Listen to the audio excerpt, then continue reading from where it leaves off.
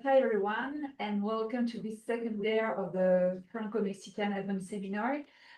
So our first speaker is Sébastien Marron online from the Institut des Mathématiques de Toulouse. So please, the floor is yours. Thank you very much. Thank you for the invitation. So I'm sorry I have not been able to be here with you. I took for granted that I will give a talk in French. I can give it in English, but so tell me what you think and what do you wish? Because maybe English would be better. okay. So let's adapt.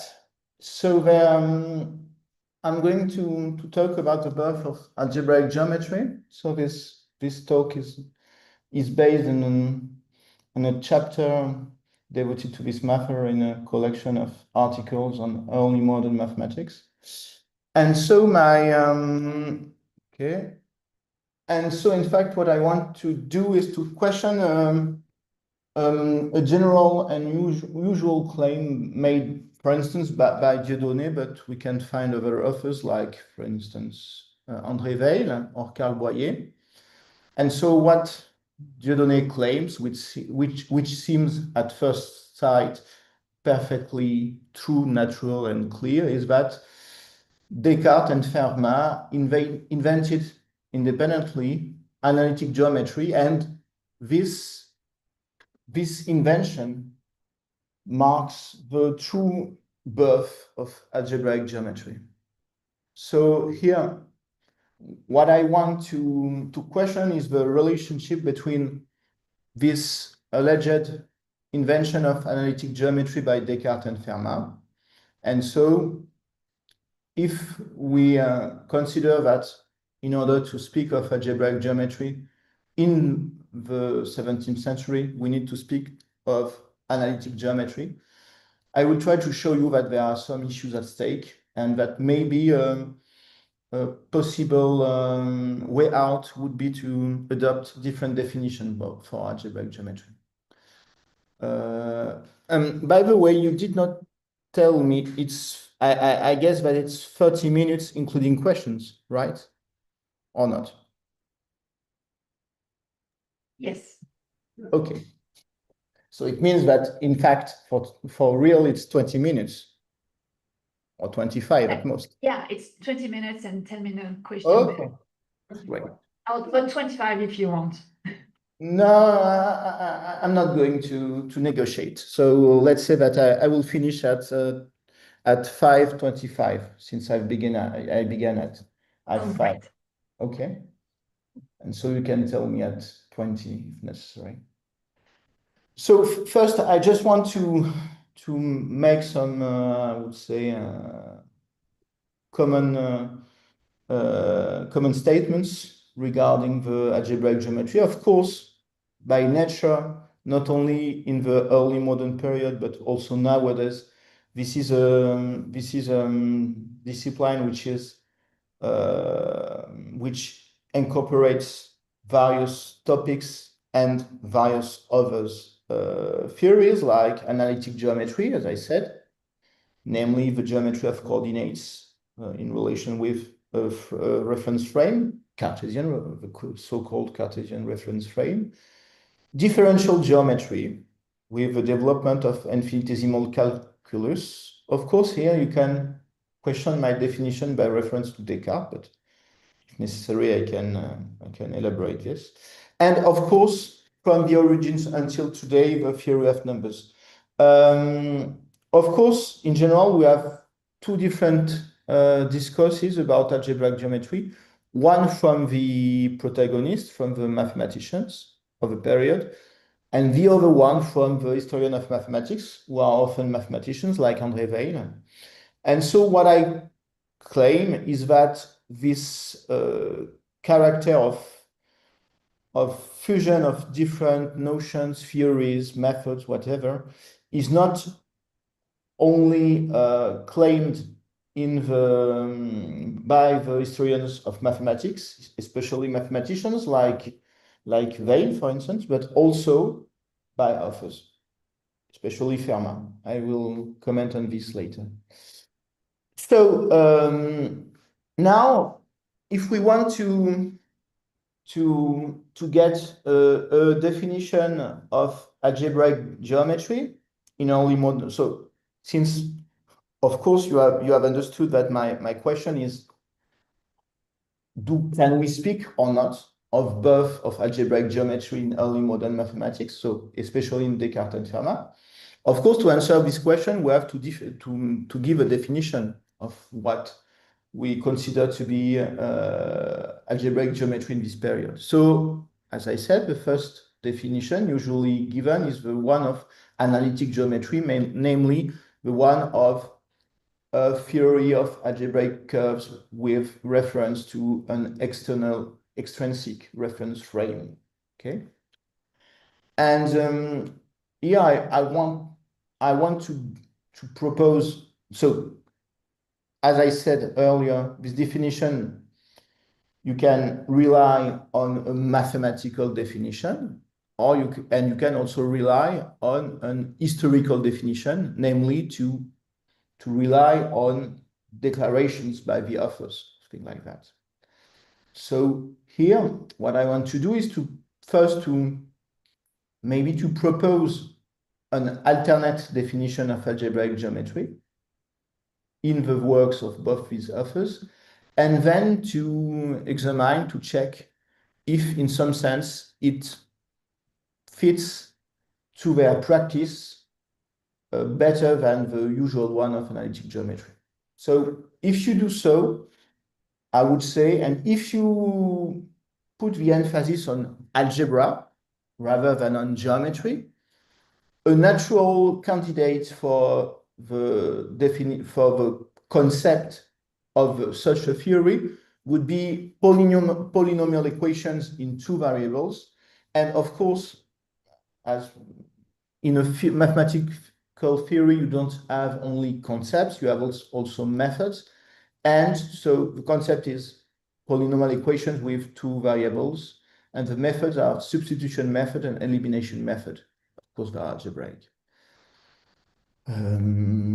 Okay, so of course, at the period of Descartes and Fermat with Vieta, and before him with Arabic algebraists, there exists a theory, an algebra considered as a theory of equations of one variable. And of course, my question now is, can we speak of a theory of polynomial equations with two variables in some sense in the works of Fermat?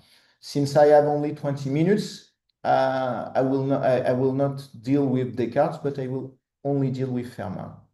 And also because I give my lecture from Toulouse, which makes a good reason to focus on Fermat.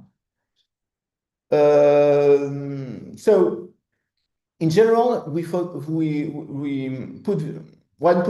historians put the emphasis on the theory of algebraic curves, but I just want to recall that this term occurs in a title of a book only 120 years later after Descartes and Fermat contributions, and of course it appears in you know that it appears, for instance, in the book of Kramer, L'introduction à l'analyse des lignes courbes algébriques. And so this is the first, I would say, issue if we want to say something like one finds a theory of algebraic curves and analytic geometry in Descartes and Fermat is just the fact that by doing this, in some sense, we read and we project the next developments of 18th century on Descartes and Fermat contribution. There is another mathematical and historical fact which deserves attention. It's the fact that especially someone like Fermat uses his methods of elimination, manipulation of equations, reduction, etc., both to his own testimony in arithmetics and in geometry. But it does not interpret these methods he uses in these aggregate low-cost planners at Solidos and that he applies to curves. He does not interpret such methods geometrically when he applies them to geophantic problems. And you probably know that if we consider the mathematics of the early modern mathematics, in fact, except one manuscript of Newton, one finds no traces of a geometrical interpretation of Diophantine analysis, despite the fact that we call that up to Diophantus the core method, or we can interpret, of course, the equations which we deal with as equations of conics and cubics. But nobody do that. So it just first shows that you are you faced up a paradox in the sense that people like Fermat, for instance, clearly states the relationship between the way they solve arithmetical problems and the way they solve geometrical problems by using algebra and by using a method of elimination, which is common to various fields and topics. But on the other hand, they never interpret what they are doing on the arithmetical level, on the arithmetical side, in geometrical terms, and more precisely in terms of algebraic curves. Okay. So now I want to say a few words about Fermat and his aggregate low-cost planners and solidos. In general, it is considered like by people like Boyer, also Mahony, as maybe the place where we find the invention of analytic geometry and where we find a clear textual evidence of the relationship made between equations and locus problems and thus conics. Here, what I want to point out by, if I have time, by studying a quite specific, in the details, an example of locus which is tackled by Fermat, is to show you that, in fact, this interpretation of analytic geometry is not so clear. Okay, so I'm looking at the time. So maybe what I will do is just to make a few comments and then to jump to this example. So there is one observation I first want to share with you before coming to the classification given by Fermat in the aggregate low-cost planners and solidos.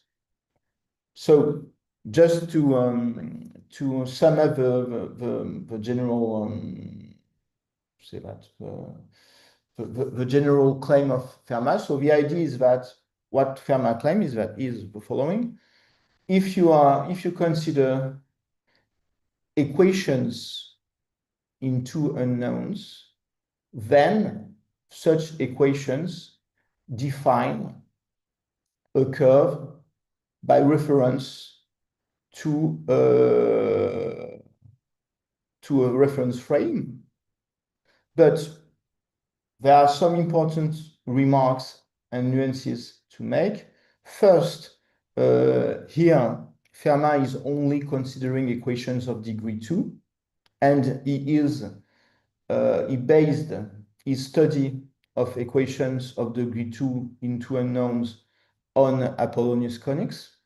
And so he needs the proposition of Apollonius conics to show for an equation of degree 2, then it corresponds to some conics, according to not only the symptoma of conics which are given in the first proposition, 11 to 13, but also to other propositions, for instance, just like the one to which corresponds the usual equation of an hyperbola, y multiplied by x is equal to a quantity. And so what I want to share with you, and it's also once more the occasion to point out the differences which can exist between an edited text and the original text. If you look at the œuvre de Fermat edited by Henri et Tannery, you will see magnificent conics drawn on each diagrams. But if you look at the Varia Opera, but not only, also at the manuscripts we have, except one, you find, in general, no conic drawn. So here, you can see, or more precisely, you cannot see the hyperbola. Here, what do you have? In fact, E corresponds to the ordinate, A corresponds to the abscissa, since Fermat is using the symbolism of Vieta. And in fact, the hyperbola is supposed to pass through the point I and point O, but you don't have an hyperbola. And in fact, in most of the diagrams, quite oddly, you don't have any conic drawn, just as Fermat, the copyist, in any case, the one who produced the text was not so interested in the actual drawing of the conics. So that's the first thing. The second thing, which is in general put under the carpet by the commentators, is the fact that, of course, if you want to insist on the fact that Fermat creates analytic geometry, you have to show that equations are the unique and play the more important role. But if you look at the text and you study it, then you see that in fact, at least 3 on the 7 different cases, 3 are given by means of the proportions. So here I have made this construction. In general, for instance, if you have a look at Mahony, you will see that he translates, or also at Boss, you will see that he translates the ratio in an equation, which can be done, but which is not in Fermat. So of course you could say, yes, but you could consider this is how to say that, Ungurism. You may understand that I refer to the quarrel on geometric algebra. And so you could say, okay, these are proportions, but in fact, behind these there are equations, and the way Fermat deals with them is equational, but it's false. In fact, I won't have time because it's not possible to give a serious talk in 20 minutes, but in fact, and I have done this in the article, you can show that the proportions are also technically used. They are not only here because it's a way to write according to tradition. They play a role, and especially they play a role because Fermat does not consider equation of straight lines, but consider straight lines given by means of given ratios, and so by means of, according to the vocabulary and the terminology of Euclid's data, of a triangle connu d'espèce. Okay. So here, just with these quite impressionistic remarks, you just see that first, no curves are not drawn in general. Second, proportions appear as well as equations. And third, they also play a role in the, technically speaking.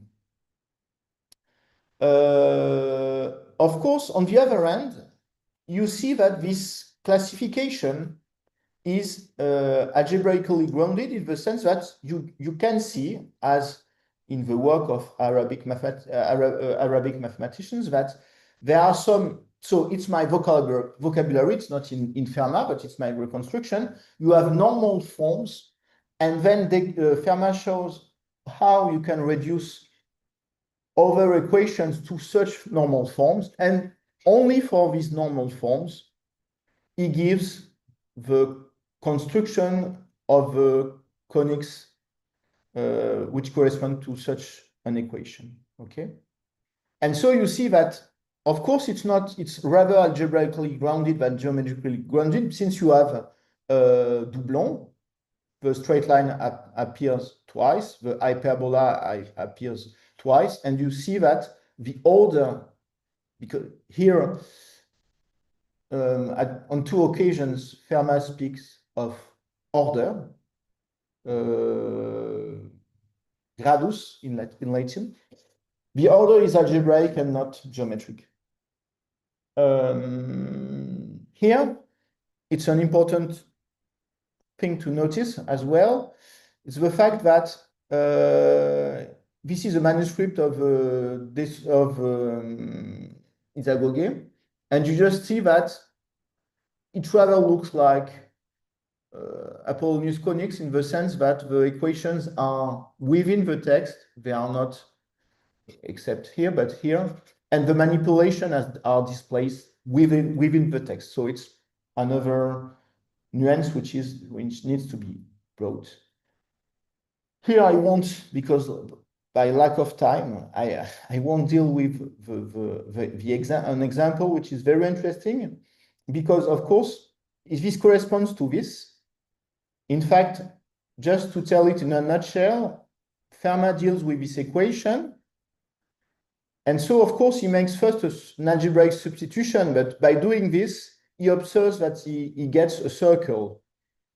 And so what he's interested in is to show that this equation determines the ellipse, which is in red here. You just see here, for instance, that the ellipse is not drawn. And so what I won't be able to explain in the detail, but it's not so difficult, is the fact that, of course, what you could say, for instance, that's what more or less Mahony says. You could say that by making a changing of coordinates, you can transform this equation in the one of the ellipse by reference to this axis of abscissae and to this ordinate. But what I want to insist on is that it's not what Fermat does. If you look at the text, you just see that, in fact, what Fermat is doing is something like an algebraic analysis of a geometrical problem, and that it does not make a change of coordinates without reference to the diagrams and without reference to geometrical theorems. So now I have 2 slides to finish, and so finally I will take 22 minutes or 23. So I am aware that I am very sketchy, but I have, of course, with much time, I could show you other evidence. But if you trust me, or if you study the example I have shown you, just look at Fermat's text, not in the edition of Adam Tanay, just look at the text. You will see that, can we speak of the birth of algebraic geometry? If by this you mean manipulations of equations and changing coordinates without the diagram, the answer is no. I have already shown that we can make the same conclusion if we consider in details Descartes geometry, and I have done once more this work in the article on which this talk is based. So Fermat deals with proportions. He used a triangle, which is donné d'espèce, and he made constructions. He does not work only on literal expressions, but if on the other end we can characterize what he's doing by an algebraic classification which has a combinatorics inspiration, each geometrical construction of conics, and on the other hand, algebraic methods which allow me to reduce a given equation of the second degree to one of what I call normal forms. In that sense, it looks like Arabic algebra, and according to this, to give a definition which is historically grounded of algebraic geometry, you rather insist on algebra than on geometry. Finally, to conclude, yes, two things. On the other hand, we have several quotations that Fermat himself says that the same methods apply to aliquot parts, conics, tangents. And there are several occurrences of such claims, which up to now have not been so discussed. Okay, so according to me, it's another reason to speak of algebraic geometry by focusing on equations and by embracing both arithmetics and geometry. And finally, I just want to conclude with a lesson given by Ernest Coumet. You may know that he insisted on the fact that it was a mistake in interpretation to study the works of Pascal on the so-called problème des parties from the unique perspective of books on probabilities in the 18th century. And that's precisely here I'm making here precisely the same point. It means that, of course, there is a reception of Cartesian geometry in the 18th century in a theory of algebraic curves. I have no problem with that, but what I just want to say is that it's not because such a thing exists that we are obliged to interpret the Fermat's and Descartes' theories only through this perspective. And so you see just below the quotation of Coumet, quoted by Sophie Roux in his introduction to the works of Coumet. Vouloir rapporter cette même enquête sur l'histoire de la notion de probabilité en remontant le temps à la période précédente, c'est risquer de se laisser prendre au mirage des mots. That will be my conclusion. Thank you. It's finished. I'm done. Well, thank you very much. Are there any questions?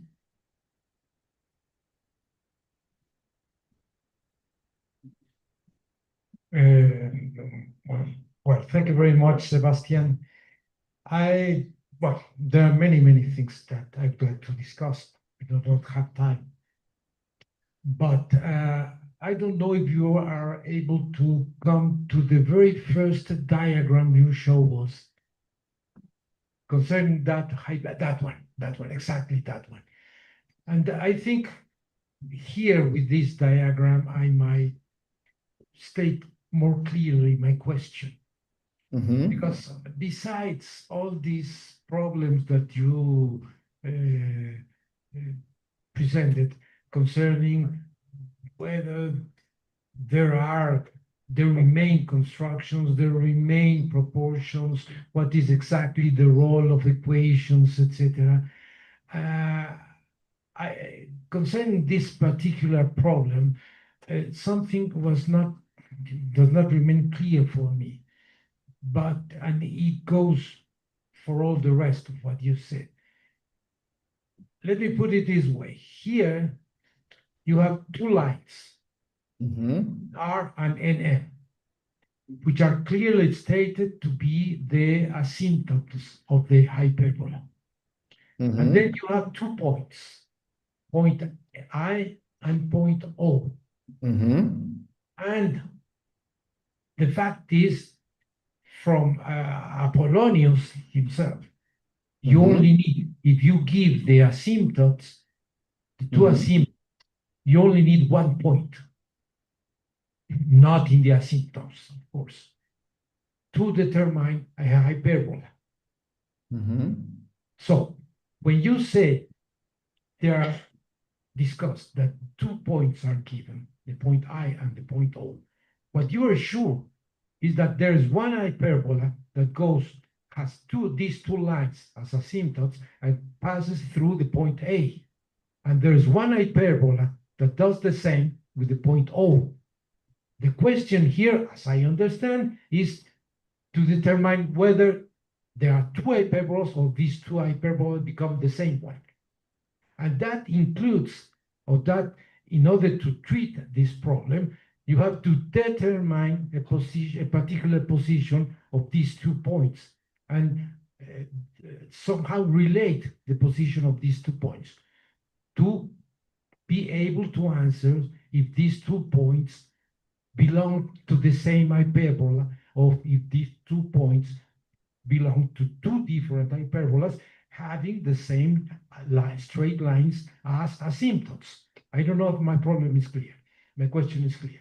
So from that point of view, the question is whether the proportions, the equations are able to treat this question. Because, for example, here you mentioned that you gave the ordinate and the abscissa were even considering the position of the point A, not the position of the point O.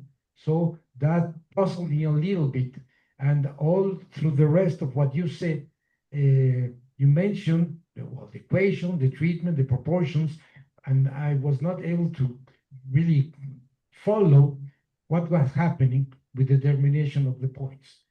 Okay. In other words, whether proportions, whether constructions, whether equations, how are the points given, and what is the role exactly they play?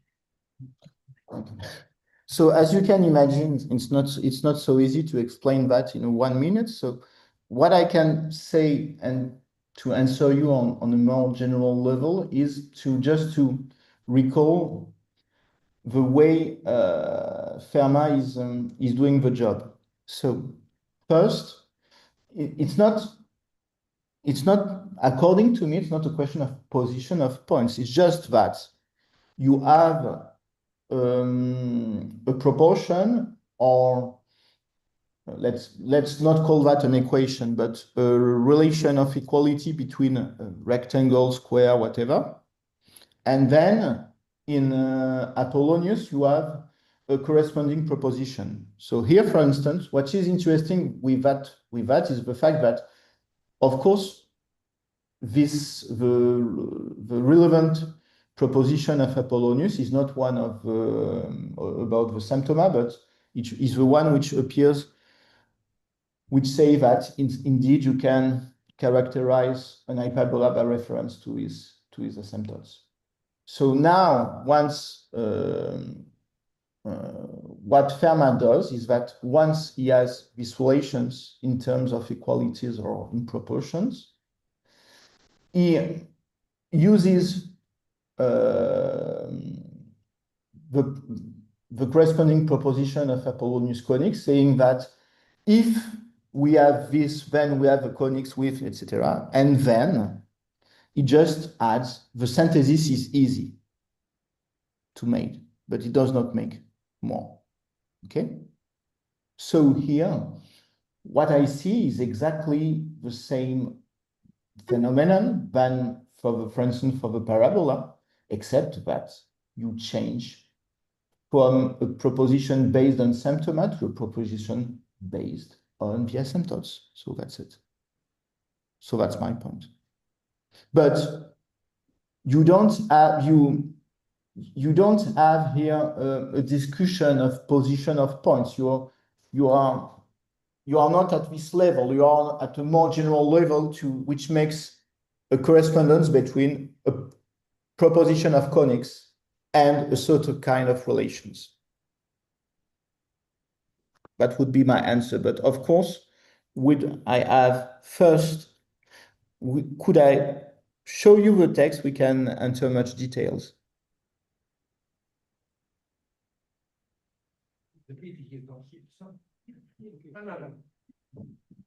Well, thank you very much. Is there a very last short question?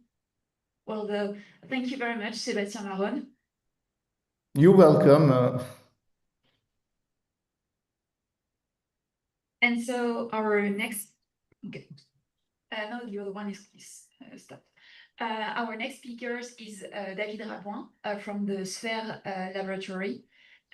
Please, David, the floor is yours. Okay, thank you. So I will share my screen. Wait a minute. Okay, can you see the slides? Yeah, it's working. Okay, so I cannot see you, but I will try to do it without seeing you. So thank you very much for this invitation. I'm really sorry not to be with you. I will give a talk which is not technical at all about, since some of the audience is not from a mathematical background, it's on a very simple and basic notion in mathematics that everybody knows, which is irrational numbers. And in fact, I was interested in the history of irrational numbers.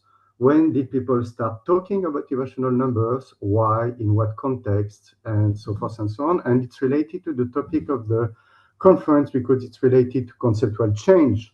So irrationality appears with the Greek, and especially it appears in Euclid. But at the time, it's not irrational numbers. And at some point, people are talking about irrational numbers. So what happened there? Is it the same concept of irrationality or whatever? These kind of questions. So let me just first recall the definition of an irrational number, which is simply the fact that it's a number that cannot be expressed by a ratio between two whole numbers. And so you see that there is a kind of double meaning of irrational. It has no ratio, and it's also without reason. And in fact, you have the same. So typical examples are square root of 2, square root of 3. You cannot put them in the form of a fraction, but also for modern authors, contemporary authors, pi or e. And it's interesting because so the Greek terms for irrational, we'll see this later, has the same double meaning. It's alogos, means without logos, and logos can be a ratio or reason. But as you will see, it's not the same in Arabic. So in Arabic, the terms that is used is asam, and asam means deaf or mute, which cannot be expressed. And it refers to another aspect of irrationality. So I will talk a little bit about this. So you might have heard that this phenomenon of irrationality was discovered by the Greeks with the famous example of the diagonal of the unit square. And you might have heard that it was some kind of a crisis. So no serious historian today believe this history for mainly two reasons. First, there is no sign of this crisis at all. The first testimony about a crisis among the Pythagoreans are very, very, very late, like 8 centuries after the period of the Pythagorean. And second, the problem is certainly not that of the discovery of rational numbers, because it was not expressed in terms of numbers, but of magnitudes. So what we find in Greek ancient texts, and especially in Euclid, is the distinction between commensurable magnitudes and incommensurable magnitudes. So, which means exactly that commensurable magnitudes have a common measure, and so you can express them by a ratio of a number to a number. So it resembles the phenomenon of irrationality, because you have this classification, except for two details which are very important. First of all, it's a question of relations. So you have no magnitude which is commensurable or incommensurable in and of itself. It's the relation between two quantities. So if you take the diagonal of the square of the unit square that you would call square root of 2, and you double it, so 2 square root of 2, that will be a quantity which is commensurable, because it's commensurable to square root of 2. And so you have to be very careful. So there is nothing which is incommensurable in and of itself. You need to determine with what you compare. And the second difference, which is very important and very strange, is that Euclid introduced this idea that to magnitude can be commensurable in power. And in fact, it's exactly the case of what you call square root of 2, because when you go to the power, it's 2, and 2 is commensurable with 1 and with 3 and whatever. So that's strange. That's very strange what Euclid is doing, but very different from the way that we are reasoning with irrational numbers. But not only that, the terms alogous is not used here at that first step. It will appear later, and it appears, a little bit later. It appears in another setting, which is in the same book 10, because here you fix a certain line and you define all the objects which are commensurable either in length or in power with it, and you call them expressible. And then you will show that when you manipulate these objects, when you do additions or subtractions, it's stable. But it's stable for when it's commensurable in length, but when it's commensurable in power, it can be unstable. It can be unstable that it can produce objects which are not commensurable with the fixed line. And in that case, and in that case only, you will call this object irrational. Okay, so here you have the definition. And so you see that irrational is something which is very specific. It's a certain kind of incommensurability when you have fixed a certain line. And then what Euclid will do is classify these irrational lines. Now, when you ask yourself, okay, so this is not irrational number for sure. Okay. Now, when you ask yourself, when did people start talking about rational number? The answer that you will get is always, I asked several specialists about this, it started with the Arabic authors. It started with the Arabic authors, and it started with the beginning of algebra. Because in algebra, you have irrational quantities which are treated as numbers. And oftentimes, I ask several specialists of Arabic mathematics, and they answer to me that Al-Khwarizmi was the origin. But when you look in Al-Khwarizmi, you realize that irrational appears only twice in the whole treatise, twice. And you have the two passages in front of you. And what is very striking is that Al-Khwarizmi is not talking about rational number. He talks about something, a root, which is irrational or not. So in that case, it is irrational Assam. So it doesn't say explicitly that it's a number. And not only that, but, and this is very strange, this object with this mute, which is irrational, you cannot pronounce it. This object is opposed to an object which is not rational, but which is known, when you look at the quote which is given here. So the opposition is not between irrational and expressible, but between irrational and known. Okay, so this is quite mysterious. Not only that, but there are a lot of controversies about the interpretation of this passage. So, for example, in France and in my own team, you have two completely opposite readings of this passage. One which says that, in fact, what Al-Khwarizmi is doing here is to recuperate the Euclidean vocabulary because he wants to give a rigorous foundation to algebra by putting it in some kind of a Euclidean setting or an extension of a Euclidean setting. Thus, this is typically Rashed's interpretation. And Rashed has an argument, which is the fact that Hassam is the word which is used to translate irrational's line in Euclid.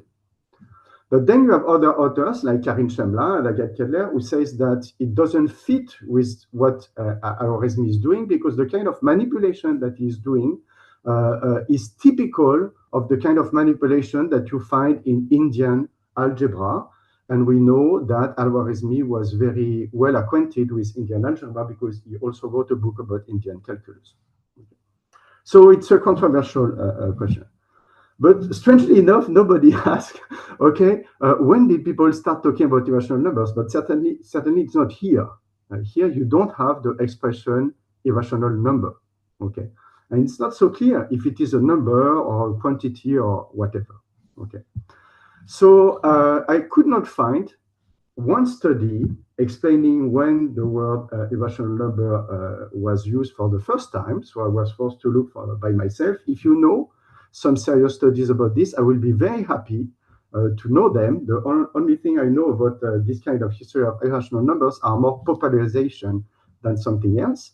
So I found this passage, which is well known, and I think it might be the first appearance of rational numbers which is known. So it is known that we have irrational number here, but it's not, nobody says that it's the first time. And it's a text of Al-Farabi, who is a philosopher, and is classifying sciences. We don't have the text in Arabic. It's not, I mean, we have a text in Arabic, but it's later. So this is the first version of the text in Arabic. And it was translated into Latin by Gérard de Crémone. And when you look at this text, what is very interesting is that Al-Farabi is talking. So I give you, unfortunately, I only have the French translation. So in fact, it's a passage in which Al-Farabi is precisely explaining where to put algebra. So it's interesting. So it's the same context that Al-Khwarizmi. And in that case, he will say that algebra is not exactly in the mathematical sciences, is more something like a techniques. And this techniques is common to number and geometry. But what's interesting and goes in the way of Rashid is that he makes immediately a link or a relation to book 10 of Euclid's Element, except that he says something which is strange. He says that book 10 of Euclid's Element is about irrational numbers. When you read the passage, I have no time to read it, he says very explicitly that you have two types of ratios, and it's always between numbers, either rationals or third. Third is the word for Assam, so it will be translated by the Latin as numeri surdi, but it's exactly the word that was used by Al-Khwarizmi to say, and that was translated by Rashid as irrational. Okay, so so that's very interesting. That's very interesting, and in fact, it is confirmed by the fact that when you look at Arabic translation of book 10, so here is a translation by Al-Mahani. So once again, it's a 9th century, so it's very close to Al-Khwarizmi, just after Al-Khwarizmi. You see that in fact, he doesn't talk about irrational numbers or third numbers, but he explained that in fact, we have irrational magnitudes in Euclid. And what is interesting is that he makes a comparison with the roots of number, if you read what is said here. So you see already this kind of mixtures in which we accept that we can extend the notion of number in such a way that it can designate what was expressed by Euclid as being irrational magnitudes.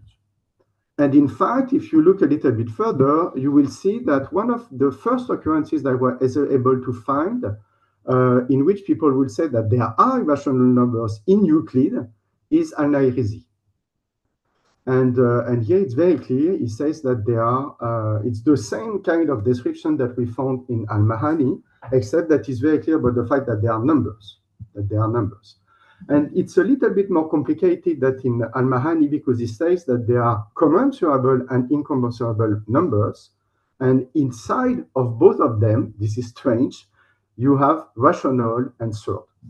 It's strange because third should be a subclass of incommensurable and not, you should not have rational and third inside of both classes. But anyway, this is what he says. This is what he says. You have the passage here. Once again, it's a text that is not preserved in Arabic in its first version, so we only have the Latin rendition.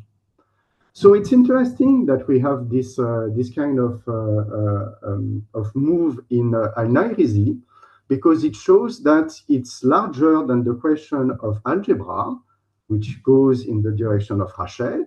There was a kind of context of milieu, a very large milieu in which it was usual to read Euclid's irrationality in terms of numbers although they don't say exactly what it means or what it is. And it's very interesting because Al-Nairizi is very famous for his commentary on Euclid. It's another passage in which he says that they are irrational numbers. He's very famous for his commentary on Euclid, so this is part of the commentary on Euclid. Because his commentary on Euclid is inspired by Héron.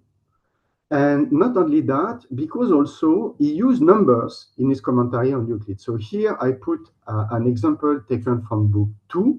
And you see you have the passage from Euclid, which is commented. And then next page, he explained it with numbers. So this is something which is very non-Euclidean. In Euclid, you have magnitude on one side, number on the other side. But here you can express the same property with number. And you have immediately a reference to Héron. And that's very interesting because it leads to the fact that there was a tradition in Greek mathematics related to Héron who had no problem to associate number with magnitude.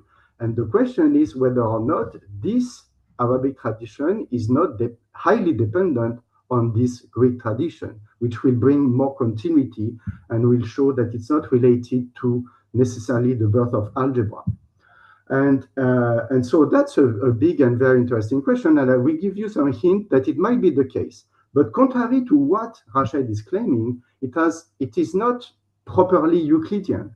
It's something which is a kind of reading of Euclid through new meanings, new way to new interpretation, and typically the kind of interpretation that Héron is doing. So that's very interesting because when you look at Héron, so now I'm the 1st century after in our era, you see that in Héron, Héron has no problems to put numbers on geometrical magnitudes, including cases in which you have irrationality. And this is one of the most famous examples, which is where he presented what is now called Héron's algorithm, and also Héron's formula to calculate the area of a triangle.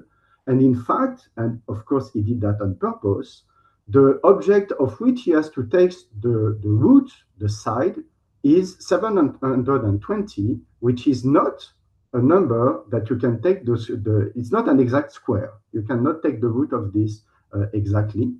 And what is interesting, as you can see, is that in this case, Héron will say that this object has a side which is not expressible. So there are many things to notice here. First, he changed the meaning of rete. He changed the meaning of expressible, because here the square root of the side of 720 is not rete, where in fact for Euclid it's a typical example of rete magnitude, because it's commensurable in power. Not only that, but it takes this object to express an area. So it's something which has 2 dimensions, but you can express it by something which is an operation of one number. And I emphasize all of this because these are the kind of criterion that are used by Karin Shemla and Agathe Keller to say that the Chinese and Indian tradition is very different from the Greek tradition. For example, because the Chinese, they can take the root of a number which express a volume or an area. But in fact, it's not true. You have the same in the Greek authors, but you should not read only Euclid, Archimedes, and Apollonius, but also Héron. And what is right, and Héron will do the same for the cubic root. Here you have, and he will give each time an algorithm to express this. As you can see, it does not say that it is a number, but the situation is exactly the same that we found in Al-Khwarizmi. You take the root of something which is a number, and this object is not rational. It's exactly the same. And you can manipulate it, you can do an algorithm with it, and so forth and so on. Not only that, but you should not think that Héron's interpretation is opposed to Euclid. Because in fact, when you look at the demonstration as a whole, you see that Héron then gives a justification in terms of Euclidean geometry. This is the passage which is just below that I copy here. So it's not as if you have one tradition which is metrological, on which you put number on magnitudes, and another tradition which is completely theoretical, in which you use a proportion. Heron does both. He does both, and he does both to give justification for his algorithm. So that's quite interesting. Not only that, but I was able to find an author from the 3rd century after who even talk about irrational number with Greek. And this author is Alexander of Aphrodisias. For lack of time, I will not enter into the detail, but if you want, we can discuss this later. But this is just to tell you that if you search into this question, you realize that people say, oh, it's impossible for the Greeks to have the concept of a rational number. I found an author who talks about incommensurable number.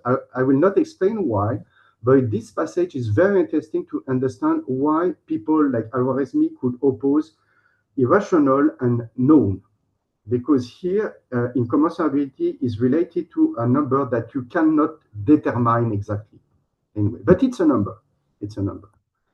And not only that, but if you look more carefully, you find this whole tradition which is related to Eutychius, but once again I will not be able to go into detail, in which you associate with ratio something which looks like a number, which is a size, and you can multiply this size, add this size, and so forth and so on. And Eutychius is well aware that they are not exactly numbers in the case of irrationality, but they behave like numbers. So all of this to tell you that I think it's an interesting dossier that should be looked with more care. I will not give you more today. I'm still working on it. But you find a lot of continuity that were hidden by the idea that there was a kind of opposition between, on the one side, irrational magnitudes that appears in Euclid, and on the other side, irrational numbers that appear with Al-Khwarizmi. It's way more complicated. It's a story with a lot of continuities, with a lot of local translation. And I think it's a nice case studies for your workshop on the question of conceptual change. So I had more things to say about this from a philosophical point of view, but that will be for another time. Thank you. 21 minutes. I'm good.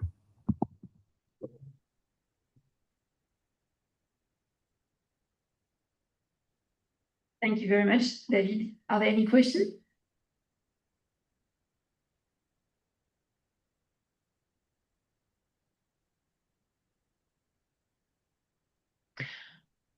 Do you want to take this time to elaborate about these philosophical issues you spoke about? Yes, I can. So I had a slide at the end with the showing the the categories that were proposed by Philip Kitcher in terms of reference potential, and the fact that you can have this kind of local translation and they group around some kind of stable meaning, and they allow to have something which seems to be a little bit strange, that is to say that you have one term that can serve sometimes to refer to something and sometimes to refer to something else.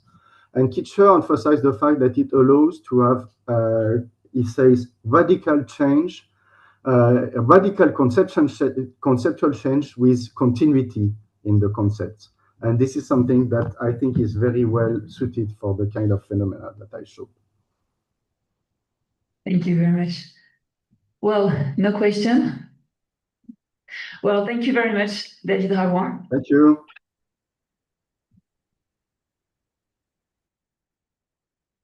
And with no more transition, our next speaker is Simon Gentil from the SUHFECIM Laboratory and the Institut de Mathématiques de Toulouse. Please, Simon, the floor is yours. Hello. Hi, do you hear me well? Yeah, we hear you. Good. Thank you. Thank you very much for the invitation. I'm really sorry for not being here. I will try to share my screen.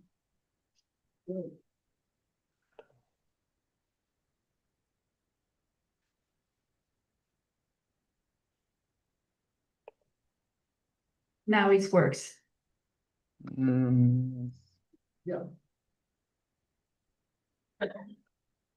Okay. Do you see the slide moving?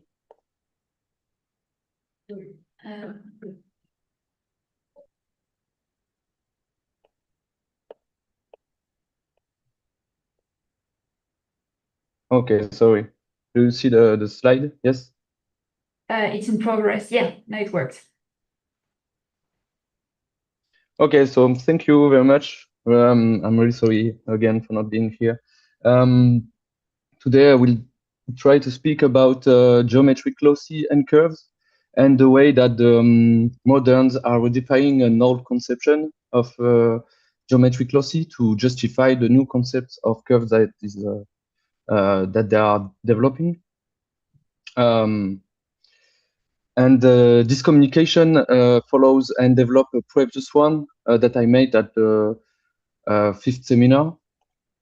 And I tried to show at this communication that before 17th century, we don't know enough curves to find a unity between this conception, and that after 18th century, we know too much curve to find again this unity. And the concept that was used before 17th century was the concept of line and of geometric locus. And after we will use a concept of algebraic curves and function. And after this presentation, there was a question about of Carlos Alvarez about the notion of geometrical locus in the 17th and 18th century, and the way that they meet during the development of the idea of curves. And this is this question that I was to develop in this communication. I think there is three aspects around this question. The first one is what are the sources known by the mathematician and geometer of 17th and 18th century. Another aspect is how authors of the 17th and 18th century define geometrical locus. And then a third aspect is how this notion of geometrical locus is linked and used by the author to justify their conception of what is a curve. So in unsigned geometry, there is many sources, but there is not a lot of explanation about what is a geometrical locus. There is some definition in the commentaries of Pappus and Proclus that was known at the modern period, but there is no unique definition. There is commentaries, explanation, use of the terms, but not a unique definition, consensual definition of what is a locus. And we can understand different meaning and use of this expression. The most famous one is the one of Pappus, when he's commenting the geometrical object that we are able to use during construction to construct the solution of problems. The first class of this kind of locus is a plane locus, the straight line and the circle. And you have another class of geometrical object that you are not really able to use, but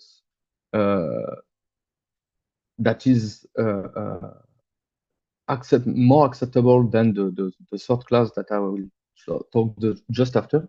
And the second class is a solid locus called solid locus, and it's a conic section, but it's defined as a section of a cone by a plane, and so as a surfaces.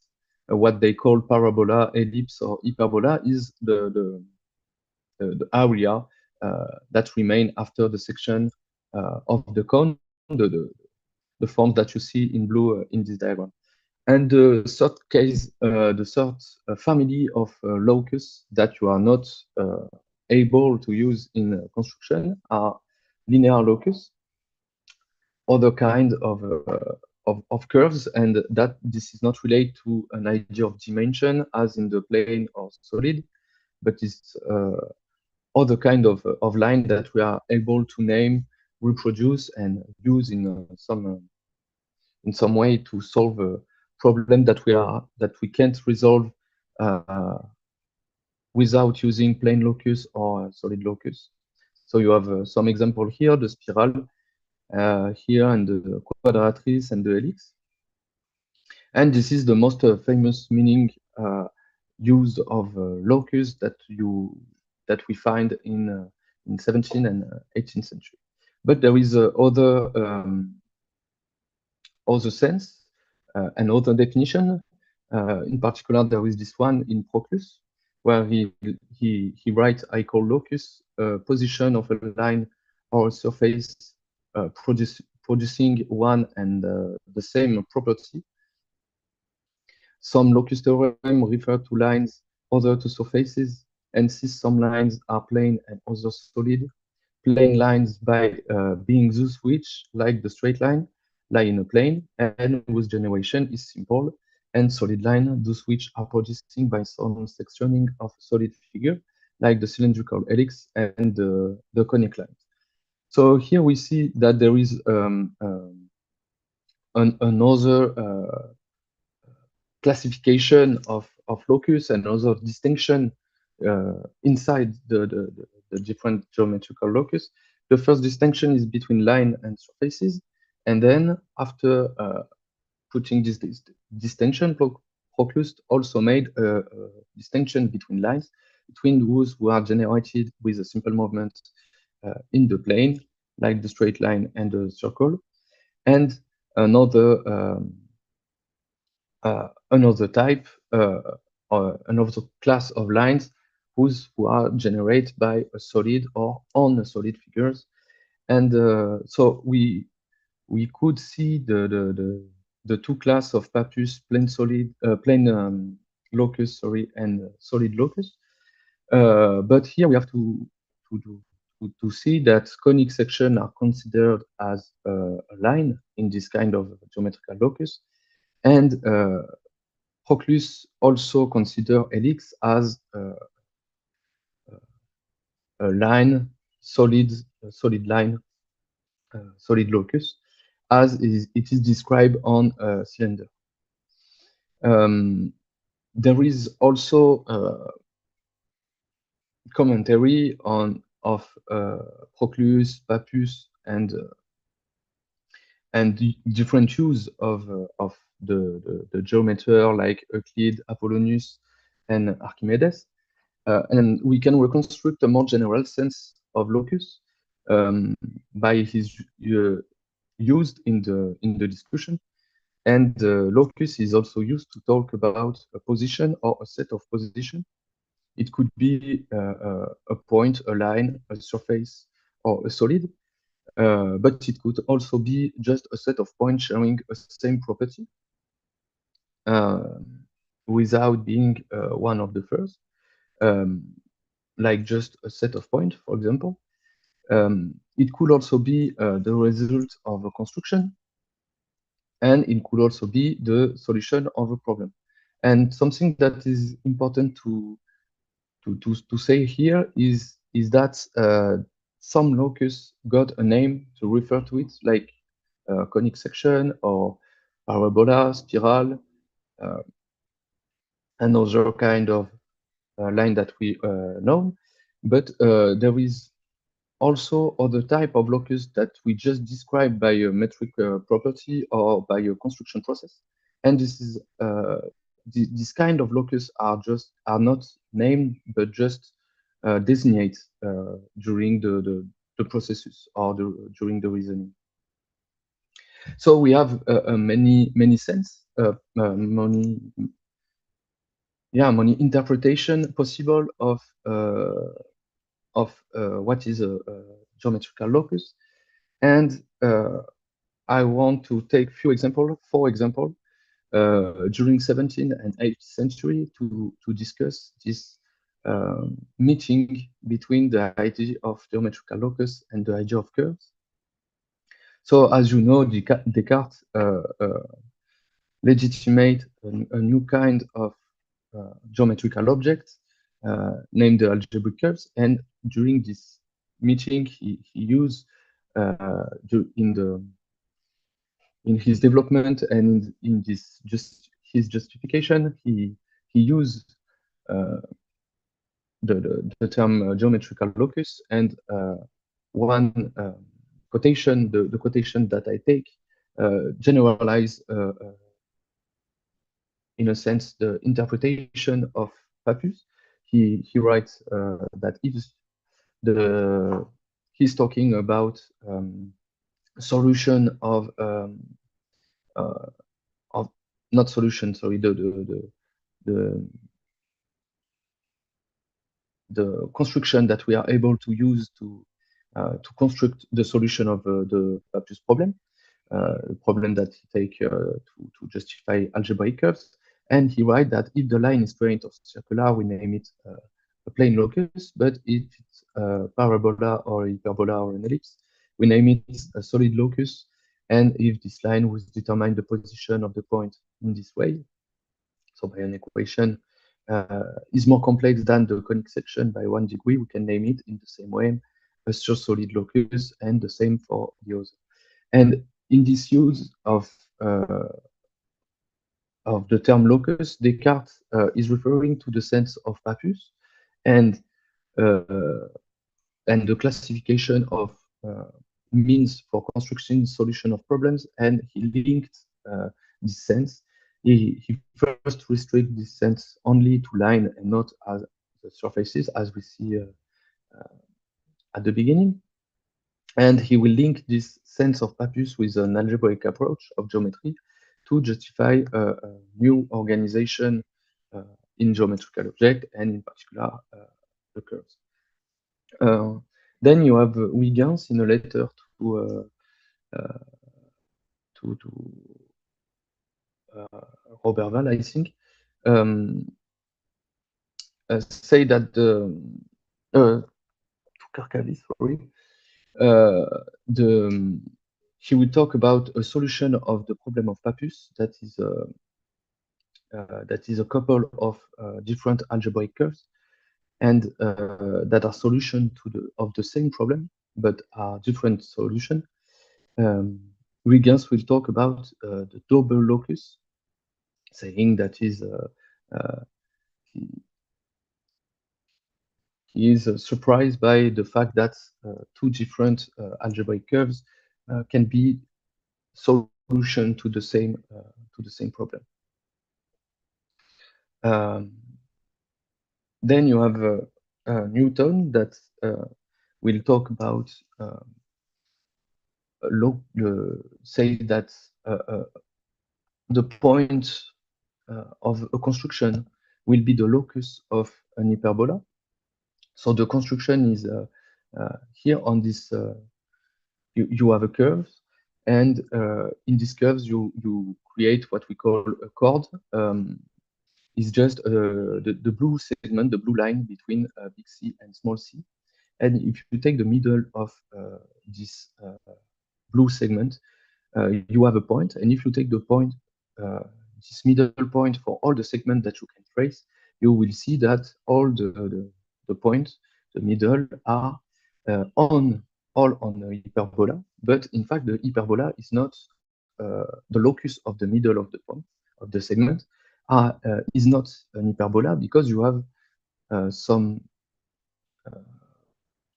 point of a hyperbola when you have where you don't have a chord, a blue segment in the diagram. So you see the red line is not cutting the curves, but is cutting the hyperbola. And so the locus that Newton is talking about is not really an hyperbola, but is a part of an hyperbola. And in this sense, he is using the general sense, but referring to construction, because he needs to get this hyperbola to construct an abscisse to describe his curves of degree 3. And later in the treatise of Geometria, he will define locus as a point of intersection, still using this general sense, referring to construction.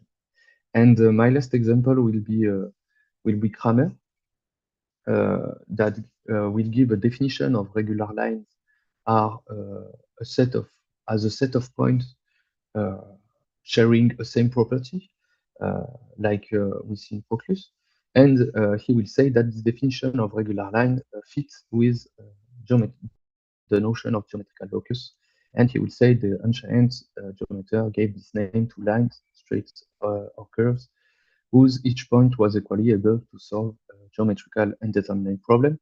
And so we see that he used here the sense of Pappus, the fact that the points are sharing the same property, and use it to justify his own definition of what is a regular line. So with this as an example, we show that each author use a different definition of locus depending on his goal, and by this, each of them is redefining this notion to justify his own view and his work on curves. And so I think that locus cannot be replaced with curves, with the term curves, and the term locus is used as a tool for legitimation, construction, and definition of curves, and especially algebraic curves. And so as a general conclusion, I will just say that we can't identify locus and curves during 17th and 18th century, but on the contrary, we have to investigate the use of the term locus to talk about curves, and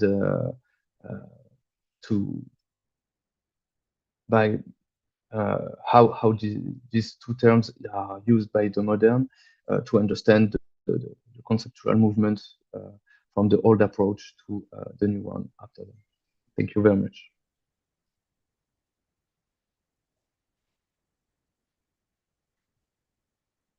Well, thank you very much, Simon. We have plenty of time for discussion. Are there any questions?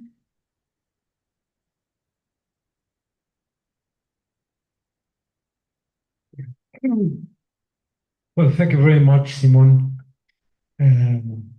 Well, I have a question which somehow is related, of course, with your talk and with the question I raised 2 years ago, and concerning the possible relation between curves and geometric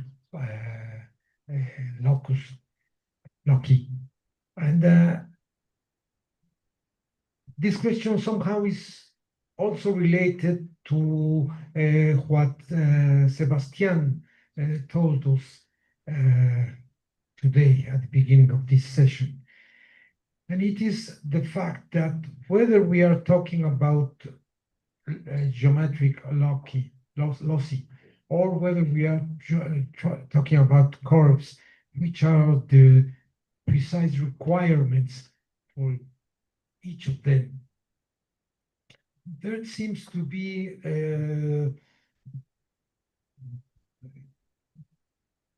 basic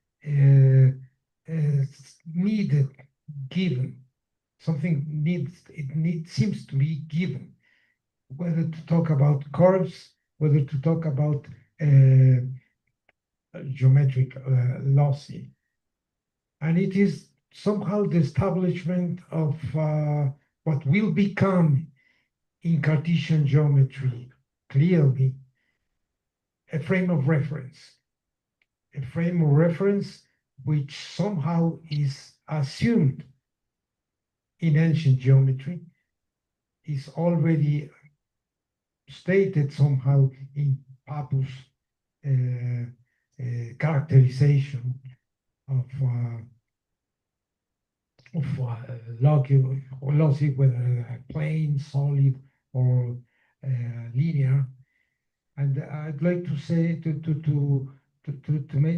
say that I'd like to know what do you think about this need to establish somehow in all this treatment the existence of a frame of reference, which very later, even at the end of the 18th century, will become a system of coordinates, clearly as we know it. But somehow it was already existing as something without which it is not possible, I think, to speak about geometry lossy. And also, it's not possible to determine what, speak about curves. I don't know, what do you think about it? Yes, thank you very much for your question.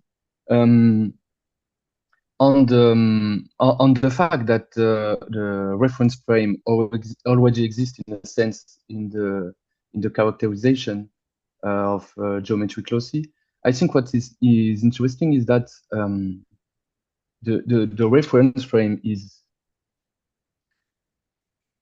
really linked in this characterization.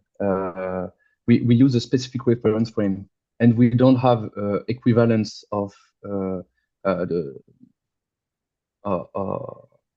of characterization. The characterization is given with a specific reference frame, and another characterization will be with another reference frame.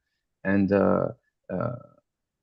I think this is really different from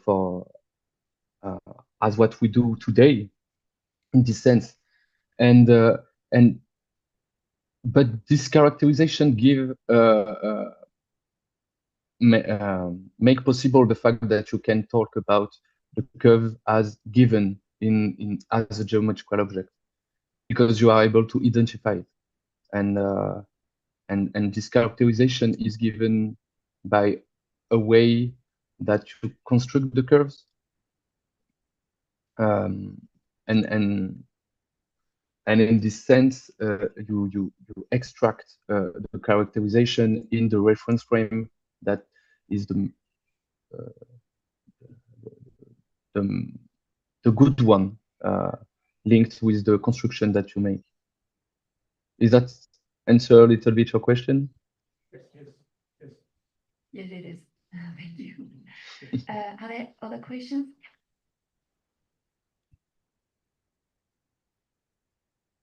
Thank you.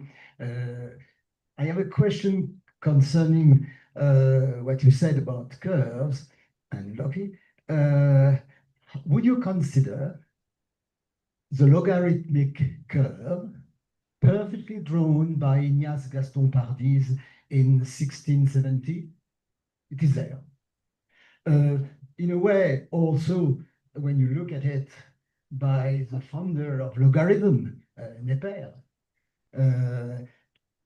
I mean, the curve is defined as the motion of a point whose speed is increasing geometrically in terms of the distance to a certain point. Okay, so it is clear, well defined.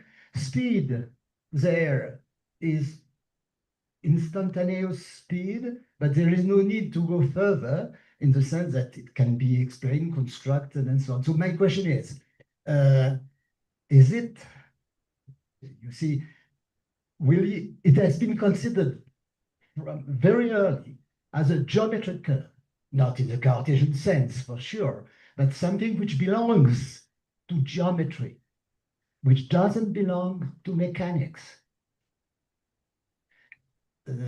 My question is,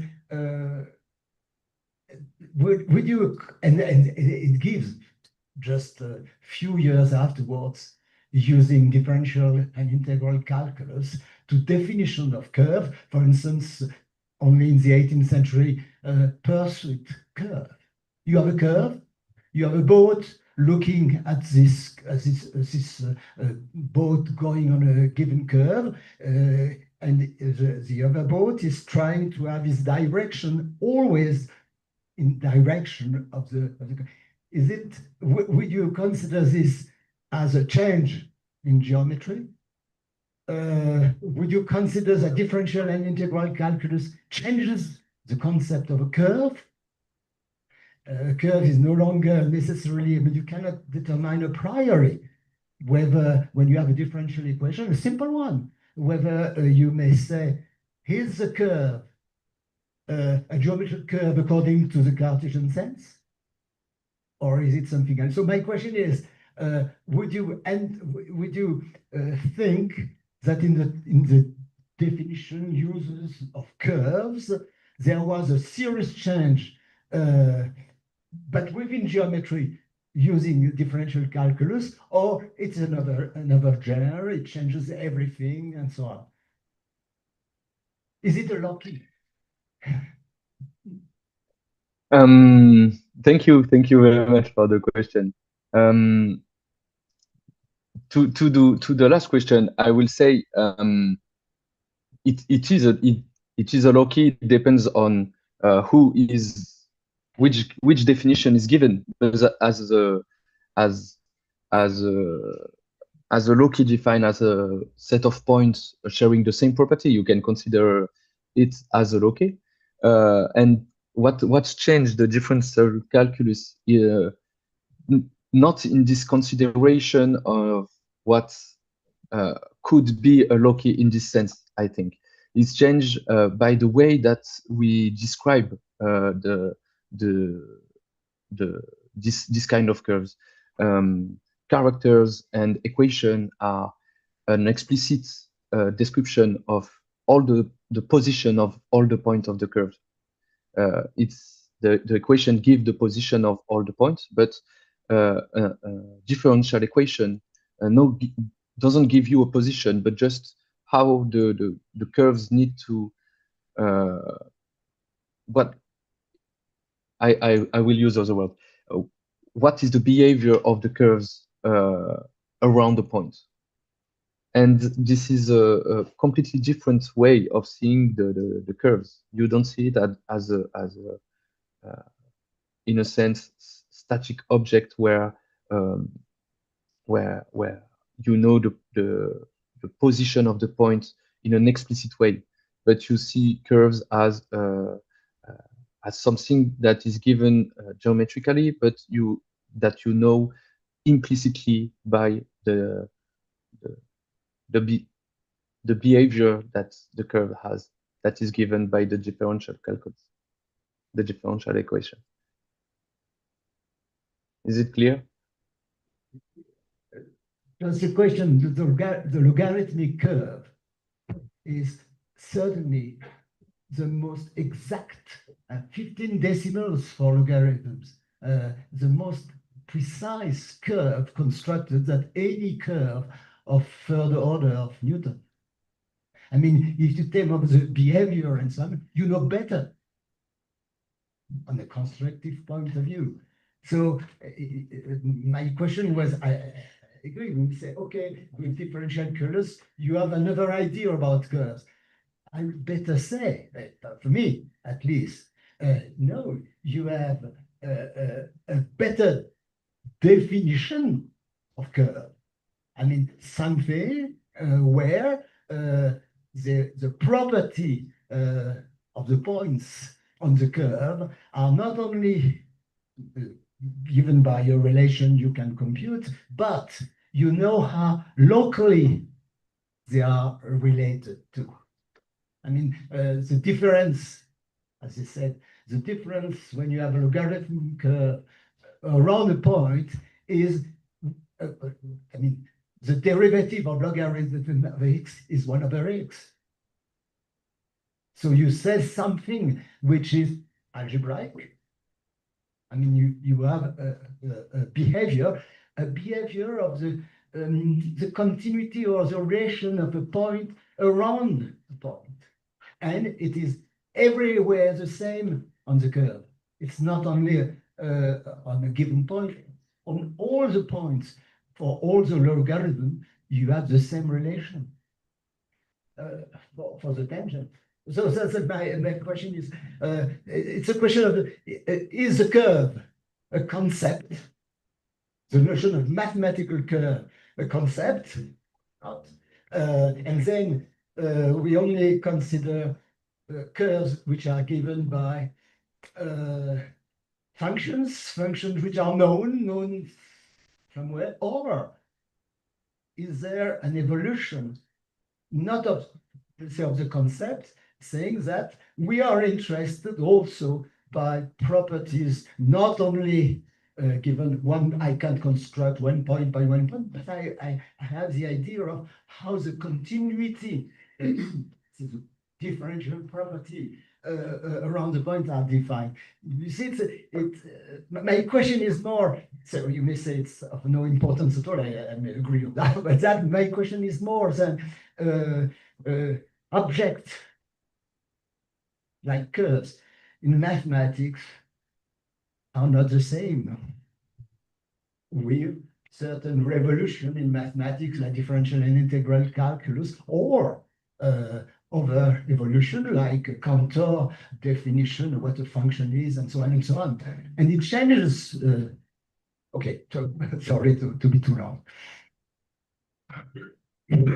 I have just a question to Simon and Joe. Just a very short. Your objection, or maybe not, it's not an objection, your question. Is your question the same, could be the same with the trigonometrics curve? Yeah, so it's in which sense it can be the same? No, I asked to Jean, or maybe to you, if the problem is with the trigonometrics. We have curves very well known, represented, etc. in the 60s, before, etc., etc. So they are geometrical objects, you know. And of course, without the classification of algebraic classification. So it is some analogical object with, on this point, with logarithmic. And I want to know if you or if Jean mettre dans le même sac. Sorry. About term, but with trigonometric. The first sinus curve was not called sinus curve. It was said in French, compagne de la cissoïde, sociocycloidis in Latin. And within 10 years, the word used by everyone was the sine curve. Curve, 10 years. And the man who does that is John Wallace. And it is the first representation, but really as a curve. It never happens before. So the question of Vincent is quite right, and this is the question. By Wallace, it was considered as a geometrical object, for sure. Was invented, the Greek didn't know that. That's clear. They didn't. So you see, the question is now changes in mathematics, not all changes, but sometimes changes in mathematics oblige to change what we consider as natural objects, as things we are used to. Okay, so good. What about you? You agree with that or not? Simon, do you want to have a final word, or? I think it's good. Okay, well, thank you very much. For your talk. Thank you very much.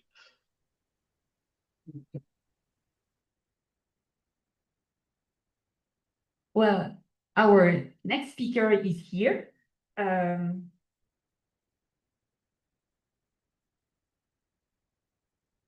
Now it's time to listen Carmen Martinez Adame from the UNAM, de la Facultad de las Ciencias. Please, Carmen, take the mic. Well, thank you very much for being here today. The previous talks are actually a very nice context for my talk, so I'm glad to whoever made the program that way. I will be talking about the evolution of the concept of a function in Euler, but in Euler's very early works. And this is just to have some context. This is a paper by Jean Bernoulli, published in 1718.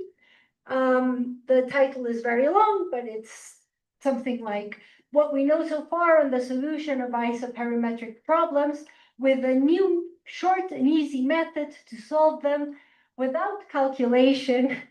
And this extends to other problems related to these.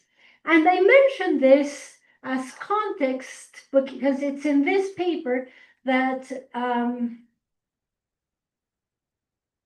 Bernoulli publishes the first definition of a function. The word has been used many times before, but this is the first published definition. So the definition is, we call here a function of one variable quantity, one variable magnitude, a quantity composed in any way whatsoever of this variable magnitude and constants.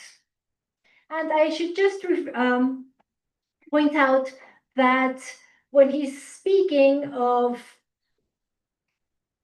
composing this this quantity in whatever way, he's actually referring to basic arithmetic operations.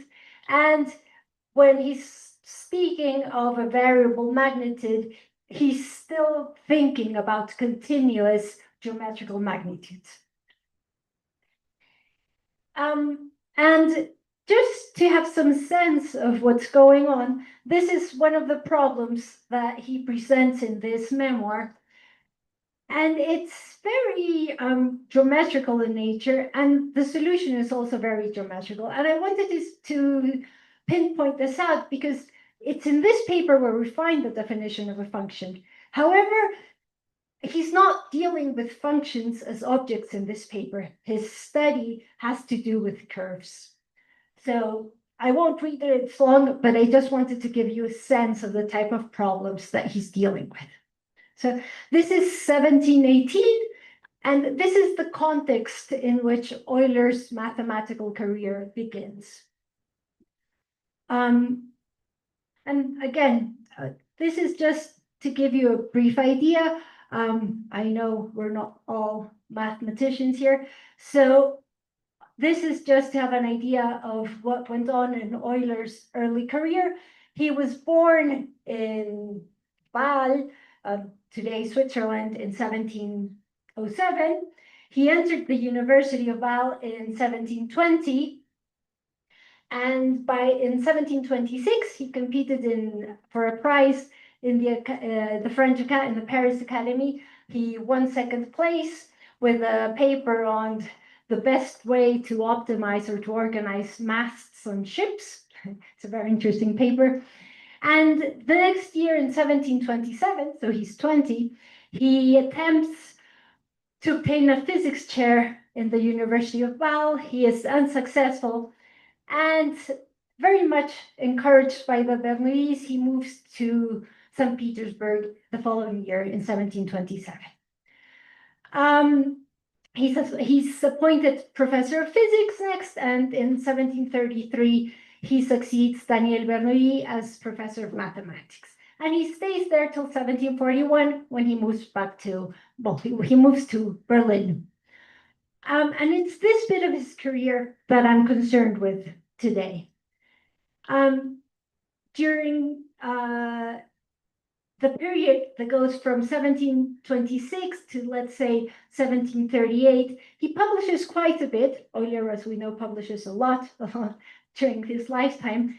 But it's these papers that I want to focus on. So it's papers that appear after Bernoulli's publication of the definition of a function and before Euler's own definition, famous definition given in the Introductio.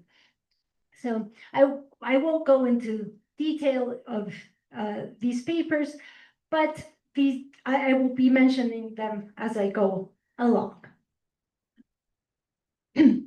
One that I haven't mentioned in the timeline I gave you is this unpublished manuscript because it's not dated. It's called Differential Calculus, as you can see. This is Euler's handwriting. It was first believed to have been published in the early 1730s, but some people think it was actually written in 1727. when he was thinking of moving, or when he was at the beginning of his move towards St. Petersburg, to be used there, perhaps as teaching material. So it consists of 4 chapters, and this is the beginning of the first chapter, and I'll give you the quotation in the next slide, but he defines a function. You can see here it says function. This is what I was saying. The manuscript is called Calculus Differentialis, and I think it's important to mention this just as a context. Euler publishes the Institutiones Calculi Differentialis in 1755. They were finished by 1750, but he actually began writing them in 1740 when he was still in St. Petersburg. And there are many links between this unpublished manuscript and what is actually published, but there are also great differences.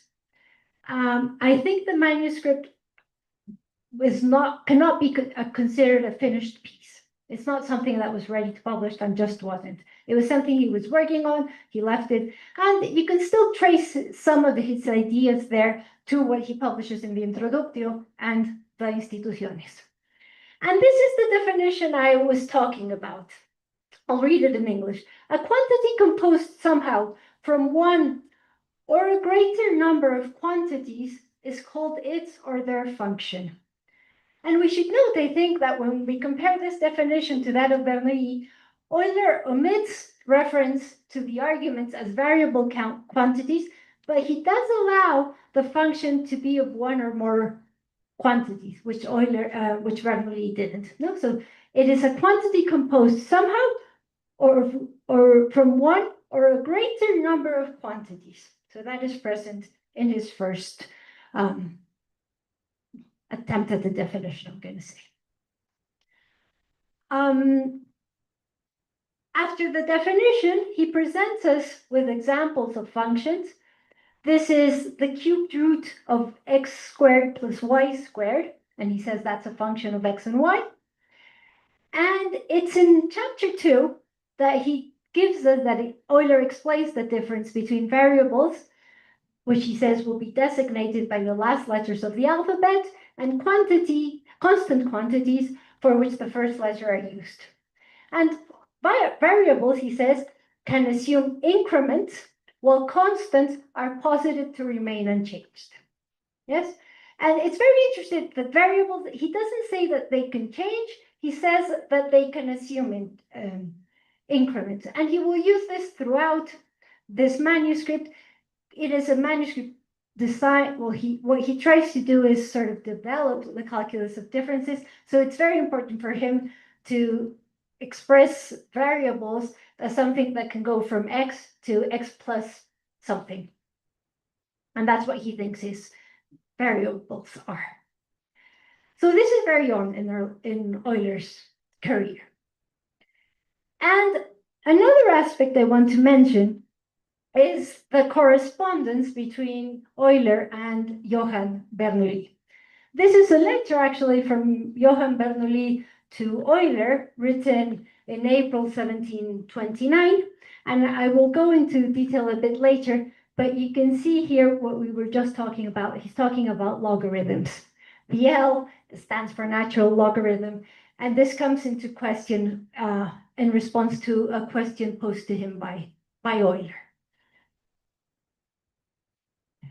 So the first letter, surviving letter, that we have from Euler to Bernoulli is dated from November 5th, 1727, and it is actually believed that it is the first letter from the entire correspondence. So he has just moved to St. Petersburg, and he's writing to his professor.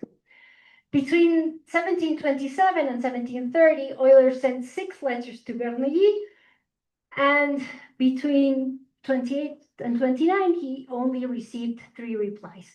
And in 1731, the correspondence was interrupted for a very long time. And there are many different issues that are mentioned in these letters. The logarithms of negative quantities, the integration of second-order differential equations, the equation of the shortest line on a surface, and many other things, music theory and other things, Euler's rent and his relationship with Bernoulli's sons and other things. But it is the first one, the logarithms of negative quantities, that will come into play today. This is an extraction, I've translated it from the first letter, from the letter dated the 5th of November, 1727. And what Euler says is, I have stumbled upon this equation, y equals -1 to the x. He doesn't call it a function, he calls it an equation. And he says, it seems difficult to determine what sort of figure it represents. Again, not a curve, it's what sort of figure it represents. Since y is now positive, now negative, now imaginary. So sometimes this, sometimes that. It appears to me that it does not express a continuous line, but rather infinitely many points placed discretely at a distance equal to 1 on either side of the axis. So this is what he says. And I think I'll come back to, I want to say a few things about the expression itself, on what part it plays in Euler's development of the concept of function, but let me first see what Bernoulli replies. So he replies quite soon. This is dated the 9th of January, 1728, and I've translated his response. Both letters are much longer. I've just taken the bit that interests me regarding this equation. So Bernoulli says, you ask about y equals -1 to the x. What it might be, I would determine it as follows. And he says, instead of thinking about y equals -1 to the x, I'm going to say y equals -n to the x. That's what Bernoulli does. Then he takes logarithm on either side. So he has this L is their notation. I haven't changed the notation at all. And therefore, upon differentiating, he gets this other equation, dy by y equals dx logarithm of -n. And then he says the logarithm of -n equals the logarithm of n. So this makes us all sort of go, what? But I think this also serves as context. There is a big debate going on trying to understand what the logarithm of negative quantities are. We all know that that will necessarily have to do with imaginary quantities, with complex numbers, but this is the state in which this is in. So this is what Bernoulli says, and he's adamant about this being true. The natural logarithm of -n equals the logarithm of n. So he's basing his response to Euler about the nature of y equals -1 to the x on this fact. And he explains it as follows. The derivative of logarithm of -z is the same as this, so he gets rid of both minuses, and then he can get rid of the minus sign. And hence, he says in general, the logarithm of -z equals the logarithm of z, and then integrating, he gets back to this, and then he can say y equals 1. So there is no problem. Euler, you're asking a question that is easy to answer, and it is this. I should comment that Euler comes back to this, and he says the following. So this is about a year later, December 10th. He says, what you recently wrote to me concerning powers of negative quantities does indeed resolve the proposed doubt. And meanwhile, I myself have encountered several arguments by which I can see that it can be proved that the logarithm of x equals the logarithm of -x. Yet, Euler says, other arguments have also presented themselves asserting the contrary, and I do not at all know to which I should assent. And he goes into a discussion of pros and cons. And it is very, very interesting. And then Bernoulli replies, and he says, I have already replied in part in my letters addressed to my son, he means Daniel, where I showed him that your doubts, for he himself also formed similar difficulties concerning imaginary logarithms, arise solely from the fact that the conception you had of the logarithms of negative quantities did not agree sufficiently well with the nature of the matter. So when he says, Daniel is wrong to have doubt, you are wrong to have doubt, what I've done is correct, and you should leave it at that. They don't go back to the subject. But it is, I think it's worth noting that even in the Introductio, so that's 1748, there's a note in volume 2 where Euler goes back to this curve, to this equation, and he calls it paradoxical. So this is something that has been on his mind for 20 years, and I think it has quite a bit to do of what he is beginning to see, to understand, or to form as a concept of a function.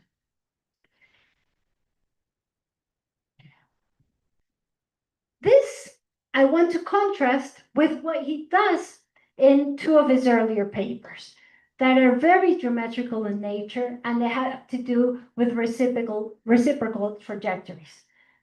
The problem is between two parallel axes to find and construct a curve, and the same curve again, but drawn in inverse position, so that's like a reflection, in such a way that the motion of the second along the parallel axis causes the curves away always to intersect at a given angle. So you have a curve and it's inverse, and you want them to intersect always at a given angle. And the problem is geometrical in nature, and the manner in which Euler resolves it is also geometrical. However, what Euler says is that much of the analysis required to do this, to work with a curve and its inverse, implies substituting in the equation x for minus x. And then there is like a step back from the equations, and he gives us the definition of even functions. And this is, it's as if he's dealing with another problem. He stops dealing with a geometrical problem, and he steps back and gives an abstract definition of an even function, and then of an odd function, which he actually doesn't need for what he is doing there. So there's this sort of classification of functions that arise from his geometrical treatment of a problem dealing with curves. And just to finish, I'm running out of time. This is a paper, and it's a very famous paper. It's where he presents the gamma function, but I'm not dealing with that today. He says that the problem he's dealing with is to find the general term of this progression. And in doing so, he is forced to give us a definition for general term. A general term is a formula involving not only constant quantities, but also some other non-constant quantity, say n, which gives the order or index of the terms. So I think that is very close to what he comes to in the definition of a function. And just to sort of round everything together, I think that we can say, that in Bernoulli there is a strong geometric, sometimes kinematic interpretation. Curves are the primary objects of study. And I think this is still the case in Euler's early works. But we begin to see an analysis of functions treated through symbolic operations. Functions are studied independently, with the definitions of odd and even functions, without regard to a specific curve, and a classification emergence. There's thus an increasing separation between geometric representation and analytic expression, and ideas emerge from different areas. I think this is very important because they're not only geometric and analytic. We can say that his the E19, his paper on where the gamma function is a paper on number theory. However, this idea by general terms comes from how he's dealing with that problem itself. And I think we begin to see a movement towards what he will finally present in the introduction as the definition of a function. A function of a variable quantity is an analytic expression, that is missing here so far, composed in any way whatsoever of the variable quantity, a number, or constant quantity. Thank you.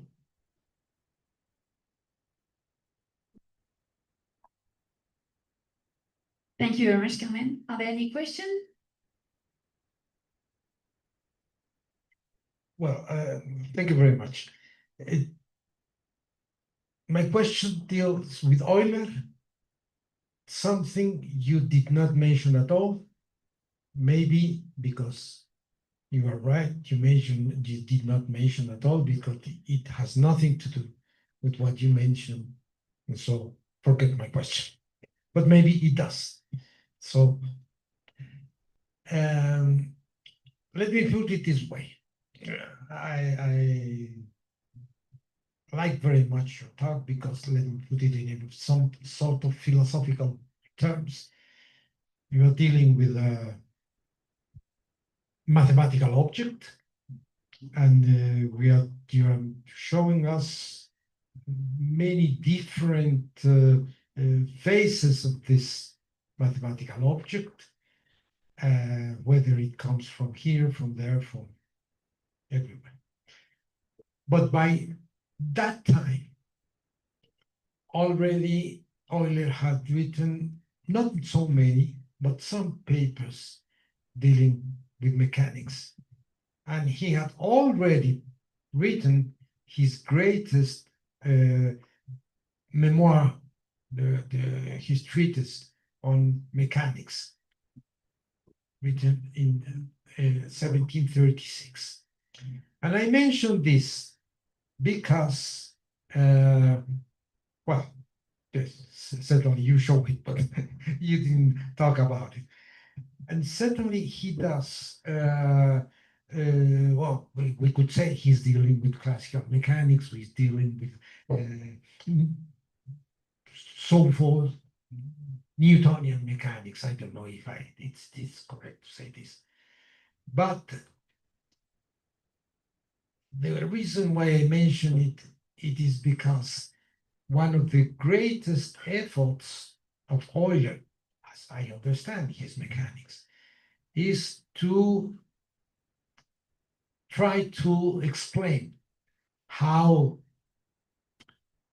velocities, how forces, how speeds, when a body is moving, they all should be clearly related. And he is trying to find a correct functional expression for these relations. Let me just make a very brief remark. Sebastian Marone, in his talk, I don't know if he's still there, it's a pity, show us the difference when the treatment of curves and geometric laws are treated through equations or through the theory of proportions. And I say that, I recall that, because in 17th century, the problem of movement is still treated and dealt with through the proportions. Let us not forget that Newton's axioms are expressed in terms of proportions, and what Euler is trying to express is the functional relation of these magnitudes, which are not geometric, are not arithmetic, but let's say mechanics. So I'd like to say to us, if you think it's somehow related with Euler's evolution of the notion of functions. Yes, yes. There is, no, it's a very interesting question because I think that's why both the volumes of the Treatise of Mechanics is up there. I mean, it's not a complete list, but if you read it, there are a few places, not many, about 6, where he mentions the word function, but it is still it is not an object. He's referring to a function of ordinates in the same way as, well, this is a dependence on that, but he doesn't arrive at an equation. He doesn't arrive at an analytical expression. And I think it's part of his development so he's not dealing with that. You very well know he'll do that in the 50s. But here, the notion is there. But it's still something that I think he's working on. But he's working on 2 things in the Treatise on Mechanics. He doesn't have the functional relationship as such. If you think, for example, Newton's second law, but as a differential, let's say it that way.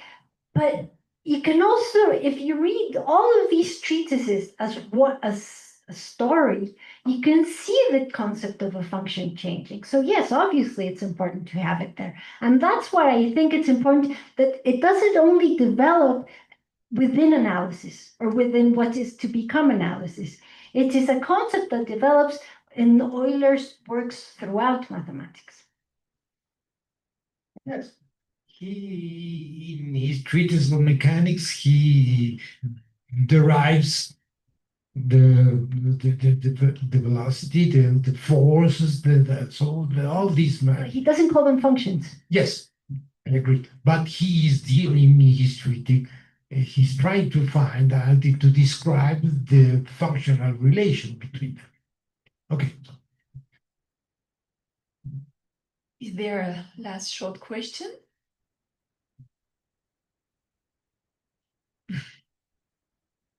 First of all, thank you. Thank you. And I think your conclusion is a wonderful explanation on the slow, but it came of the word analytic. Right? I mean, here's a function. What does it mean to be analytic? It doesn't mean it. You have to use Descartes' definition for polynomials, but afterwards they will accept Gregory already, but later, and it comes there. The idea is that, anything you do with differential calculus and integral calculus, it's an analytical expression. And even, which is very surprising, isn't it? But now, once more, it is prepared because you have an idea that you can represent, or say, ideas that writing, and I take the example of the logarithm. When you say that a logarithm is something which transforms a square root of the product of xy by the arithmetical root of f of x plus f of y over 2, when you say that, you are doing analyticity. And so you may say that a certain number of techniques, mathematical techniques, even from practical geometry. We have never this morning, spoken about practical geometry. Aaron of Alexandria is a typical example of practical geometry. Okay, so your example, your way of giving precise quotation in the year for the Euler, it goes to another expression of analysis. Thank you. No, it's not a question. No, thank you very much. And I think I would just like to add that I think the paper E19 where he presents the gamma function that's published in 38, but he writes in 29. He says he's surprised to see that the quadrature of the circle is involved when summing, and that he thinks that he presents a first classification between between algebraic and transcendental there, but it's not rising from his dealing with function. It's sort of the other way around. He's dealing with this problem, and it sort of presents to him as a classification that has to appear, and then begins dealing with that. I mean, sort of, once he has the concept in the introduction, he sort of presents them the right way up. But thank you. Well, thank you very much, Carmen, for your talk.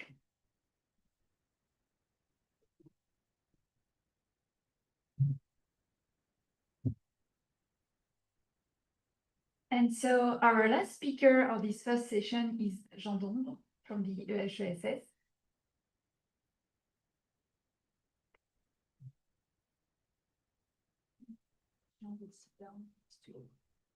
Okay.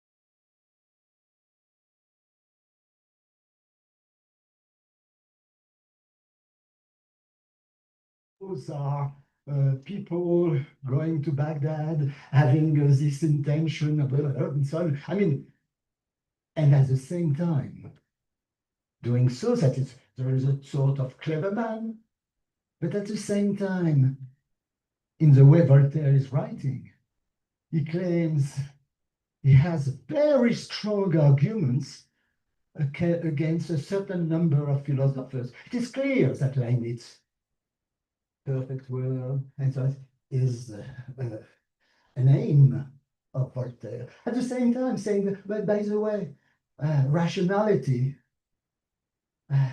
is perhaps the only way not to completely understand the world. But it helps. Well, it helps, but it is dangerous. You know that Zadig is put into jail because he has too cleverly guessed what the possible spies going to Baghdad could do to the empire, and so on and so on. So I'll do the same. No, I'm not. I want to write as well as Voltaire is writing, but what I'll do the same. I'll use traces. Traces of what? What I'm looking for is traces for differential and integral calculus. But traces based on only, this is because of the time, but it's a good way. I will use only one curve. One curve. Is it a real curve? Well, I will use only the cycloid, the roulette, or the trochoid. Just one curve. Drawings, my traces. It's not analyticity. My traces are various drawings made from the first time the curve was shown.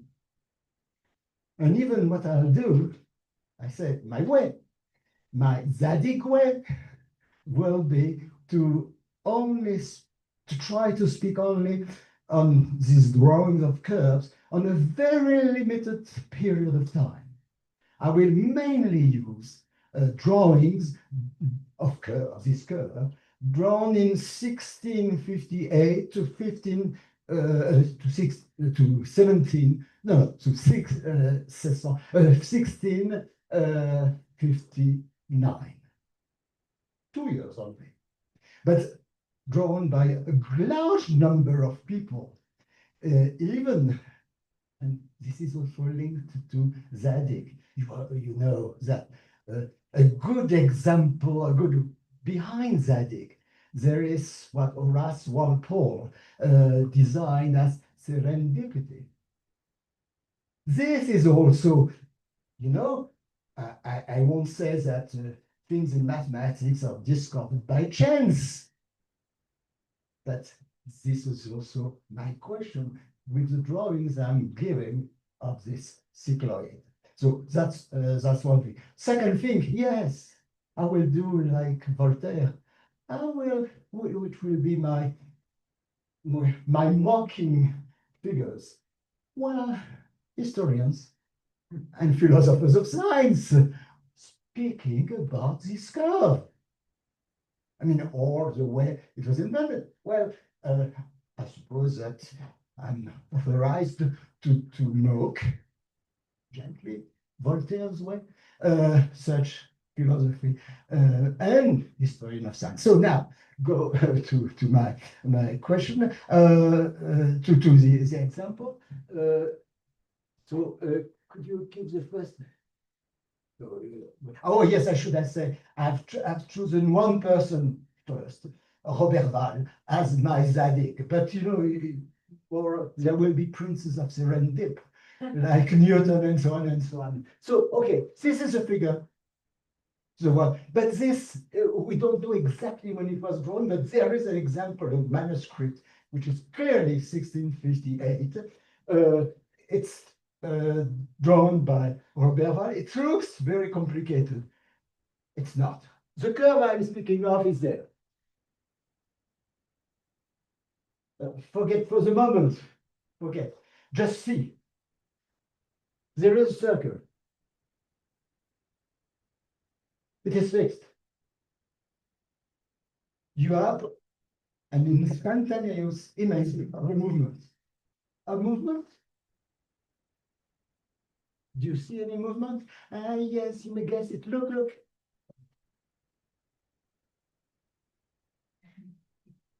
Okay. Other things. It's clear that this is curve. You are looking at what? Its tangent. Strange. This tangent is how is it constructed? Do you see that? A rhombo, losange, as we can say it also in English. My God. So the picture is the invention. It never appeared before. I should have said that.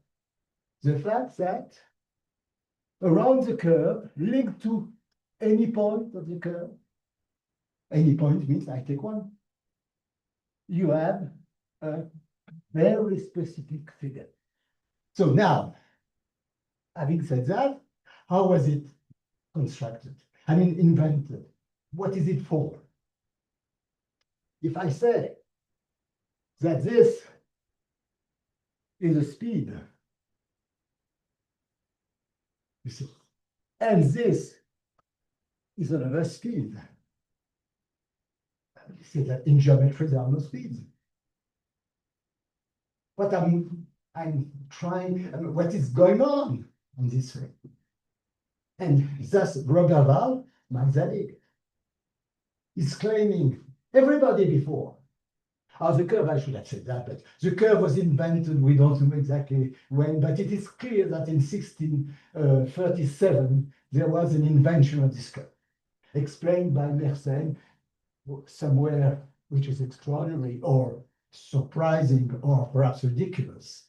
It is a book on music, L'Harmonie Universelle.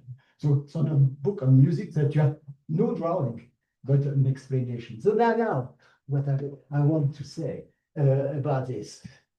Robert Val explicitly says that I am changing the point of view of all who have worked on this roulette, with the name in French. Cycloid was a name certainly given by Mersenne when he wrote to the Italians, and Robert Val decided it is my trochoid.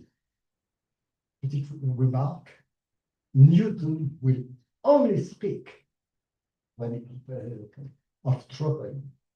So he has read, how I don't know, he has read Robert Val, and you know that the man who published the paper, Newton's paper, says that the main influence for this is Robert Val and Newton. But forget about that. What I want to say, what is the change? Well, perhaps I should give the explanation by Pascal. No. I should do that. No. Okay. Oops. No, wait, you. I should. So it's not sorry. I prefer. No, I think I'll say the word by. No, sorry. I need to read Pascal first. Sorry.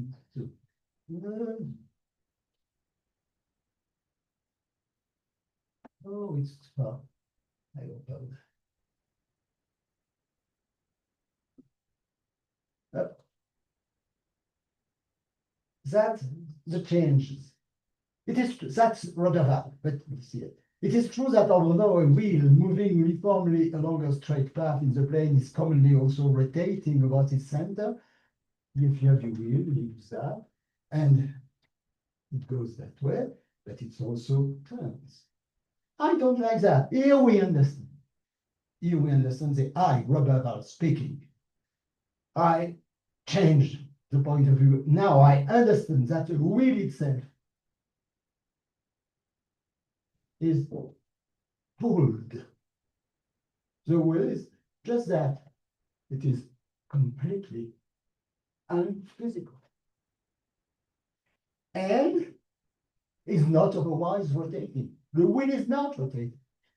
But the point describing the trochoid moves uniformly around the circumference of the wheel. This amounts to the same thing as above, but seems more suited to geometry. That's the point. And we've been speaking this morning of that. What does it mean to mathematize?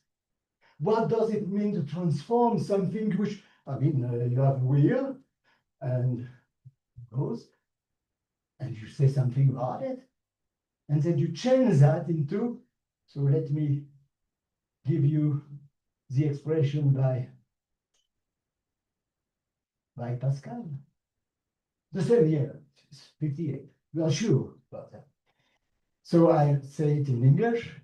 In French, it is, there is a sort of mocking spirit in it. La roulette, the roulette is nothing other than the path taken in the air by the nail of a wheel as it rolls in its ordinary motion. What is an ordinary motion? Is it mathematics to say that? From the moment the nail begins to rise from the ground until the continuous rolling of the wheel, that the wheel has brought it back to the ground after a complete revolution.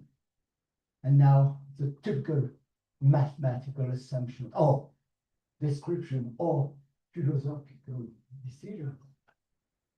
Look, assuming that the wheel is a perfect circle, it doesn't exist, perfect circle. The nail point on the circumference, and the earth, perfectly flat. I mean, cosmology, I mean, where we live has to play a role. It's clear, so in terms of milieu, what is Pascal is speaking about? As many people who will speak of the same kind. A complete change in cosmology. Earth, wow, what it is, moving, not moving, yes. But for mathematics, of course, the discussion about, I suppose Earth is a plane. It doesn't mean Earth is flat. On the contrary, we are in this period of time. Now, once this has been said, now let me go back to the various figures I wanted to speak about. This is before. Okay. I think I got it. More. Well, first one.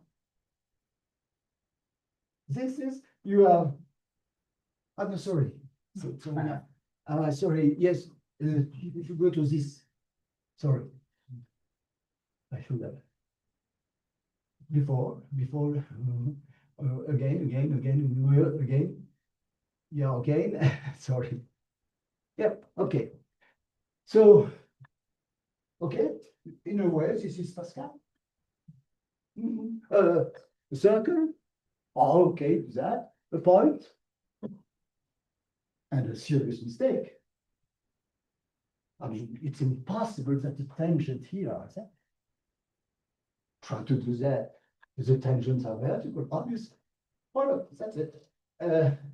Second, you go to the other one. Okay. So the same, it has been repeated, but so the same of Torricelli. Close man, very close to Galileo.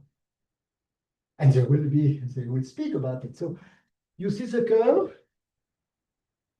Do you see the move of the circle? Worse, a mathematician, only a mathematician can do that. A circle rolling is only half a circle. Try to ride half a circle on a bike. Okay, you see it? You see the move? Okay. Mistake. The same mistake. This time the tangent is not vertical.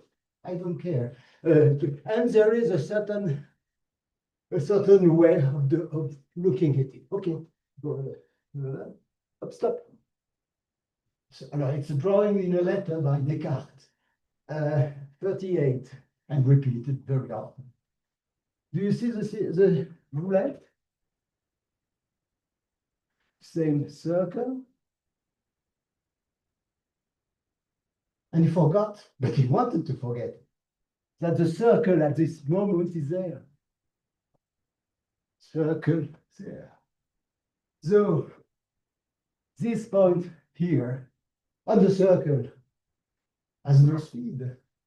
Do you know a geometrical transformation where is a fixed point? A rotation.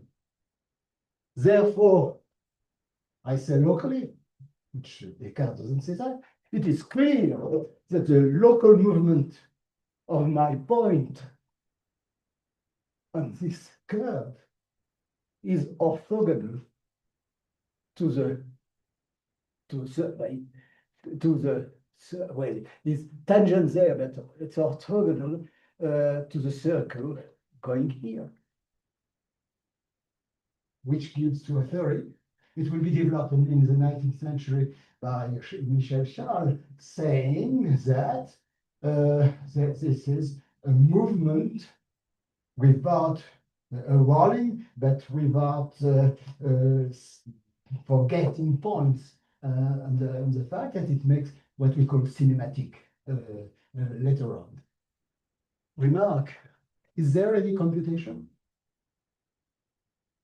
You have a very strong assumption, which can be proven.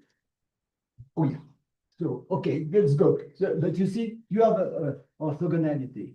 Then they were saying that there were no figures. You know, earlier on Fermat, at least there is one. Circle, the cycloid, and a construction by Fermat. It is clear there, on this kind of construction, that you don't, you have the computation behind that. The computation is inequality by Fermat, and it proves everything. Okay?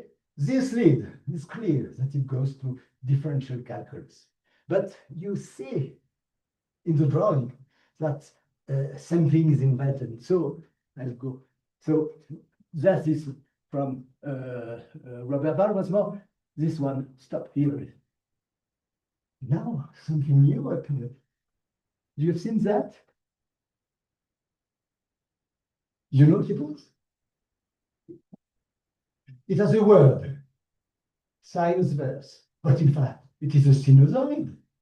I think it is the first representation of a sinusoid ever done. And which says what? Oh, you have to decompose. Well, to decompose what? But think of what Robert said. There are two moves. Move? No, there is only one move. No, there are two moves for a mathematician. One move like that, one move like that. Well, if you do that, you have the two speed I've shown on the first image. And why are the two speeds equal? Just because here, when you are at the point of the curve, what is on the line is exactly what is on the circle. Now, metaphorically, when a circle is having a regular movement, it's a clock. A clock measures time. So what you have is, you have a move on a line, time is what is going on, and you measure time. You see that you may say, far from what is generally called the principle of inertia, you have for the, let's say, geometrization of time, a geometrization with a good metaphorical example, geometrization of time by a clock. Is it physicalism or geometrization? Both. Okay, now I think I'll try to. This is another curve by Honoré Fabry. Now, stop here. Wallace, this is 1658. You see the curve? Hopefully represented and so uncomplicated, but it is clear. Look, you see the sinusoid? So he is right, Robert. Now, and I have 2 minutes more. It's okay. No, so I go, you see the cycloid on one more. Now, it is in fact 73, but we know it has been done. Huygens. You know, this curve I'm speaking of has been called the Helena of geometers. The person of Helena of Troy, is an ambiguous one. She went by her own will. She stayed 10 years in Troy. So that means the beauty of Helena is also a question of war. Helena of geometers. There was war also among interpretation and so on. And Robert Val says that I have, with composition of movement, I agree that one movement can be analyzed into two movements. They are not, I mean, you cannot physically think of it, but you have the two movements, the losange, you have immediately the resultant that's finished. You have all what you need on the tangent property. But now, I also have finished my purpose to say that in fact behind that, but with almost no computation and with a change, and you enter a new era of mathematics. That is, you will be speaking about speeds. Speed, what it is, instantaneous, forget about it now, just like I said. one thing. I know, I know what it is to speak about if I take a small interval of time or interval of space. I know what means the average speed that was commonly accepted since long ago. That, okay, I will compare time if I have the regular movement of my clock. I know that time is regularly expressed on the circle. On the cycloid, no, it moves, but no. The same time it takes to have an interval on the circle, it's the time it takes to have another interval on the cycloid. Those are what Robert calls indefinite indivisibles. You can add. Well, if I have the speed and I multiply by the length of an interval, I have the length of the trochoid. I can compare it to the length of the circle. There is no computation. And we may say, yes, he's using a curvilinear integral. We now may say he's using that, but what he does is a very normal sense with no approximation, because you have speed as an average. He has, and it's the first time in history that you have a computation, no, a description, yes, of the length of an arc of a curve. The length of an arc of a curve is now a mathematical object. This is what interval shows, and it does it with trigonometry. There is a little bit of trigonometry. Try trivial one, and there you have a different picture. That is, you have transformed the picture of the various curves into something on which you can analyze. There is a result. You can find an abscissa. At the same time, you can get things like you've seen this time the same losange, but now it seems beautiful elegance. And the last one is, so sorry, here. This is the last image. Newton, manuscript 1671. And in fact, it is also the depth. It's no longer interesting in the sense that all what it does is depending on differential fluxions. So cycloid is no longer an interesting curve. It's just a very nice thing. So I'll stop here to say that I've tried not to mention Alexandre Coiré, who says that it was impossible for the Greek to have done that. Why not? It was impossible as well to mix geometry and let's say mechanics. So and one thing rather serious. You remember we have earlier it was said, this was your thing, that it was impossible even to consider normally irrationals as things on which work. You know, one of the first sentence of Galileo, very early, it's 1608. Galileo, perhaps not a good mathematician, but I think of it, still knowing some. He says, I've tried to work on the cycloid. I didn't succeed. Why? Because, and this is what I want to suggest, it was said people were not speaking of irrationality. The word by Galileo, j'ai soupçonné, translated, j'ai soupçonné quelque irrationalité dans la courbe que je voulais mesurer. Which means that it was usual early in the 17th century to speak of not perhaps irrational numbers, but irrationality. Same question.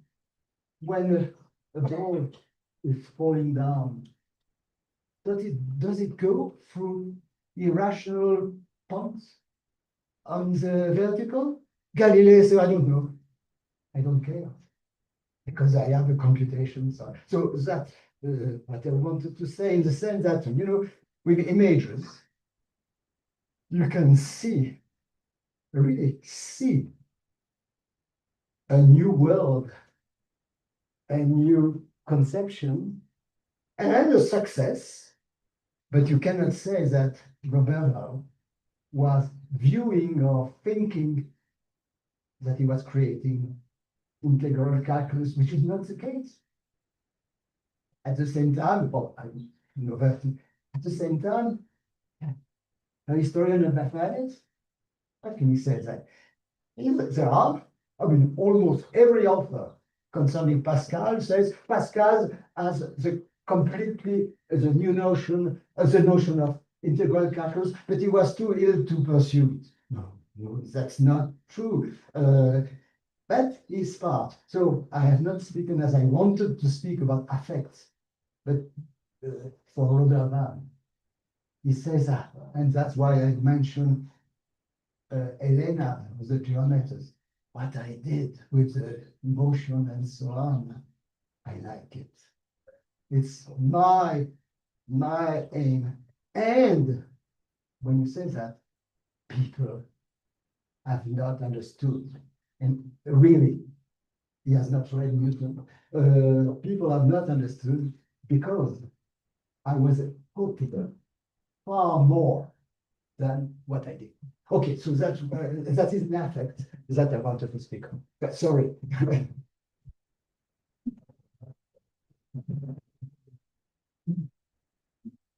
Thank you very much, Jean.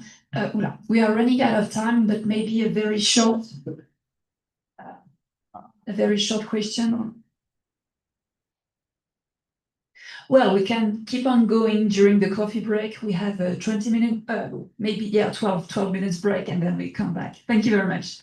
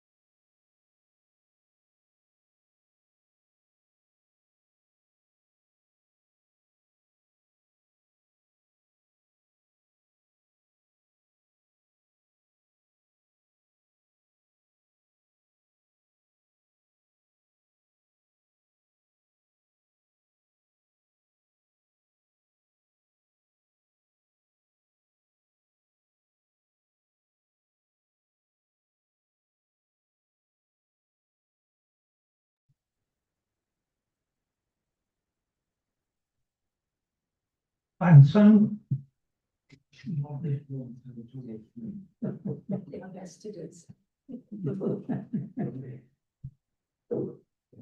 thank you very much to remain here. We are going to follow with the next section of our colloquium. And this time we have 3 talks. The first one by Dr. Fabio Miranda Perea from the Faculty of Science of UNAM. Thank you very much.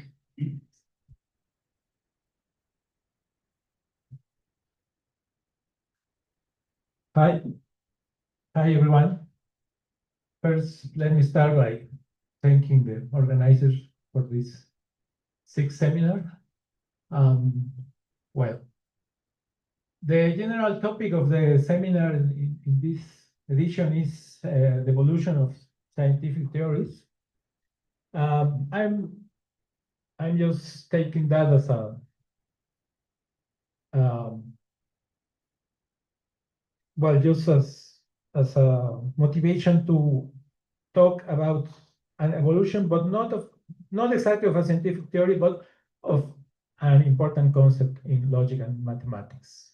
So the talk is going to be just panoramic, and at the end, I'm just going to mention some technical results we are developing. Okay. Okay. Let me start with for me the fundamental concept in logic or in logical reasoning in general, which is consequence. So consequence, we can say that the statement A is consequent of gamma that holds when necessarily the truth of gamma entails the truth of A. In such case, the argument with premises gamma and conclusion A is said to be valid.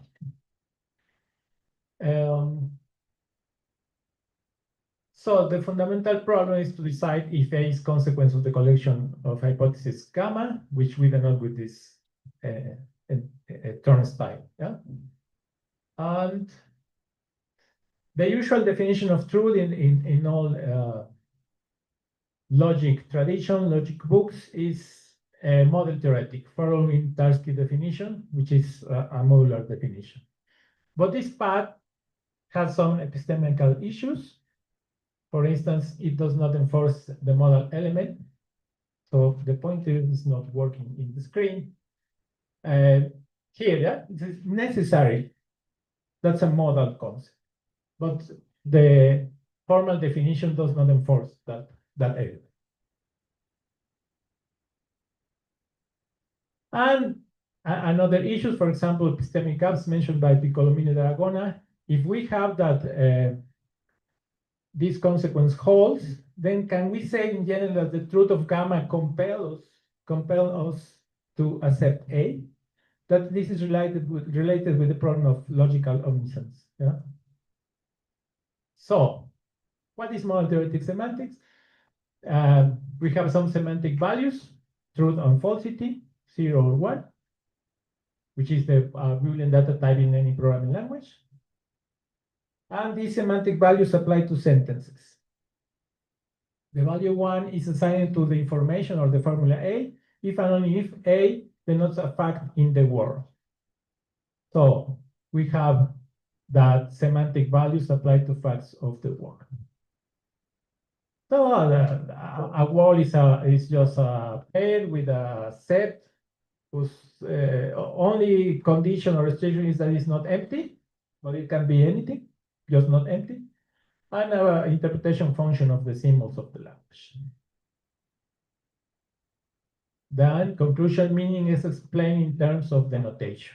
And this is very important and useful. For example, it's the origin of the denotation of semantics in programming languages. Well, so that's this definition. Valid arguments are compelling because of the meaning of the formulas they involve. How we determine this meaning? With this definition. We say not A is true if only if A is false, A or B is true if only if one of them is true, and so on. Yeah? For instance, for the universal quantifier, this is true if and only if for all elements of the world, if we replace X by M, this is true. Well, when I first studied this definition in 1993 or something like that, I was puzzled because it's like, okay, you are not saying me anything, yeah? You are just changing the formal connectives and operators by English in this case. Yeah? And there is a lot of discussion about it and around it that I'm not going to mention here. But this is the important question. Are these clauses, this is a type. Are these clauses meaning conferring? Are they really giving meaning? So then there is important criticism by Dumet, for example. He argues against holding that meaning precedes truth, and instead the meaning of a sentence lies in our understanding of what constitutes a verification of it. Yeah? The principle of equivalence should be rejected. The principle of equivalence is for any piece of information A, either we can hold A or not A. We are maybe not in this moment, but in some time, we are going to be able to decide that if A holds or the negation of A holds. That's equivalence. And this should be rejected in areas where verification is not possible. Well, in mathematics, for example, in some cases, or distant past. That's two examples. So, truth is closely related to correctness in assertion. It is an objective property of a statement and one that can be known or verified. So, at the end, the important thing is that this manifestability proposed by Dumet, if one knows meaning, one must be in principle able to manifest one's knowledge of meaning. Yeah. But, for example, in mathematics, there are some problems that we cannot say we know. For instance, Goldbach's conjecture. We can say by equivalence that, okay, either holds or the negation holds, but yeah, tell me what, which one? Yeah? Okay. Now, Dumet's criticism smells of constructive mathematics and logic. So, and the root of that view is the Brouwer-Haitink-Kolmogorov interpretation. So, we may appeal to this interpretation and determine meaning through proof condition. And then we have BHK clauses that say a proof of A and B is a pair, ST, where S is a proof of A and T is a proof of B. This, in the case of disjunction, either a proof of A or a proof of B together with a label signaling which one, which is the case. For example, say in left or in right T.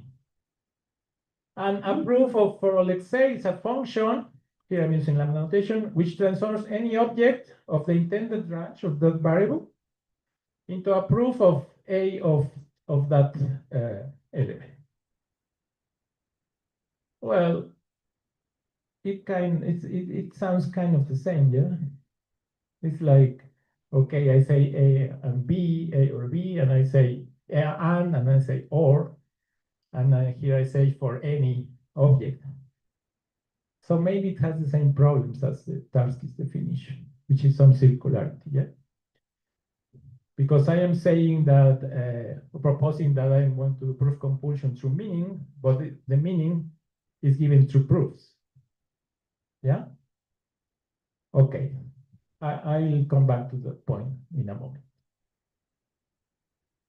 Now to the main point of the talk, which is the, allow me to say, the evolution of the concept of truth, or a conceptual change in the concept of truth. But conceptual change was the main topic of our previous seminar, but this is still important here. which is an example of inferentialism. So, which seeks to explain meaning in terms of inferential connections between sentences and the role of terms in those sentences. So, proof-theoretic semantics is a logical realization of inferentialism. You can say that. Now, in analogy to the model-theoretic semantics. Here, semantic values are proofs. There, semantic values were Booleans, 0 or 1. And that corresponds to, for example, to the proof data type in a modern interactive Turing program. Yeah? I am trying to connect these ideas with mechanization of proofs in the sense of modern Turing proofs. So semantic values are proofs. But look that we move from 2 semantic values to an infinite collection of semantic values. Proofs. Semantic values apply to sentences again. We can say that actually to sets of semantic values, but that's a technical detail. So we can say I is true if and only if there is a proof of A. That is the concept of truth in mathematics, yeah? In actual mathematics. When we say that when we say that, okay, show me that this is true, I accept a proof. I don't accept, say, look, the world is that the trees there and the chairs here, and then the interpretation is so, no, I accept a proof. Then meaning is explained in terms of constructive truth. And this is also related with operational semantics in programming. Since mechanized proofs are derivations in an inductive system, at the end, we can say that the meaning of such proofs is given by proof-theoretic semantics, which is the same in mathematics. When I do a proof in an interactive theorem prover, I start saying that, stating the theorem, and then say I do some commands, which is called a proof script, and at the end I can put the command QED, and if anything is correct, the prover accepts it and say, yeah, it's proof. So this is exactly the idea of this proof-theoretic semantics. So yesterday, Eduardo talked about Curry-Howard correspondence and normalization. I'm going to say another couple of words about it. Here we have the natural reduction system with proof encoding by lambda terms. For example, modus ponens, which is the most familiar rule, and introduction of the conditional. And this is exactly the way to getting rid of this circularity I talked about a moment ago. Yeah, the way out of this circularity is to understand some proof procedures as meaning constituent. So there are some proof procedures, some let me say elementary arguments, which I can say they are meaning constituent. So these ones determine meaning, and those are compelling by default, are valid by default. I don't question. And this is exactly the case of the introduction rules of lambda calculus, as announced by Gensen in the seminal paper of 1935. This is the 1969 translation by Szabo. Let me read it. The introductions are, for example, this one. This is the introduction of the conditional, and these ones are the introduction of the disjunction. Those are the introductions we are talking about. The introductions represent, as it were, the definitions of the symbols concerned. The symbols are the conditional and the disjunction. And the eliminations are no more, in the final analysis, than the consequence of this definition. This fact may be expressed as follows. In eliminating a symbol, we may use the formula whose terminal symbol we are dealing only in the sense afforded it by the introduction of that symbol. The eliminations are the modus ponens. So for the conditional, this is the introduction, this is the elimination. For the disjunction, these are the introduction, and this, which is the roof case analysis, is the elimination. So this is the birth of proof theoretic semantics.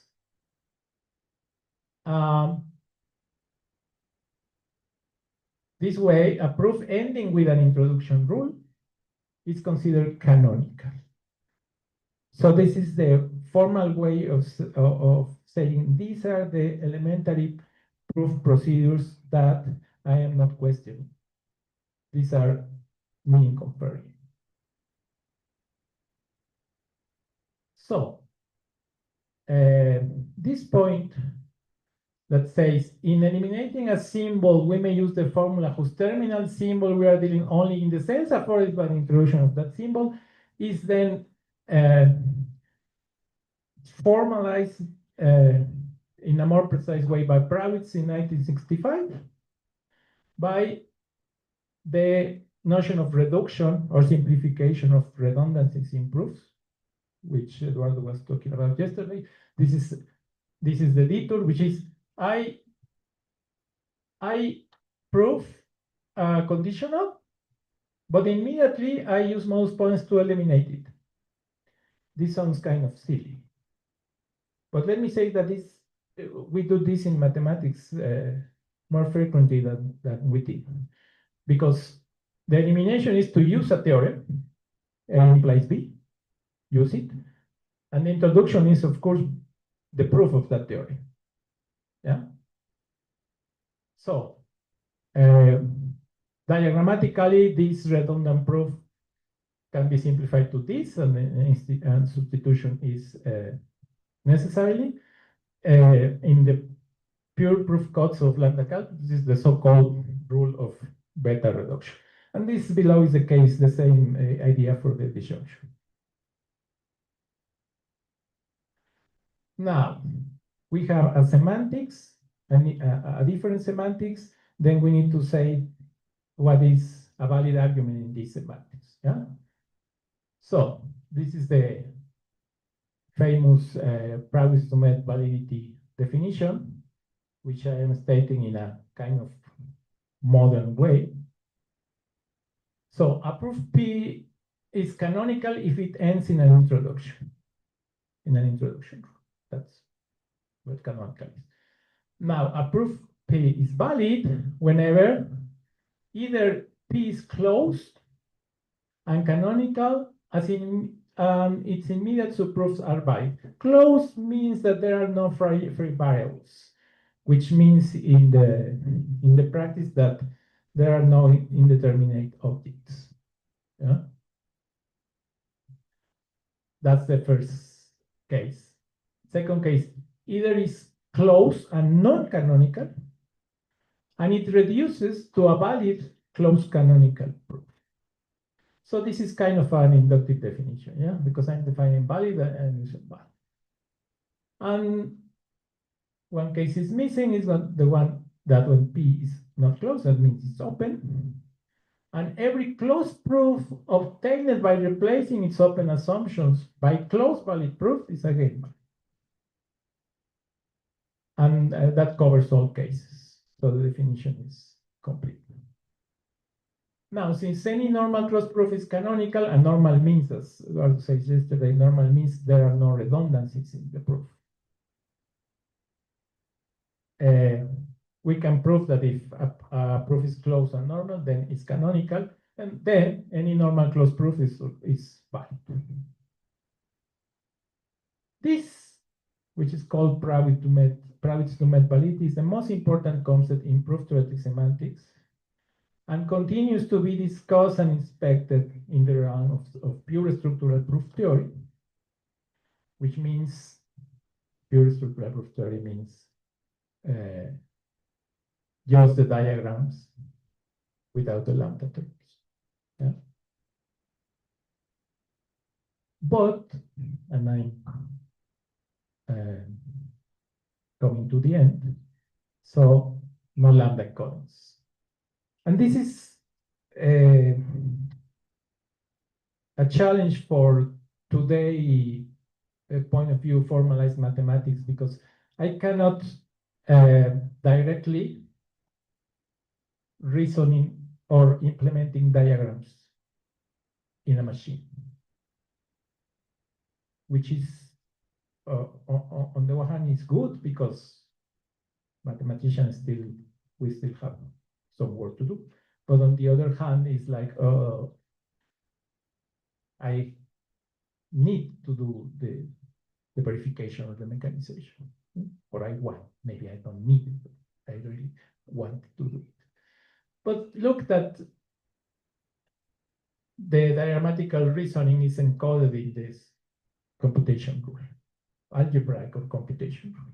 So I can get rid of the diagrams and just work in the lambda calculus, but we can say, oh, but then you are studying lambda calculus, not logic. But our purpose here is also to conciliate the two views. Yeah. So, and it continues to be discussed because Prawitz and other people like, well, Domet is already gone, but Prawitz and other people are still discussing, nah, maybe this definition is not so good, maybe I can change what valid is, and so on. So, here's an example of the idea. Here I have this original proof that I possibly made in the Blackboard, discussing with a team of colleagues. And then I realized that it has a lot of redundancies. Here we use the conjunction, which is more simple. But the important thing is that this reduces to this, and this reduces to this. And then I can say, what is the meaning of this proof? I can say this one, because proofs are semantic values. Yeah, and this is the most simple one in this case. But this is reduction and this is normalization, a technical concept from the lambda calculus. Yeah, which is here used as a tool to this view of the meaning of sentences, because at the end I can say, what is the meaning of this sentence, which is the conjunction of P and Q and R? Well, the meaning of that sentence is this. This is the proof. Maybe I can give that. That's maybe it was for me easier to give that redundant proof, but at the end the meaning is this one. And I can do this in a complete mechanical way by the rules of lambda calculus. Okay, that was the whole idea. Now I'm just finishing this talk with us mentioning something we are doing.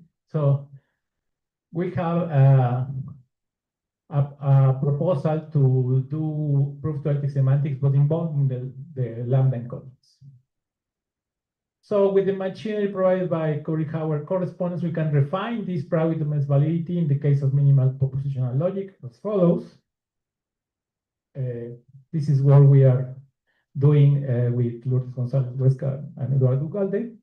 We can say the validity of this proof, this is a proof of C encoded by R and with this hypothesis, is defined according to the following clauses. Either is a proof ending in an introduction and is closed, there is no hypothesis, and then it's valid if the immediate subproof is valid, which is assume A and proof B. That corresponds to the first clause. Or either is closed, no hypothesis, and is not canonical because it ends in an elimination, not in an introduction. Then in that case is valid if it reduces to a canonical one, which is an introduction. And this canonical one is valid, which we can check with the previous. Or either is open with these variables, and this open proof is valid if we can replace all the variables but valid proofs, closed valid proofs.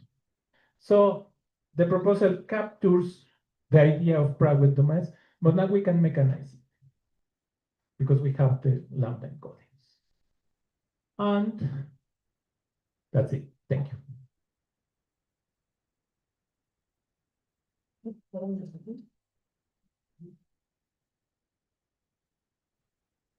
Thank you very much. Fabio, do you have any questions?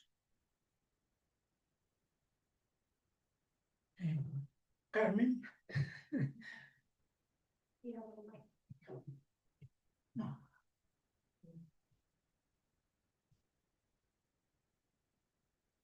Thank you, Fabio. Can you go back to slide 12?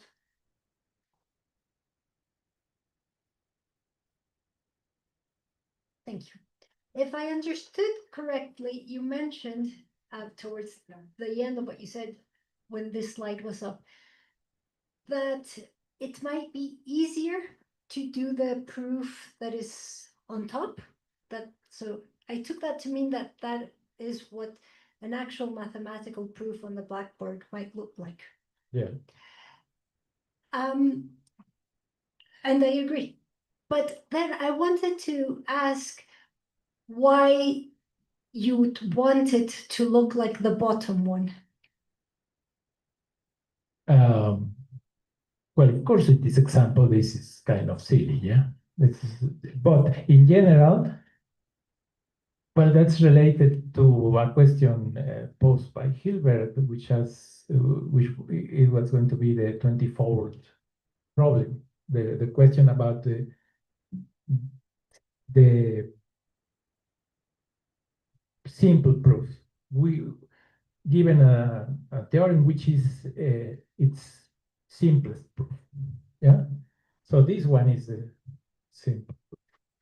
That's one answer. But the other maybe technical answer is that here we have a process of computing, and computing gives us implementation. So we start with this and we compute, and we end with this and we have a result. That's the other answer. That's why we want to arrive to this, because of if we see an expression, we mathematicians we started, okay, let's compute it. What's the final result? Which at the end, the final result, it's related with the traditional model theoretic semantics. I want this kind of object to denote one element of a word. Thank you. Maybe on the same picture. I don't know even if it of what I'm going to ask even has a sense. Is it possible to understand that scheme if you shift the meaning of semantics to real objects in mathematics? I mean, can you change all the words for triangles, numbers, groups, whatever? That's a very hard question. Yeah, and in a sense, this is a skeleton of a real, well, not this, but the idea is that we have a skeleton of an actual result in mathematics. Yeah, but this is propositional logic. Of course, we have, I mentioned the universal quantifier, and at the end, I have, which is called now dependent types, which is higher order logic. And then, which is the language of modern interactive theorem proofs. At the end, I can do real mathematics because it's very expressive. I can express anything there. And at the end, I can obtain, where is the end? This. In the prover, I can give this information gamma, which consists of the hypothesis of the theorem and also of the theory behind. Because if I'm talking about a result in group theory, for example, in gamma there is from the axioms of group theory to all important results and the hypothesis of my statement. I want to prove C. I prove this C interacting with the software, with the prover. And if the prover let me put the comment QED and it accepts it, the R is generated. So the skeleton could be gamma on C, and the content is in R. I don't know if that answers.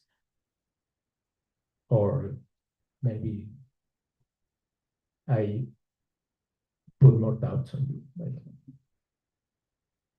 Thanks. Is there any other question? Okay, thank you very much. Thanks again.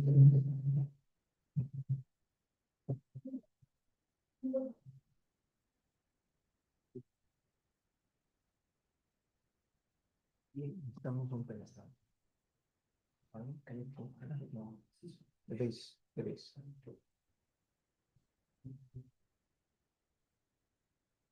For the second talk of this section, we have Isabel Hernandez, who is going to talk about Fray Diego as breeder of papos.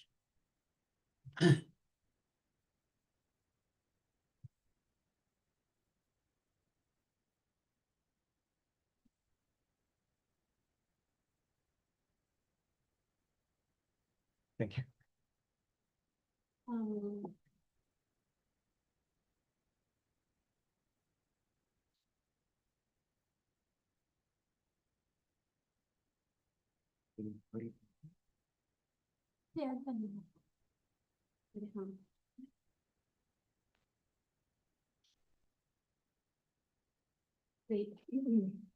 Hello, everyone, and thank you to the organizers of the sixth seminar advance in history and philosophy of science.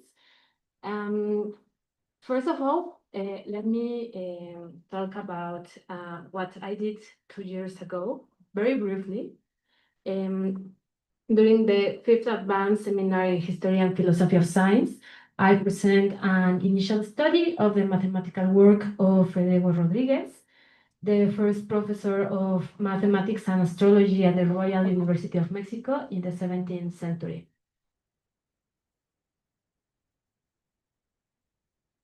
Okay, at the time, the problem under discussion belonged to a family of isoperimetric problems in which Rodriguez present 4 different methods for constructing a trapezoid similar to a given trapezoid from a determined perimeter.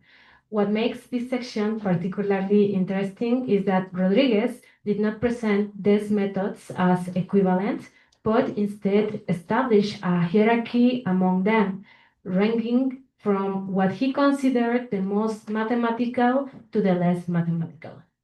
The analysis of this section also showed that Rodriguez worked closely with the comment editions of Christopher Clavius, especially the 1589 edition of Euclid's Elements.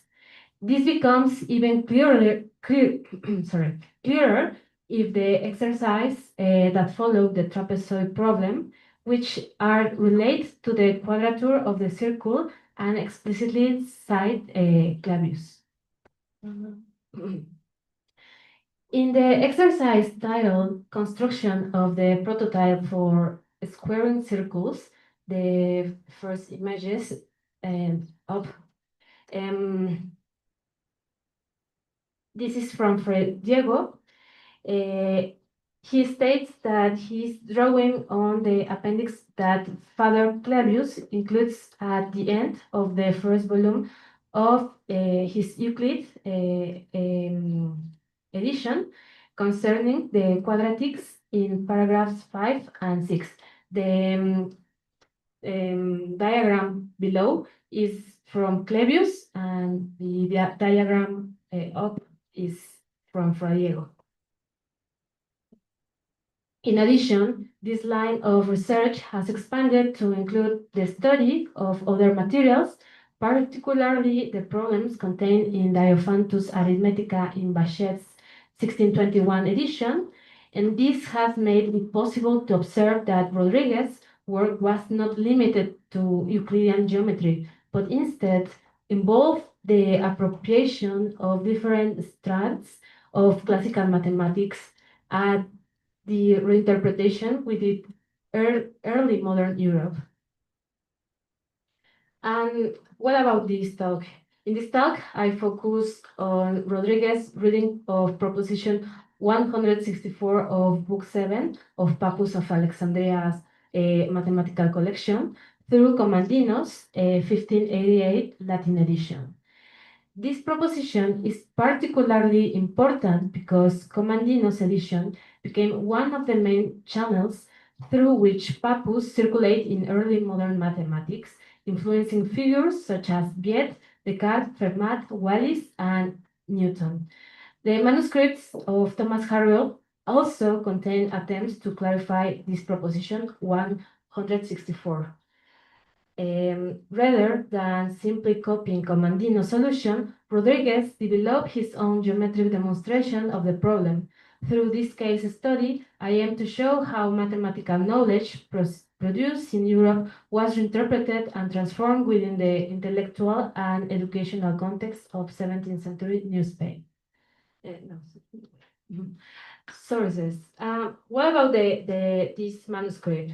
Well, the main source I'm focused on is this manuscript called Tractatus Premiere Mathematiques y de Geometría. It's preserved in the reserve collection of the National Library of Mexico.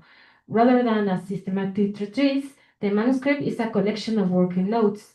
Its fragmentary structure, abbreviations, and incomplete demonstrations suggest that it functions both as a teaching tool and as space for research and problem solving. As we can see, the manuscript brings together material from several mathematical authors, including Clavius, Comandino, Bachet, Tartaglia, Jacques Besson, and Marino Getaldi. Rather than studying these works systematically, Rodriguez selects problems according to his own interests, suggesting that the manuscript functions as a personal working document.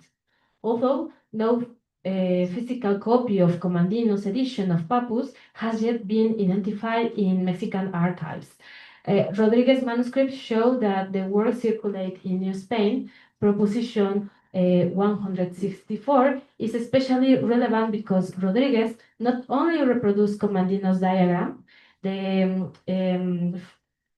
first diagram up is from Rodriguez, and below is from Comandino.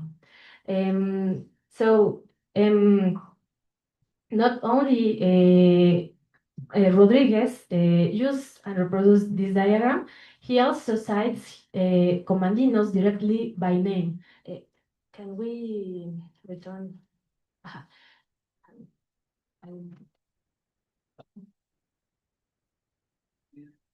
As we can see, the first line, it says, no, here. Problema 13, proposición 164 del Papo en el libro 7 y el comentario de Comandino. So he is reading this work.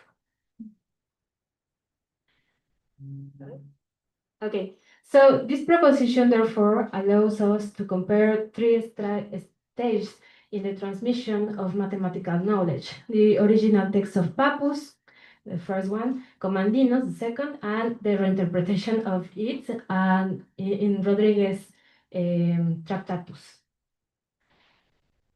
So first of all, I'm going to talk very briefly about the problem in Pappus. This problem identified in the book 7 belongs to the tradition of ancient geometric analysis. In this work, Pappus compiled and commented on earlier Greek mathematicians such as Euclid and Apollonius of Perga. More specifically, the problem is connected to Apollonius on the section of an area, which studies geometric constructions based on conditions of equality and proportion. The problem can be summarized as follows, given a parallelogram AD. And an exterior point E on the extension of its base BD. It is necessary to determine a point F such that the line EF intersects the parallelogram at a point G and forms the triangle FCG, whose area is equal to that of the original parallelogram AD.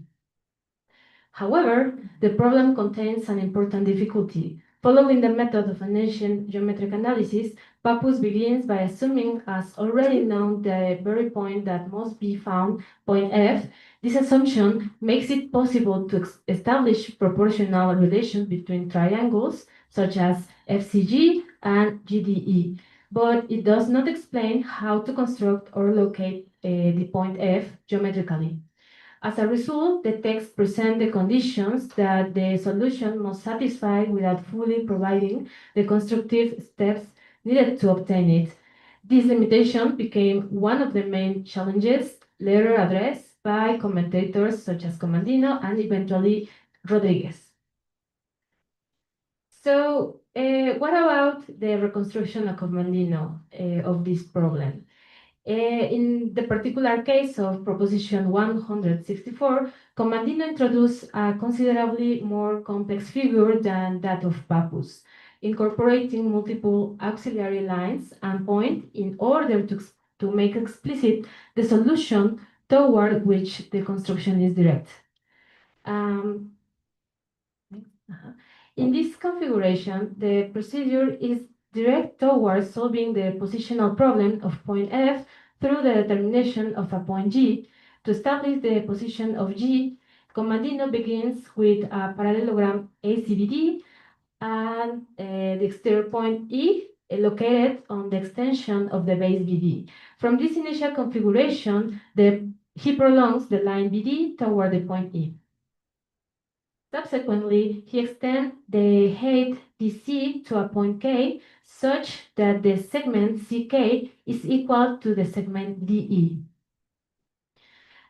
To determine the necessary magnitudes, Comandino appeals to Proposition 142 of elements as part of procedure of geometric transformation and reconstruction of areas, extending a segment to the point M. From this construction, he obtains the rectangle CKLM, whose area is double that of the original parallelogram ACBD. From this result, the rectangle CMDO with base CM and height CD is defined upon which Proposition 629 will be applied. Proposition 629 is a tool of classical geometry known as the application of areas with excess, make it possible to apply an area gamma to a given line CM in such a way that the resulting figure exceeds the original base according to a specific form, which is in this problem Comandino defines as a square delta.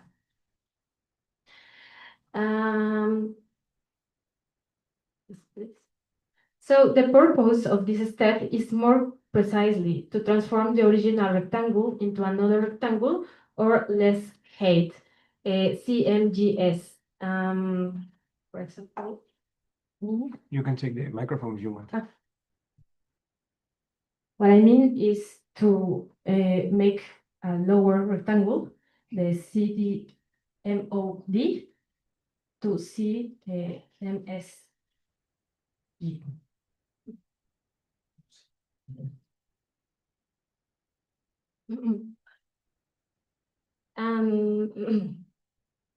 Such that the area is applied, this area has a square excess, as you can see, the MSPP, given rise to the figure MSPP. The technical significance of this square lies in the fact that its height, MS, directly determines the position of the point G. Once the point G has been fixed, the procedure is complete by drawing from the given point E a line passing through G and prolonging it until it intersects the opposite side, thereby determining the position of the point F. In this way, it is finally guaranteed that the triangle FCG is equal in area to the original parallelogram ACBD. What about Rodriguez commentaries about the commentaries of Comandino to Papus and from Papus also? Despite the sophistication of the figure proposed by Comandino, Rodriguez, these are the diagrams that Rodriguez used in his treatise, introduces what he calls a first delineation. Is the diagram up, is the first delineation, which function as an alternative and equivalent demonstration to Comandino's construction, whose version he also copies in his manuscript under the name of second delineation, is the below diagram. In his notes, Rodriguez remarks that neither Papus nor Comandino explicitly show how the line FCGE must be drawn from the point F for the intent construction. However, rather than seeing this as a technical problem, Rodriguez treats it as an opportunity to explain the problem to his audience in a different way. Next, please. So, what is about this alternative reconstruction from Rodriguez? Like Papus and Comandino, Rodriguez begins the geometric configuration by establishing a parallelogram ABCD, where the lowercase a is used to distinguish it from the capital A that will appear later in the construction. I respect the notation of Rodriguez. And next, please. Once the parallelogram has been established, he prolongs the line BD to an exterior point E, just as Papus and Comandino do. Subsequently, from the height AB, he draws an indefinite line. Next, from the point E, he draws a line passing through C and prolongs it until it intersects the indefinite line extending from the height AB. He designs this point of intersection as T. This point T constitutes the guiding axis of the construction in the first delineation, since the entire strategy of resolution is reorganized around it. Its location is not a secondary step, but rather the starting point that allows Rodriguez to establish a fundamental proportion relation between the segments of the figure. For example, the proportion E is to D, no, ED is to DC, as EB is to BT, from which he obtains a determinate magnitude that serves as the basis for the subsequent steps of the construction. Don't change, please. From the segment AT, derived from this construction, he defines new lengths along the indefinite line, taking AK and KM equal to AT. Thus, with the new segments AK and KM, the squares TAKB and UBKMX are constructed. Likewise, with the base AM and the height AB, the parallelogram ABMO is constructed. From its base BO, a line OA is prolonged such that OA is equal to the height MO. This is the new A in capital A, so it's different from the lowercase a. Then the segment BA, B and A, capital BA, is divided in half at the point in lowercase g, which becomes the center of a hidden semicircle whose diameter is BA.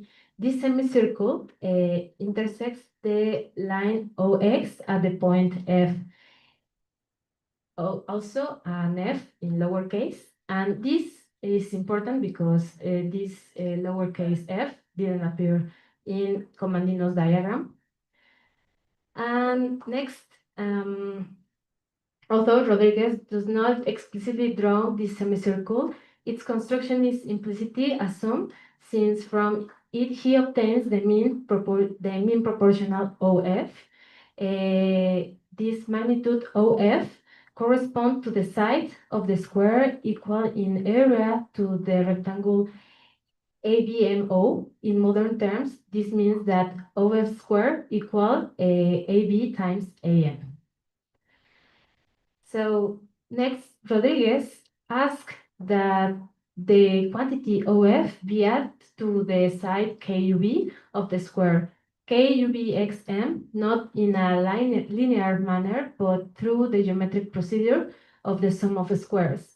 This step corresponds to an application of Pythagorean theorem. Instead of directly adding the magnitudes KUB and OF, a right triangle is constructed whose legs are precisely KUB and OF. The hypotenuse of the triangle is the segment UBC, which is determined by the relation of square plus KUB squared equal BZ squared. So the resulting hypotenuse of this construction is a new segment designed as UBC. From UBC, Rodriguez constructed the square UBC HP, which makes it possible to determine precisely the point G on the line DC by prolonging the line HP. Finally, the line HP is prolonged to G on the straight line CD, just as in the second delineation of Comandino's figure. Through this construction, the parallelogram AMBO is reduced to the parallelogram AMPP. And the excess resulting from this reduction corresponds to the square MSPP, which is equal to the parallelogram MSBO. In an analogous manner, the parallelogram XZMP is equal to the parallelogram MKHS, which in turn is equal to the parallelogram AMKH. Finally, from the point E, passing through G, a straight line is drawn intersecting the indefinite prolongation of the AC. This point of intersection determines the position of F. This result differs from what might initially be interpreted as Rodriguez's principal intention, since his procedure ultimately leads to a strategy equivalent to that of Comandino, the determination of the point G, without which the position of F, capital F, cannot be fixed. Just to conclude, the analysis of proposition 164 shows that Rodriguez did not simply reproduce Comandino's solution, but reorganized the problem in a clearer and more pedagogical way. His first delineation simplifies the procedure and replaces the application of areas with excess with an alternative construction based on proportional relations and geometric operations. Although Rodriguez and Comandino reached equivalent results, they followed different strategies. While Comandino relied on proposition 629 on Euclid's elements, Rodriguez reformulated the problem through the use of a mean proportional and the geometric composition of squares. This demonstrates not a break with the classical tradition, but a creative reinterpretation of its methods. Thank you very much.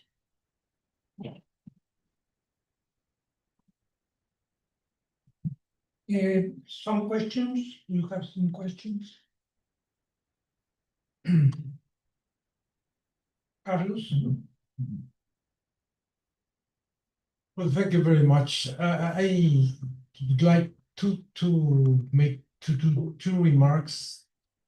Could you please lead us to the very first, I think the very first diagram you showed, where you compared both diagram, that one.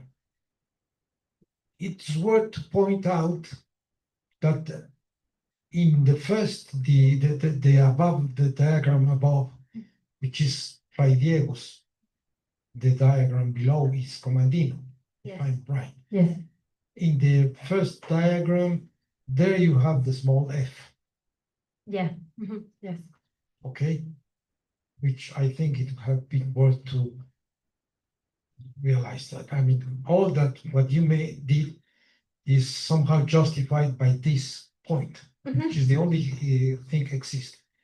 And now, let me put it in the following terms. I don't know. I want to know if you agree. At the end, we could say that Fray Diego does somehow the same thing that Comandino did. That means to determine the position of point G. Yes. And then drawing the line EG and producing this line up to point F. Yes. That is made by both of them. Okay. What you show us is that there are two different ways to find or to determine the position of this point. Comandino goes through, and that will be my first, my important remark. I'd like to know if you agree with this. Comandino determines the position of point G in his own construction based on what you said, proposition number 29 of book 6. That means including, recovering the geometry of similar figures, and that needs, as you said, proportions, similarity. Fray Diego, when he does his construction, he only requires the first two books of Euclid. Because even if you mention that OF in the first diagram was the mean proportional, in fact, what it really does is what Euclid does in the very last proposition of the second book. That means finding a square which is equal to a given rectangle. And here you have the two lines of the rectangle. He squares the rectangle, put it in other terms, and that means that Fray Diego is requiring only the first two books. And I made this remark because you said that maybe this alternative construction was proposed by Fray Diego, searching or looking for a more, I think you said, pedagogical strategy, thinking about his audience. And I think maybe this pedagogical strategy meant exactly solving the problem without requiring book 6, just standing on the first two books of Euclid. That's a hypothesis. I don't know if you agree with this. Thank you. Yes, I agree with that. Hay que apagar eso. Sorry. Yes, I agree with that.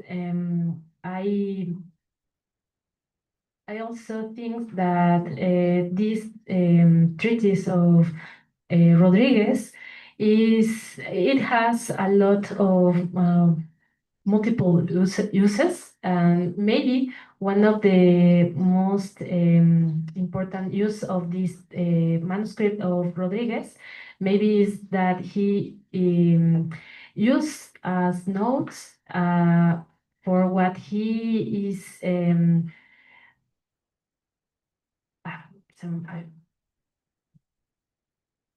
him teach to his students, and but I don't discard that there exists also in this manuscript other problems that maybe are not something that he used in his classes. Maybe there are notes for his research, but especially this diagram maybe is good example about trying to make another diagram with without the use of a more complicated book, because maybe his students didn't know the book 6 of Euclid's elements. Maybe he just is using the Pythagorean theorem just to use and things that his students know. Maybe it's because of that. Yeah.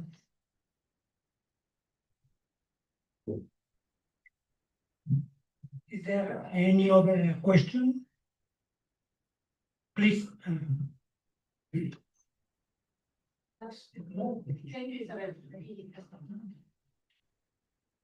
If I understand correctly, the older or the previous proof was not complete. Is it true? And he's completing it, explaining how to get something, or it's totally self-contained, the Comandino? No, the diagrams are complete. Comandino's diagram is complete. He just used an alternative. But he's explaining every step of the way to get everything. Yes, Rodriguez explained everything. Yes. See?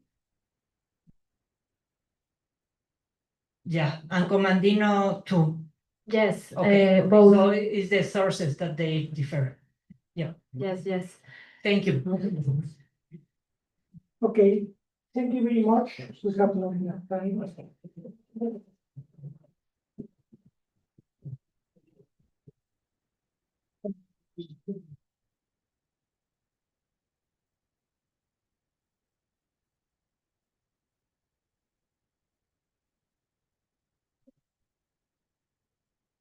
Turn off the microphone. Max, turn off the microphone. ¿Cómo? Apagamos esto. Y usamos así. Okay, for the last talk of this section, we have Guillermo Zambrana Castañeda, who is going to talk about the infinite, the concept of infinite, something like that.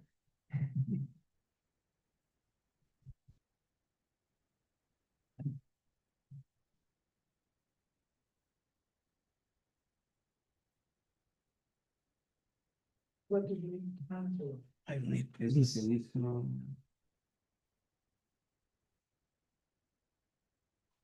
Transformation, no. Esa es la transformación del concepto.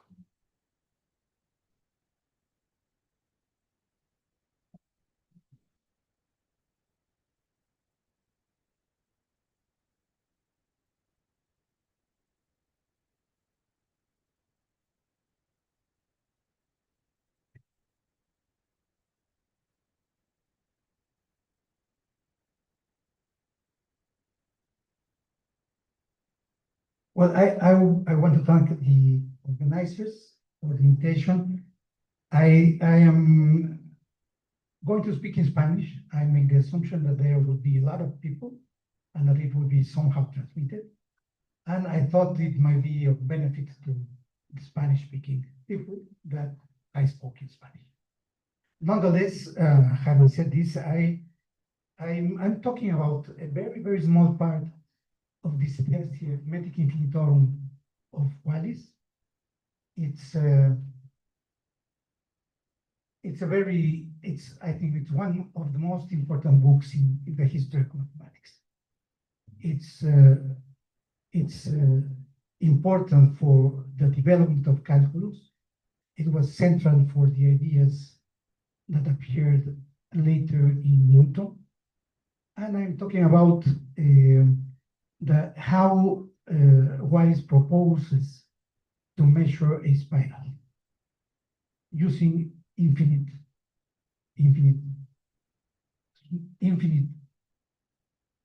magnitudes, extreme small infinite magnitudes. I contend, and I will be concluding that that this has two effects. One is strictly epistemological, and one is it makes sense regarding the foundations of mathematics. In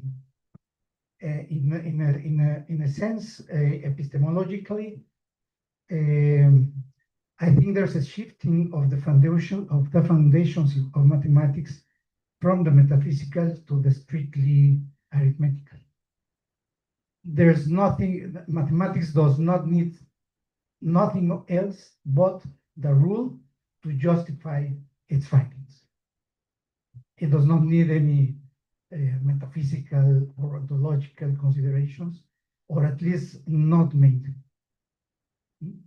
The other is the transformation of the philosophical concept of infinite in an object of mathematics, mathematical object, which can be put in the relations of proportionality, or even more, it can be summed, multiplied, etc., etc. It's that what I want to sustain. Having said that,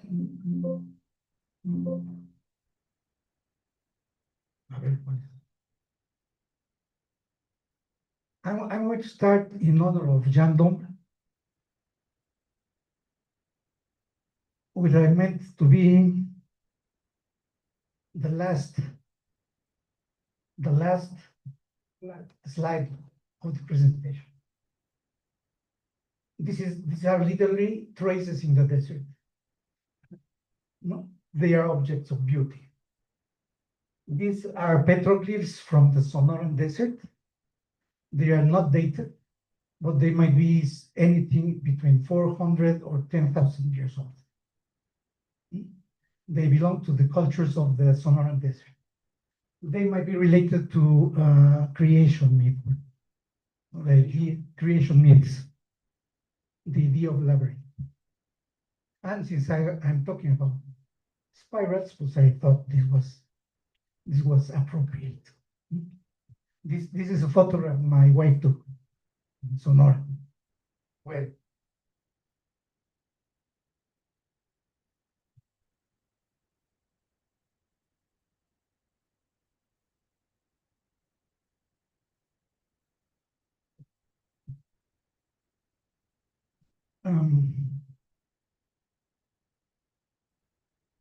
the sixth, well, now I'm changing to la proposición 6 del texto de Wallis. Ahorita me regreso a qué es lo que, a cómo llega esta proposición. Dice que dice la línea espiral MA trazada por una revolución es igual a la mitad de la circunferencia del primer círculo AA, y da una razón. Pero ahí lo que está proponiendo en realidad es una medida para la espiral, ¿no? Genera una espiral, en teoría podría ser una espiral arquimediana, y ofrece una medida para lo mismo, y dice, pues esta mide la mitad del círculo, ¿no? Entonces, ahí ahora lo interesante aquí es cómo llega a esa conclusión. Adelanto que hay por lo menos dos instancias que desmienten la afirmación de Wallis, ¿no? Pero entonces, déjenme regresar.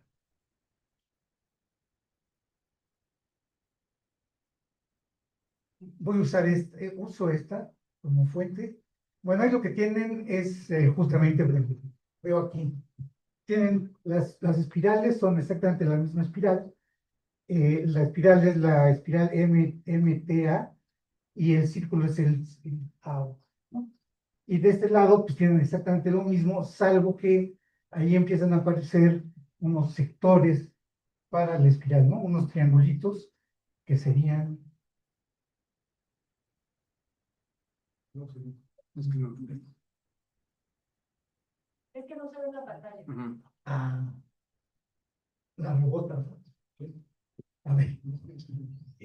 aquí aparecen unos triangulitos, unos sectores, ¿no? Esos sectores, esos son los que va a considerar. Y a ver si puedo,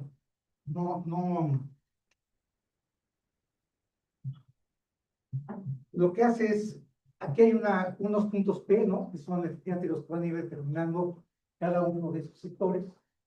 Y lo que va a hacer es, por decirlo así, pues refinar esa partición para tener, vamos a pensar qué pasa.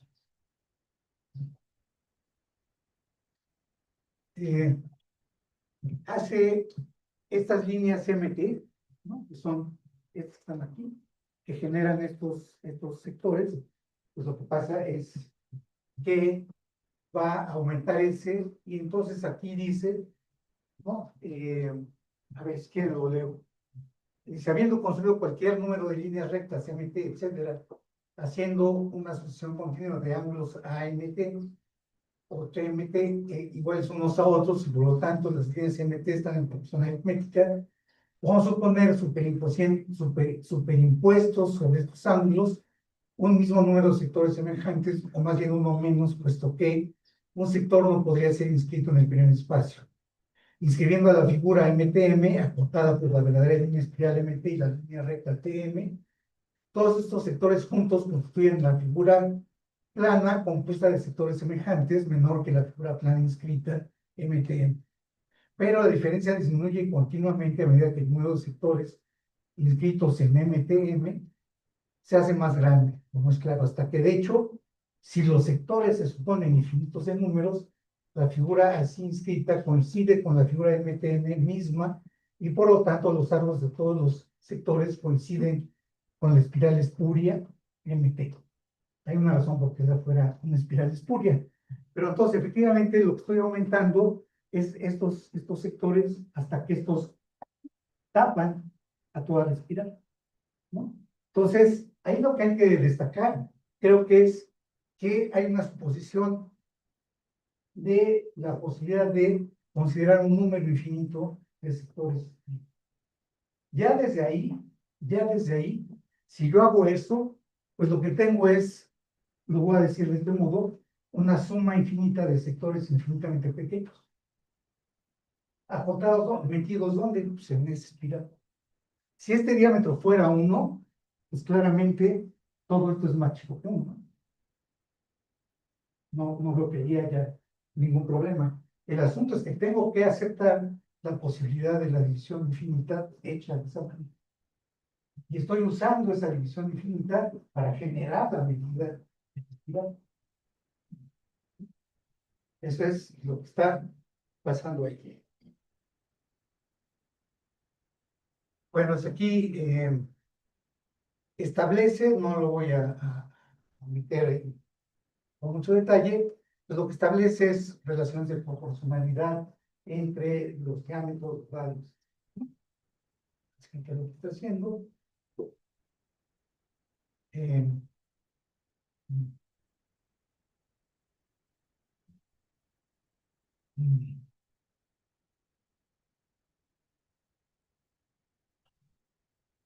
Aquí de nuevo, ¿no? Está estableciendo relaciones de proporcionalidad entre los sectores, ¿no? El arco terminal, etcétera, ¿no? Hay una relación de 1 a 2, eso se puede justificar, ¿no? Para llegar a la proporción 5, ¿no? Dice, de la misma manera, cualquier línea espiral MT, formada desde el centro de espirales al arco terminal correspondiente PT, como 1 a 2. Pues bueno, ahí lo que hace es establecer esta relación que va a sostener para el conjunto de todos los sectores. La proporción 6 dice, por lo tanto, nuestra línea espiral M está dada por una revolución es igual a la mitad de la circunferencia que tiene el círculo AA. Digamos, hay un constreñimiento del tiempo, entonces, meterse a los detalles llevaría un poco, ¿no? Pero en todo caso, de lo que se trata es justamente de ver que hay una técnica que considera unos infinitesimales como el elemento central que me permite decir cuál es la longitud de la espiral. Eso es, creo yo, el momento o uno de los momentos en los cuales uno puede ver cómo la idea de infinito se transforma, digamos, un concepto abstracto de infinito, se transforma en elementos que me permiten, en objetos realmente, objetos matemáticos que puedo poner en relaciones de proporcionalidad para lograr un resultado. Esto había sido propuesto por Cavalieri, pero aquí tienen un ejemplo muy interesante, bueno, de hecho yo creo que es fundacional casi, de esta transformación del concepto en un objeto de cierto tipo. Es esto que puede ponerse en relaciones de proporcionalidad. Más adelante, el texto da para mucho más, ¿no? El texto de Wallis. Eh,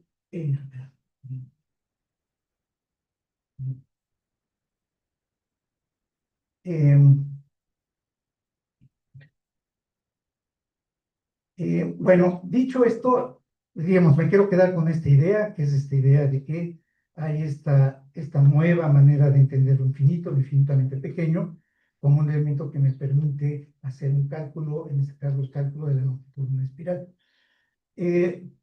Para entender o para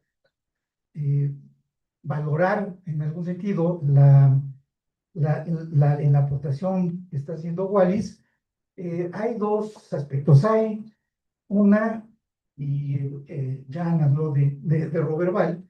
Robert Ball tiene en el libro de hidráulica del padre Marcel una solución o una aproximación a la medida de la espiral que está hecha con una metodología cinemática, con movimientos.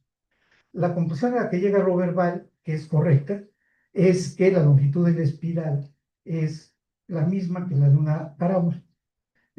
Ahí hay que hacerlo. Pero no solamente Robert Ball quien tiene aquí tienen, este es de Tonville, que es Pascal, ¿no? Que es un cálculo de la línea, de la igualdad entre las líneas espirales parabólicas. Si aquí tengo una medida de la espiral que hace coincidir a la espiral con la parábola. El asunto está, bueno, esta figura es muy, muy bonita. Da una serie de propiedades de la espiral, de propiedades de la parábola, y concluye con un teorema. Dice, si una parábola y una espiral son de las condiciones supuestas, digo que la línea parabólica es igual a la línea espiral. Ahora, ¿qué es lo que hay que destacar ahí? Lo que hay que destacar ahí es que ni la propuesta de Robert Ball ni la propuesta de Pascal hacen uso del infinitesimal. La propuesta de Pascal es muy notable, es un geómetra extraordinario.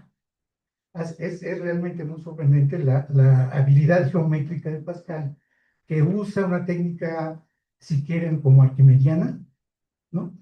De exhaustión, para probar lo que está probando. Entonces, cuando uno ve esta diferencia, bueno, pues es algo que resalta la idea que es totalmente novedosa de Wallis.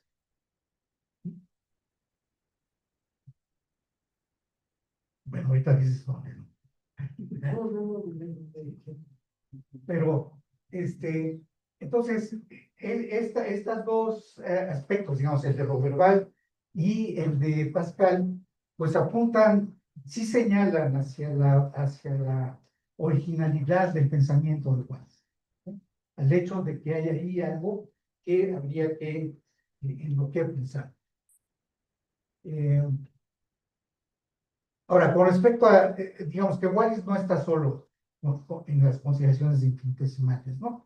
Del uso que puedo hacer de magnitudes infinitamente pequeños para la solución de problemas. Este es de nuevo Pascal y tiene el tratado de senos de un cuarto de círculo. Ahí lo que sucede es que Pascal lo que va a decir es que si yo tengo este cuarto de círculo, estos son los senos, ¿no? Estas ordenadas, puedo pensarlas como los senos, y lo que hago es que si tengo esta partición, lo que puedo hacer es pensar un poco la manera en la que se hace hoy en el cálculo, de tal manera que yo pueda, aquí no sé cómo abrandarlo, demostrar que es de lo que se trata esta proposición 1, ¿no? Que dice que la suma de los senos de un arco cualquiera que un cuarto círculo es igual a la porción de la base comprendida entre los senos extremos multiplicados por el rayo. Entonces, eso quiere decir que el área está hecha de los senos que están pensados no como indivisibles, sino como infinitesimales, para hablar de este. Eso es todo lo que dice, ¿no? Pero esa idea de suma de infinitesimales es ya algo que apunta a la idea de que se trata de objetos y no de conceptos. Lo infinitamente pequeño es un objeto. Lo puedo sumar y en este caso lo sumo. Esto apunta a una cuadratura, aunque no dice nunca explícitamente que se trate de una cuadratura. Ahora, a mí lo que me interesaba era no solo hablar de esto,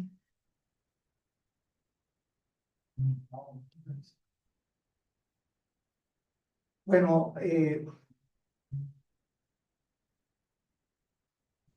hay una respuesta,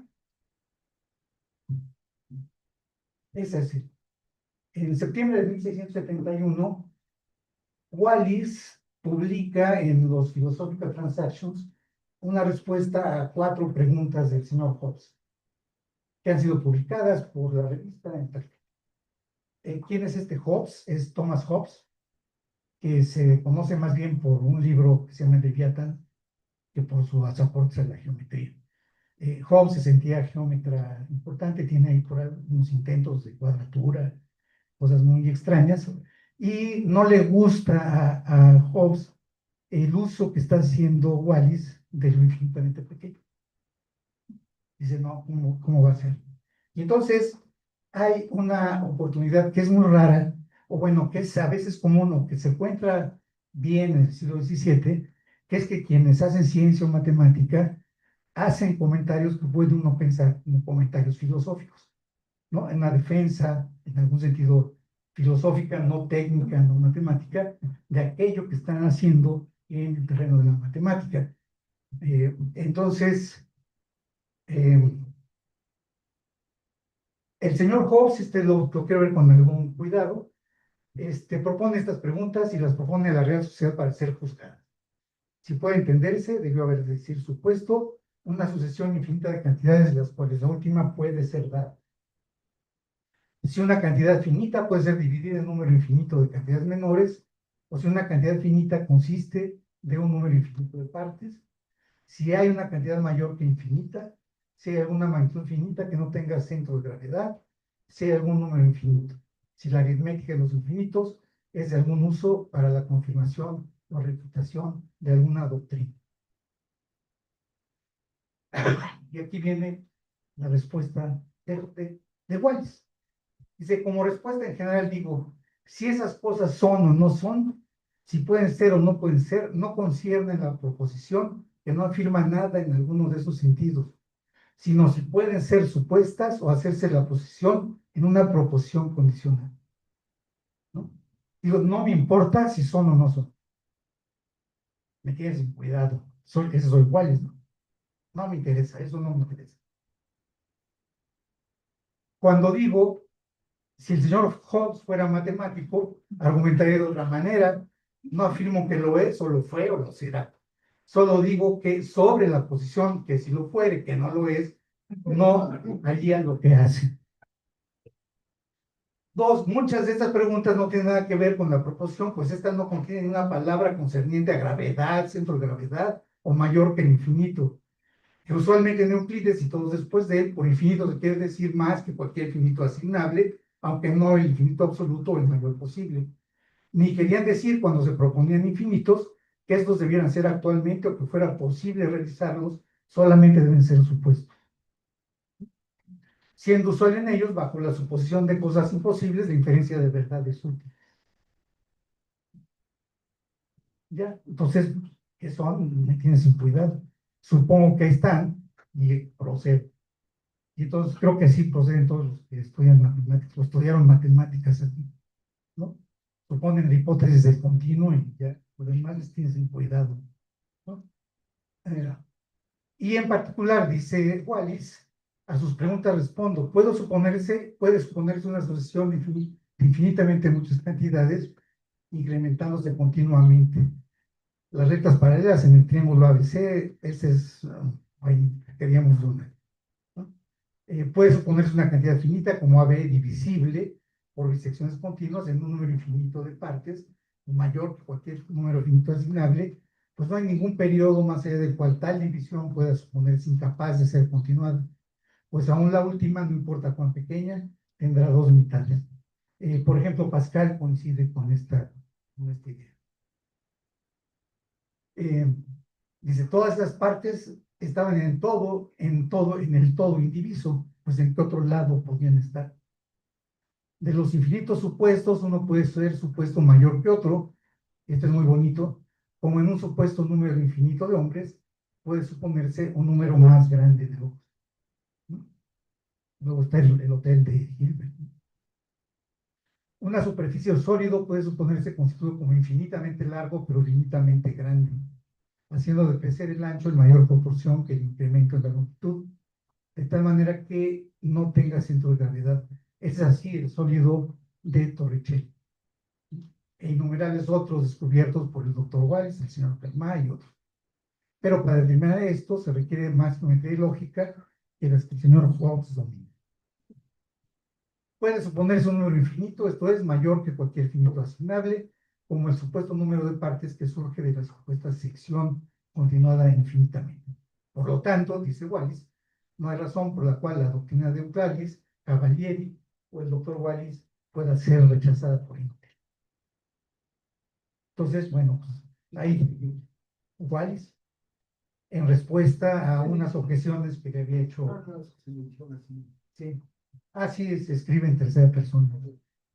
Hugo Sánchez hablaba en tercera persona.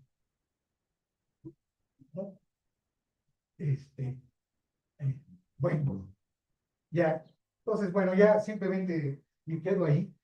Y lo que yo diría es justamente, quizá aquí estoy apuntando a sostener o a proponer estas dos tesis, ¿no? Una transformación de la noción abstracta de infinito que puede ser tomada, que sé yo, de Aristóteles o de la filosofía clásica, en un objeto, ¿no?, que involucra un infinito que se vuelve no solamente actualmente existente, sino en un objeto que puede ser puesto en relaciones de proporcionalidad. Más adelante, y eso es lo que va a hacer, por ejemplo, genialmente Newton, pues hablar de series infinitas, ¿no? Ya Wallis propone lo que llamaríamos nosotros hoy una serie convergente, ¿no? Que suena un poco raro si uno piensa que tengo un número infinito de sumandos que tiene un valor finito, ¿no?, determinado de alguna manera. Y la otra es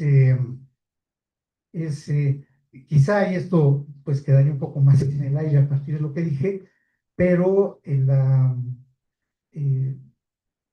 esta idea de fundamentos en donde no necesito de un fundamento pensado, metafísico, digamos, no me preocupa cuál es la naturaleza del objeto, sino cómo uso ese objeto.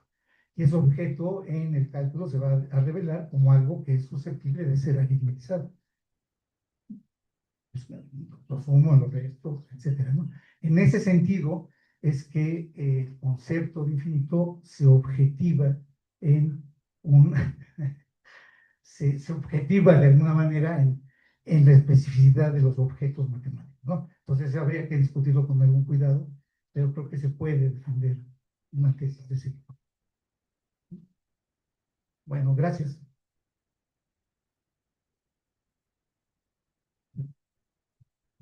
Is there objections? No, questions? Sorry. Thank you. Ready. This quarrel between Hobbes and Wallis is quite well known, and there are human, well, as you know, Hobbes was an atheist, and as you know also, Wallis was an important Anglican, so this is part of the quarrel too. But except here, you see, when he compares the length of the parabola and the length of an arc of the of the spiral, but it doesn't give a value. What is the length? Do you know by heart? What is the value of the length on an arc of parable? So this is a good example where you invent a method in order to compare two things which you cannot compute. I think, and this and it is interesting to see that with what you said, what is the object? You said it is about infinity. I completely agree, except that neither Wallis nor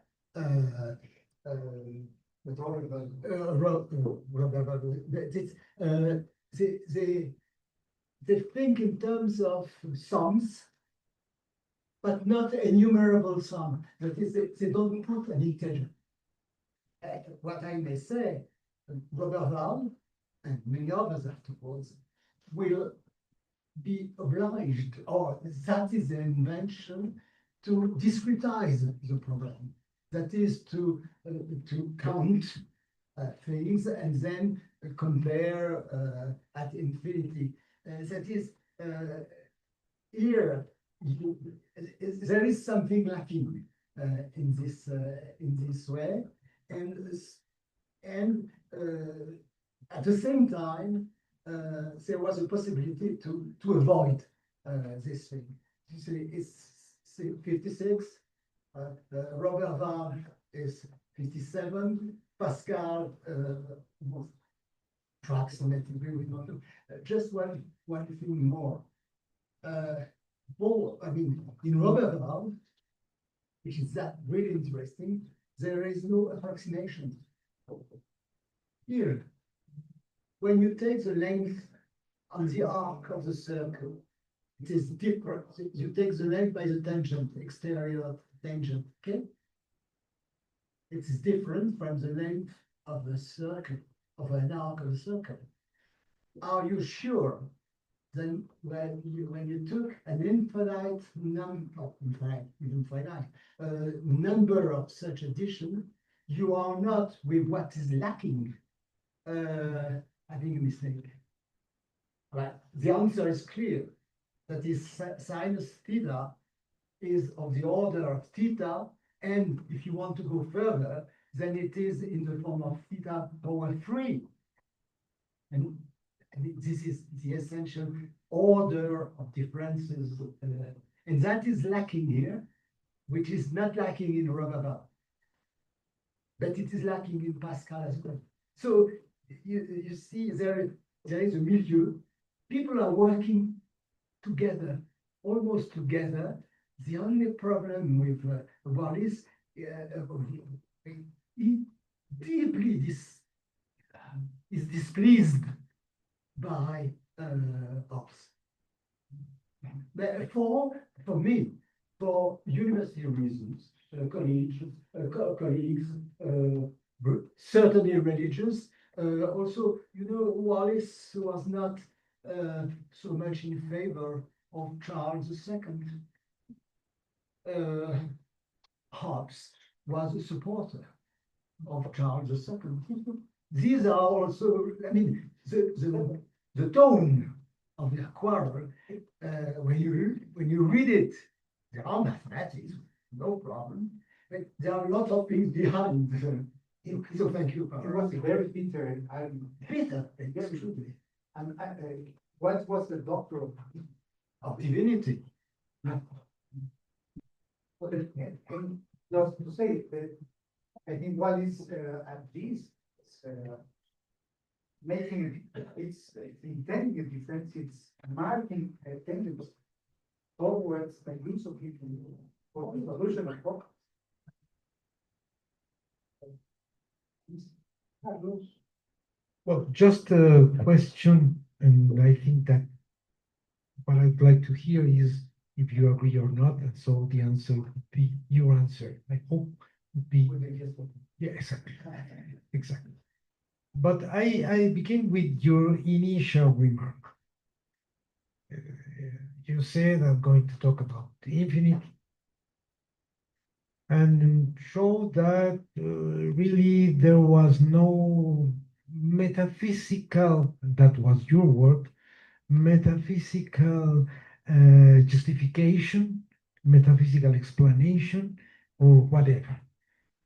It is only a mean of defining, calculating. I put the word calculating because we've heard a lot about what we can calculate and what's the difference between proving existence and calculating has been discussed. But anyway, really a question came into my mind after hearing you, and while I was hearing Jean before. We know a lot of quarrels among mathematicians, and they are sometimes quite rude among them. For example, the quarrel between Jacques and Jean Bernoulli. Everybody knows, and the tone of the letters are given. Well, my brother doesn't understand anything about what we are discussing. Okay, it doesn't. In fact, I think everybody knows, maybe hopes not, does not, but leave hopes apart. Everybody knows that from the mathematical point of view, they all know what they were talking about. So, and the fact is that what we hear from some historians of science, worst case scenario when this history is inspired in some philosophical, trying to justify precisely the lack of a metaphysical understanding of the problem. Maybe within metaphysics, there is the problem of the infinite poses a problem. But I am not sure that the problem of the infinite was really a real problem. One thing is to say there is no infinite in Euclidean geometry. Although we've discussed yesterday and today more in the morning session, there's a very interesting discussions concerning the irrationality, incommensurability, allogon, etc. Which is, but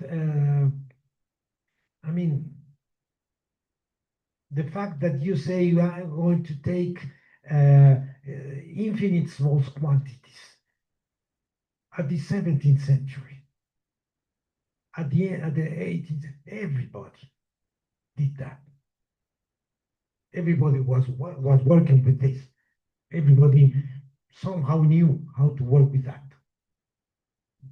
I mean, nobody was, as far as I know, nobody was really concerned because of the lacking of some kind of metaphysical justification. I think. But do you think that really the cat was where about? I don't know. Well, I know from where you are asking, but then I will say only this. At the beginning of the 18th century, there was a very strong debate on the possibility of accepting in mathematics the infinite sum. The infinite sum. Mancosu has an extraordinary book on that. On that debate, it was fostered. More than that, I think that the debate was around not only that, but if we can accept these infinitely small quantities as objects to be used in the solution of problems in mathematics. I think that's I think that might be discussed, but I think that I could defend that position. Just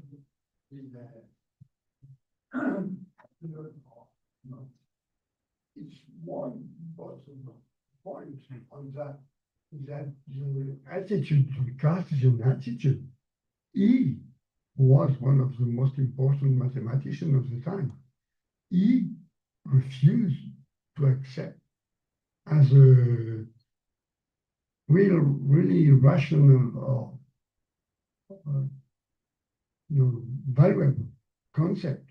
All these things, indivisibles, small quantities, etc., etc. He did some work with that, but for him it was not, I would say, correct geometry, correct mathematics. Not that it's very important on my point of view. And he's alone, quasi alone, to do that. No?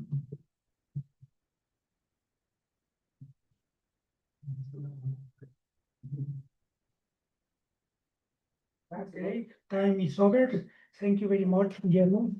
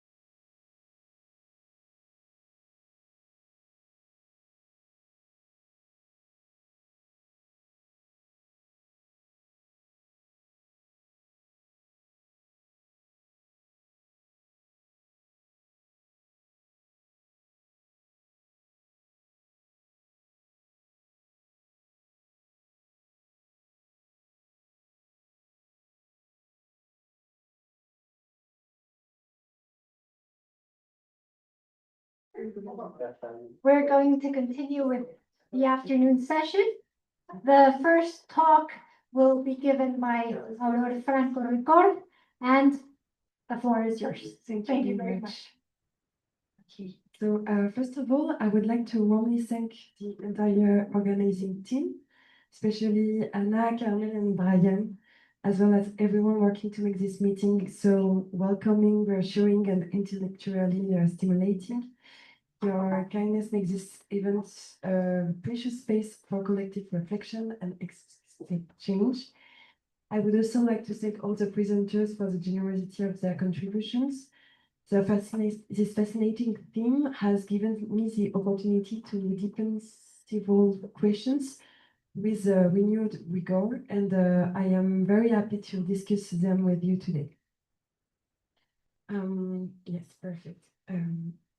I will propose a somewhat different kind of presentation insofar as this will not be a specific study of the evolution of a particular scientific concept or scientific model, but rather a reflection on more general theory of the evolution of concepts. My initial training is interdisciplinary, and my doctoral research lies at the intersection of the political epistemology of biology, evolution, and the anthropology of knowledge. And this position led me to question not only the production of scientific knowledge, but also the cultural, symbolic, and imaginative forms that makes such knowledge possible. So my hypothesis today is that the work of Hélène Metzger allows us today to reopen a particularly fruitful theoretical path for thinking about the history of science as a history of forms of thought. That is, as a history of the imaginative, analogical, and affective structures underlying scientific rationality. So the ambition to produce a total history of knowledge grounded in an understanding of the human mind emerged during the interwar period in France. So at this place, the history of science developed rapidly both at the Sorbonne and within in the Centre de Synthèse. The objective was no longer simply to recount the particular history of scientific disciplines, but to construct a general history of science capable of eliminating the capacities and limits of human rationality. For thinkers such as Henri Baird, Abel Rey, and Alexandre Poiré, the history of science became a privileged tool for understanding forms of human rationality itself. Historiographical reflection acquired a new importance. Writing the history of science also meant transforming the way knowledge was conceived.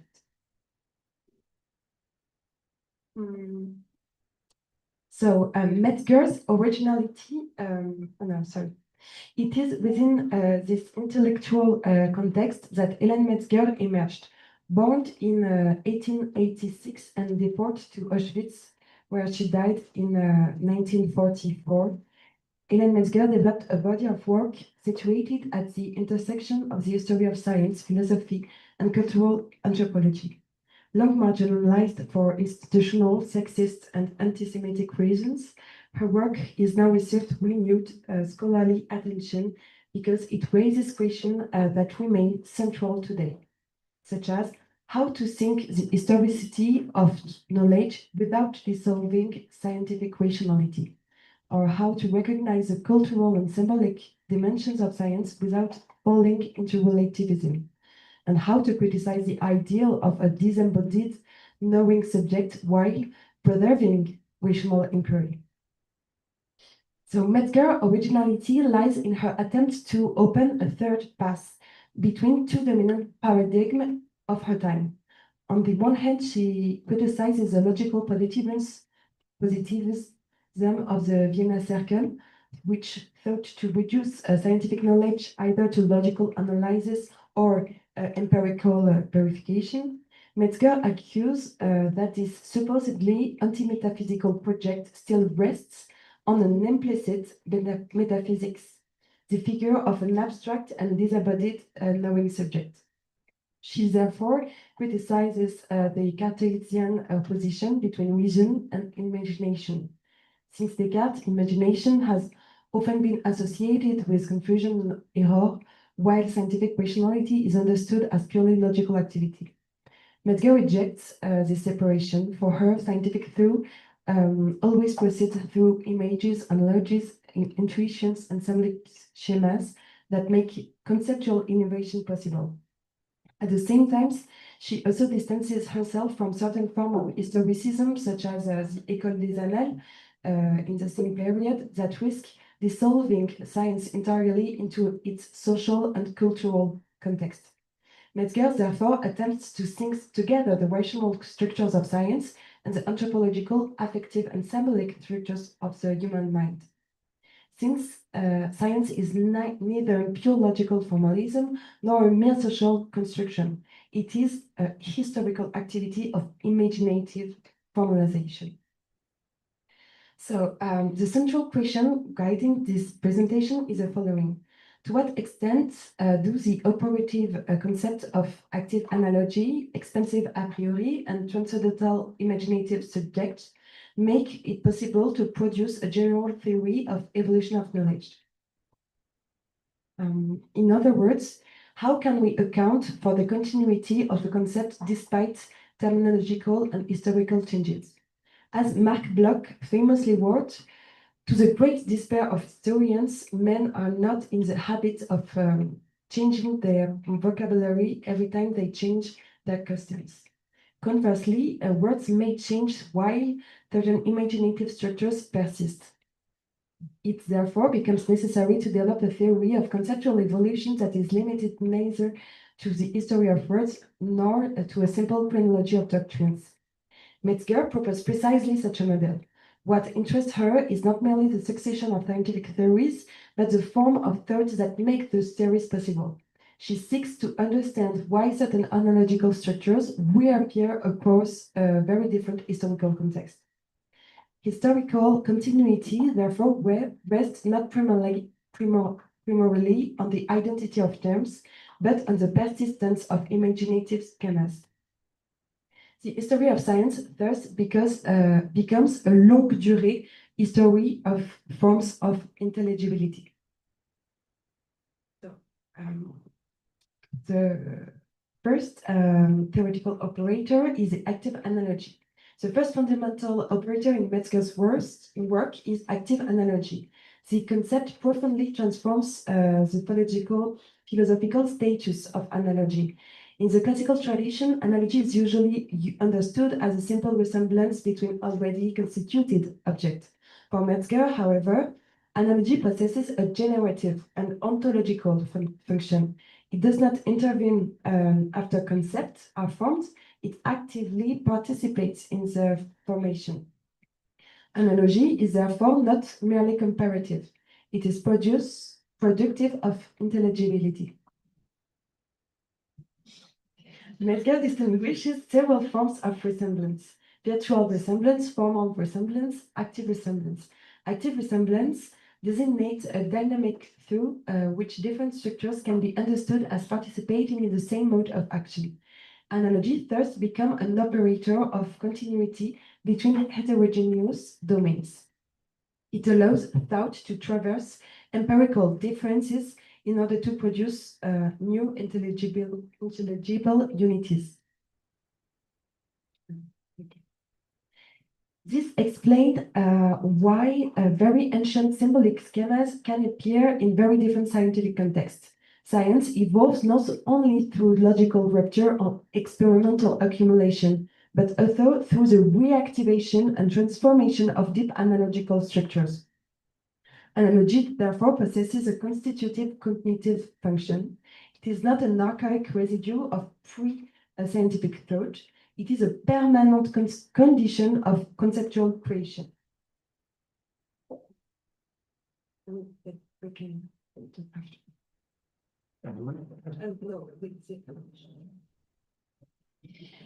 This theory of analogy led Metzger to formulate the hypothesis of a mythopoietic ground of thought. This point is essential and often misunderstood. The mythopoietic does not designate an irrationalism opposed to science. Rather, it designates a preconceptual level of symbolic organization of reality.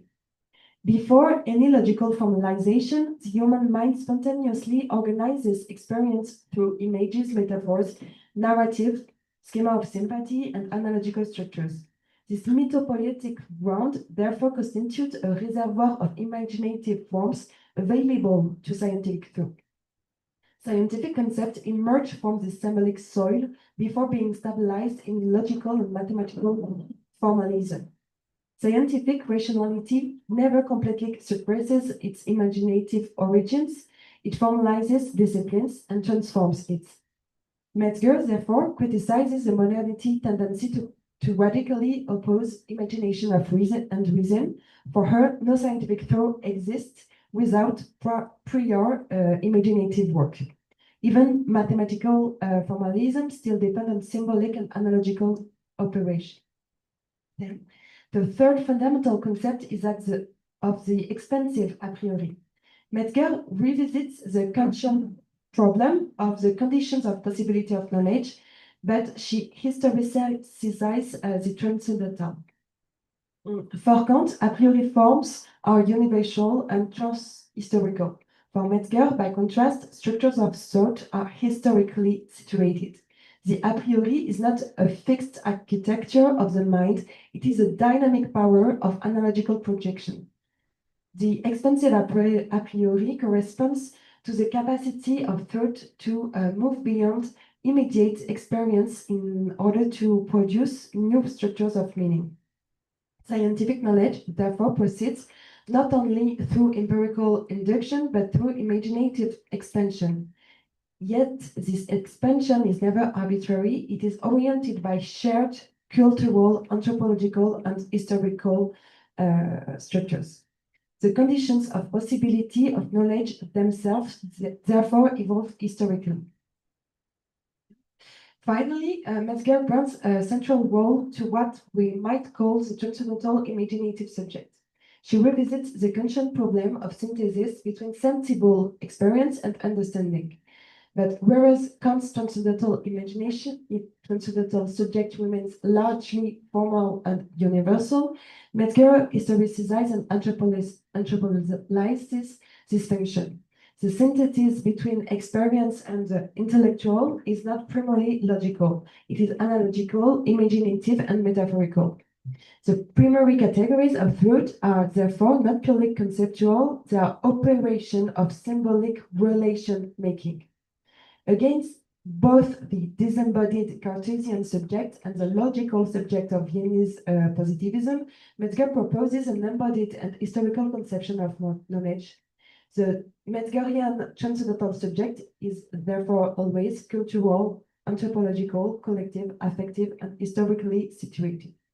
The philosophy of science thus becomes a historical anthropology of symbolic practice. Okay. You can skip it. Okay. So, applications, a little bit of examples because it's really theoretical.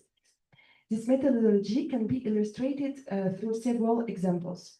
Metzger interprets Newtonian attraction at a distance as the reactivation of a much older analogical structures.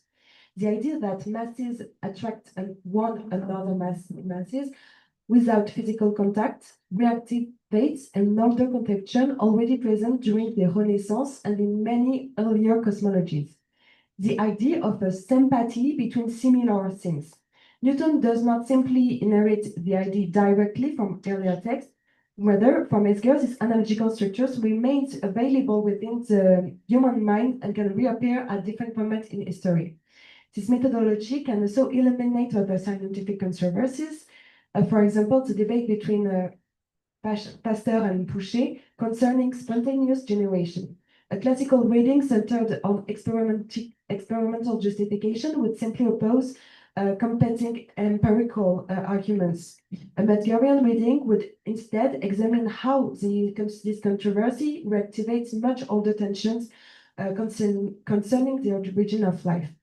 One would then see the return of the oceans oppositions between vitalism and materialism already present in first cosmogonies, in the opposition between Democritian materialism and Platonic idealism, or even the Egyptian biogonies concerning the appearance of the first god named Ptah.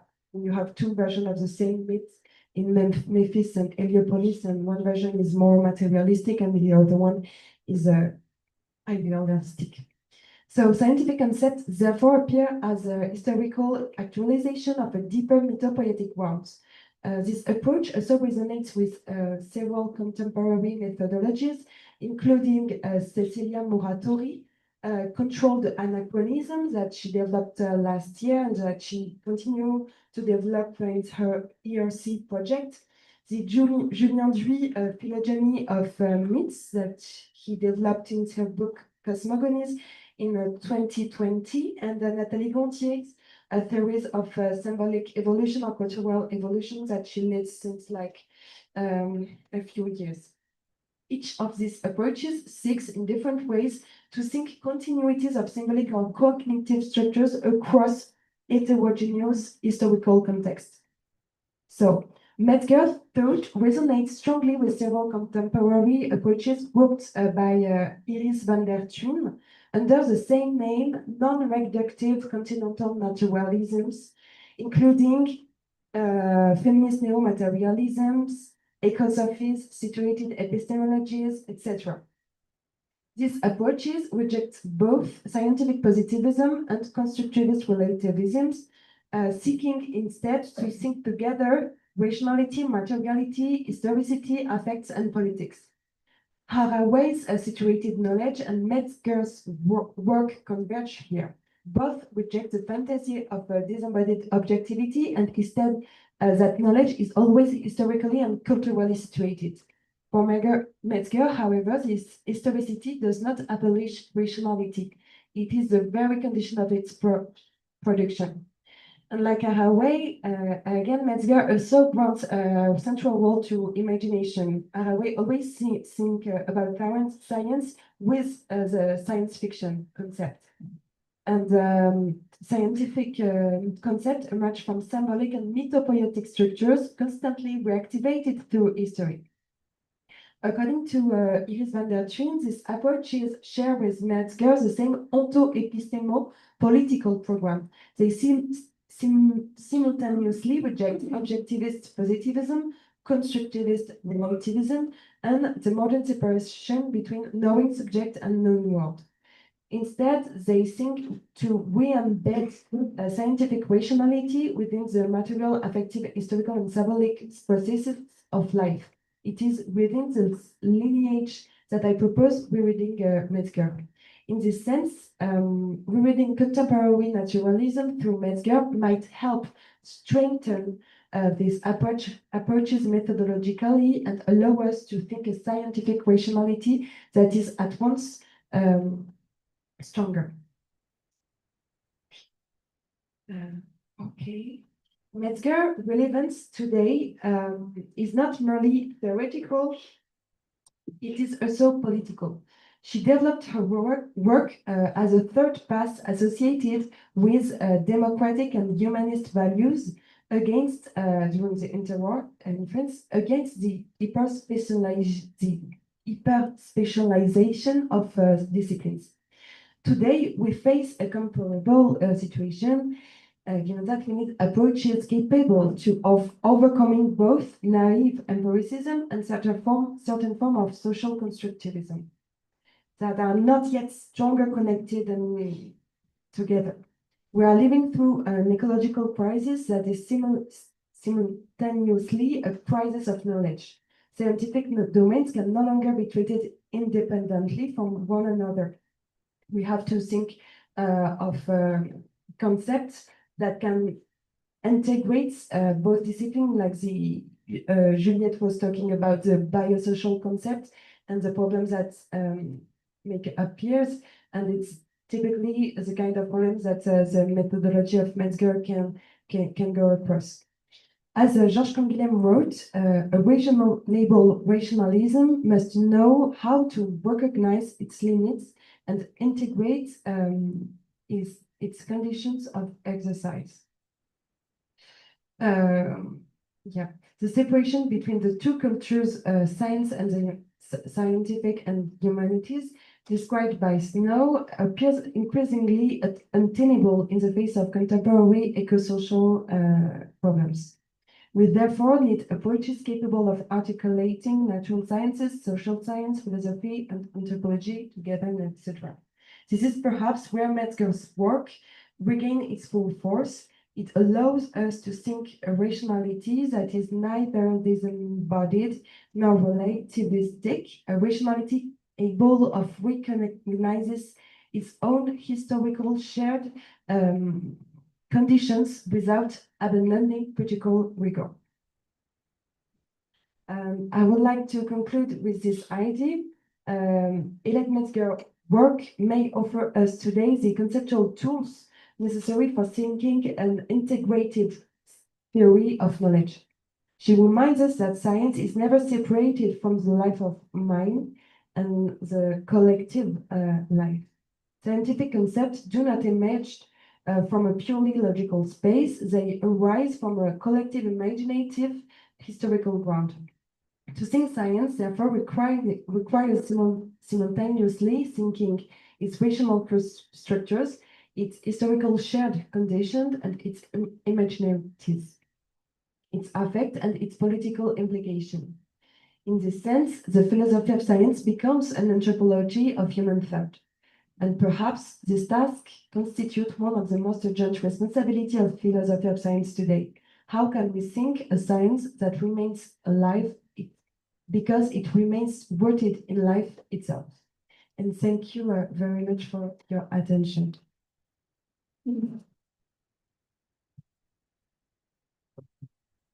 Thank you very much, Aurore.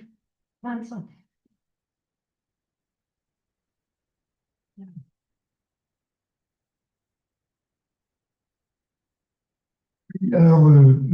Yes, first, thanks very much for your presentation, which is important, very interesting and very important, I think. I would have a lot of argument, question, discussion, because it's very rich, and thank you very much. But maybe one point, it's about the Cartesian disembodied subject. I know quite well Descartes, but not enough, because I don't know a disembodied Cartesian subject. You know, the definition of a human being in Descartes, the definition, what is a human being? Union of thinking and body. This is the union of the both.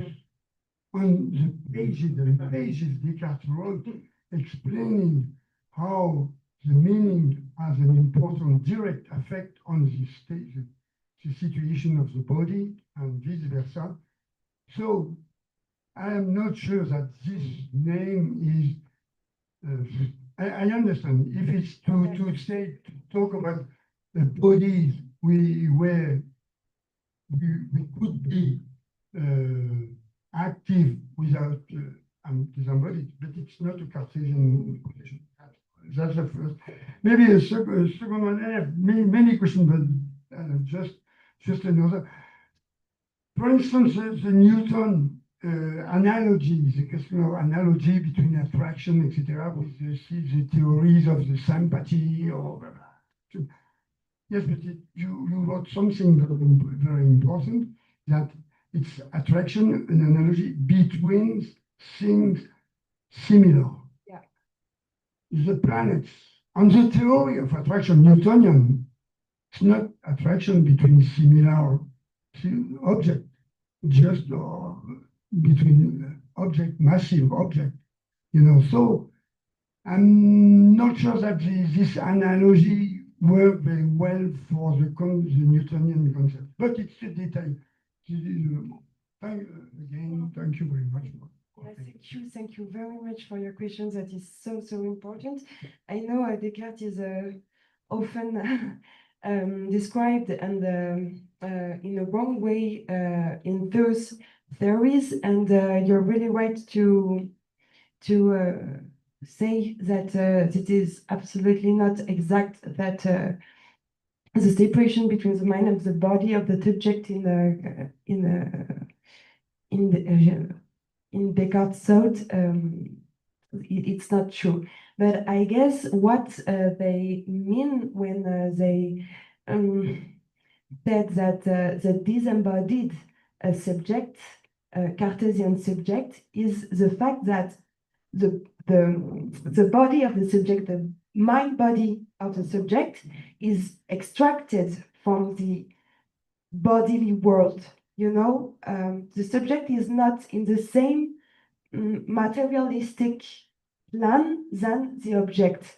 And you have like an extraction of the subject by this amazing union between mind body, that is a human exceptionalism in Descartes' thought, that make possible the operation of objectivation that is a really specific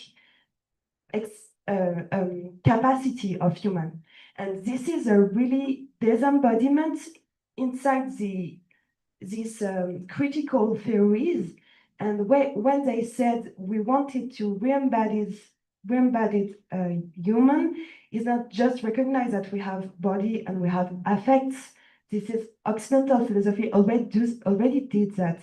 Nobody says we don't have affects, but just saying our affect and our body is really linked and in the same condition, the same bodily condition of the other matter, and the same condition of my objects. And I guess that's a distinction, and I guess it's important to make. And the second one, your second question is also really interesting, and of course the operation of recognize the active analogy is not a precise and exact operation, and that's not the goal of this operation of recognition of structures. What is interesting is to reveal that you have a movement. She distinguished like a several form of resemblance or dissemblance. And on the resemblance, you have the similarity of substance, the similarity of properties, and the similarity of function. And it relies to Aristotle characterization. But I guess what is not so absurd when she analyzes the Newton theory of attraction of mass is the fact that physicians will see the world as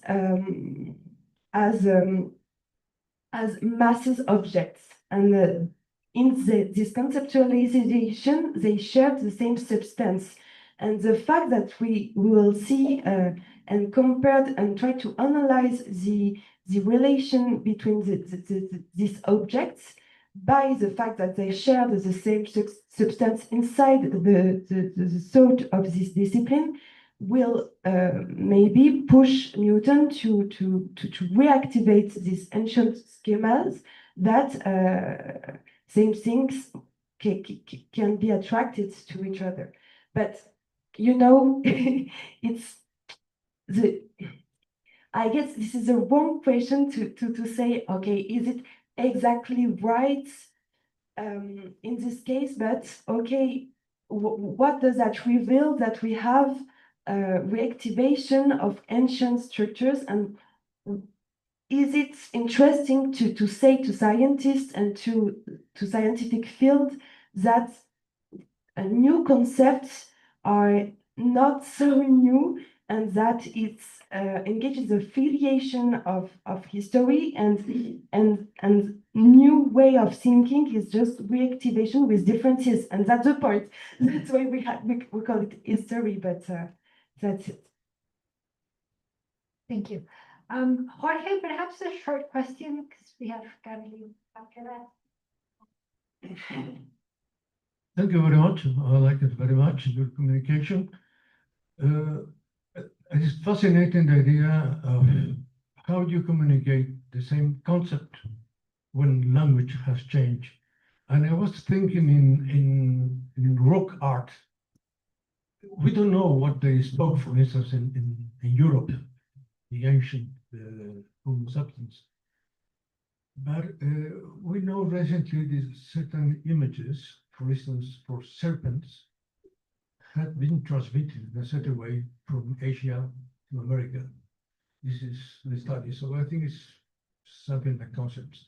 And the other thing, we don't have very much time, but I don't know what Metzer meant by feminine epistemology, because I think there is feminist epistemology. She's not talking about feminist anthropology, Epistemology. epistemology. It was written.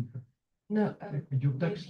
maybe it's not well, So well written. if there is No, it's like Iris van der Thun, who is a contemporary thinkers who make the link and between Metzger and contemporary feminist epistemology with all the theory of situated knowledges, and she, in an anachronistic ways, interprets Metzger as a precursor of this thought.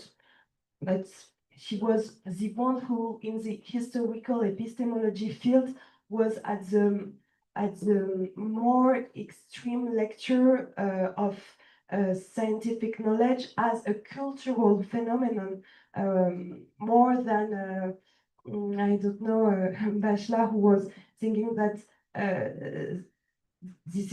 that was more really specific phenomenon that differs that from other social or cultural phenomenon.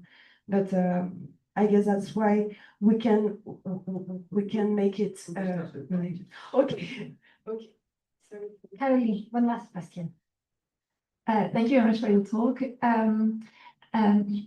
You said that Metzger did the difference between the context of justification and context of production. And I have a feeling that is more subtle than the classical differences between the context of discovery and the context of justification. But is there a difference between the context of justification and context of production in Metzger thoughts? Yeah, because actually Metzger will not, but this distinction is not used by Metzger, but it's used by Mario Castellano, who made the new edition of Metzger that participate to the illumination of her thought. And actually, it's not, I guess, the difference between the context of production and the context of discoveries is like the conception of discovery. And I guess Metzger will consider that we actually create things, but we are not discovering things in the sense of we can just think about discovery like, oh my God, it's a really new thing. It's created, it's new, but it appears by context of productions that mobilizes shared historical and cultural structures. And I guess she will say creation by rediscoveries of structures or rediscoveries of analogical or operation. And I guess that's interesting. Yeah. Well, thank you very much, Laura.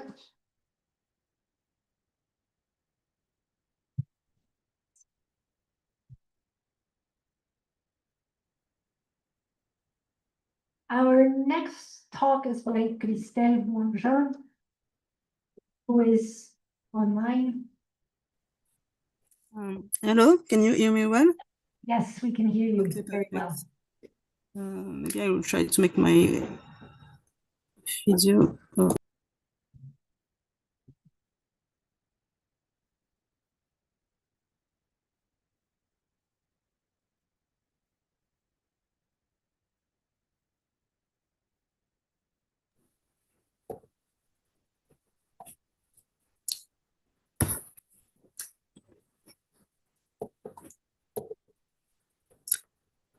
Hello everyone, and thank you very much for the opportunity to attend this seminar remotely and to give this talk today. So before I begin, let me briefly introduce myself. I'm Christelle Monjean, and I'm currently a PhD student at Paris 1. I work on virus classification and more broadly on how it fits within biological classification given the specific constraints associated with the nature of viruses. And in this context, I became interested in the concept of species. It's often considered the fundamental unit of evolution and biological classification. And as such, its definition has been widely debated in both biology and philosophy. It's not an outline, sorry. By contrast, the concept of genus has received much less attention, even though it's widely used in biological nomenclature. It's the formal system used to give scientific name to organisms. So while the species concept has been widely discussed and theorized, the genus often appears as an empirically given or taken for granted category, and thus not needing much theoretical elaboration. As a result, there have been relatively few attempts to define it rigorously, and one of the more recent and few proposals is the one made by Dubois in 1988. It tries to define the genus as the largest clade composed of species capable of producing viable hybrids, whether fertile or not. However, despite this lack of theoretical attention, the genus still occupies a central place in nomenclature, because it's simply impossible to name a species without referring to a genus. For example, we talk about Homo sapiens, and Homo is the name of the genus. So this leads to a key question, why do we continue to rely on a concept that remains so poorly defined? And this question, I think, it becomes even more interesting in the context of biology, where the use of the genus it has only recently been made mandatory through the adoption of the binomial nomenclature in a field that initially developed outside classical taxonomic frameworks. So the aim of this talk is to explore this tension between, on one side, the conceptual fragility of the genus, and on the other side, its persistence as an indispensable tool in scientific practice. And I think that to understand this situation, it's useful to briefly go back to the origins of the genus in biology. It goes back to the logical framework inherited from Aristotle that we can also find in medieval scholasticism. So genera and species, they were not understood as biological entities. They were tools for definition and knowledge. The classificatory method known as per genus and difference, it allows the definition of an object by first placing it in the broad category, the genus, and then identifying the characteristic that distinguish it from other members of the categories. So if, for example, the man is an animal that is rational. So animal is its genus, and the differences is that it's rational. So this classical and logical framework, it became gradually insufficient during the Renaissance because European naturalists were confronted with a massive increase in biological knowledge linked to exploration and the description of new organisms. And this growing diversity made it necessary to develop more coherent and stable systems for organizing biodiversity. And in this context, the genus progressively acquired a biological meaning. It starts from the 16th century onwards with naturalists like Gesner and Colonna. They started to distinguish genera and species of plants, based on their flowers, on their seed, and on their fruits. Adamson, which is a botanist, he considered that genera, it's an invention of the modern. So it's an invention of the Renaissance period. So with the work of Gesner and Colonna, botanists started to try to define try to define genera, but their grouping were largely empirical. They lacked stable rules of delimitation, and that led to variation between author and results in taxonomic and nomenclature instability. And so the situation progressively led naturalists like Linnaeus to search for classificatory principles that could reflect what he considered the natural affinities between organisms and thereby produce more stable classification. But Linnaeus couldn't do so with a purely dichotomous method of logical division. This kind of method relied on selecting isolated characters to produce successive division, and that often results in artificial classification. He gives the example of Utica, the nettles, the ortie, and he said that if we took sex as a classificatory criterion, then this genus could be split because you can find individuals that have either both sex on the same individual or sorry, let me start again. So in this genus, you can find species in which male and female flowers are found on the same individuals or separate individuals. So Linnaeus, for him,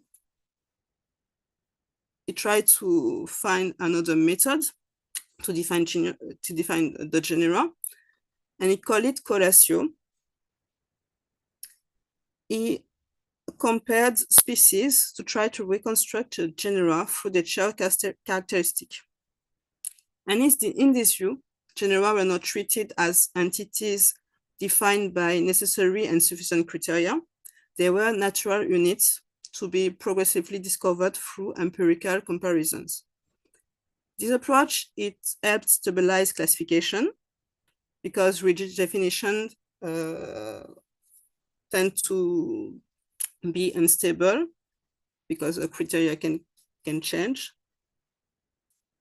And this method, it was conceived by Linnaeus as an open scientific project that could be refined through the accumulation of observation made by different naturalists. And in this context, nomenclature became essential to Linnaeus' projects. Oh, wait.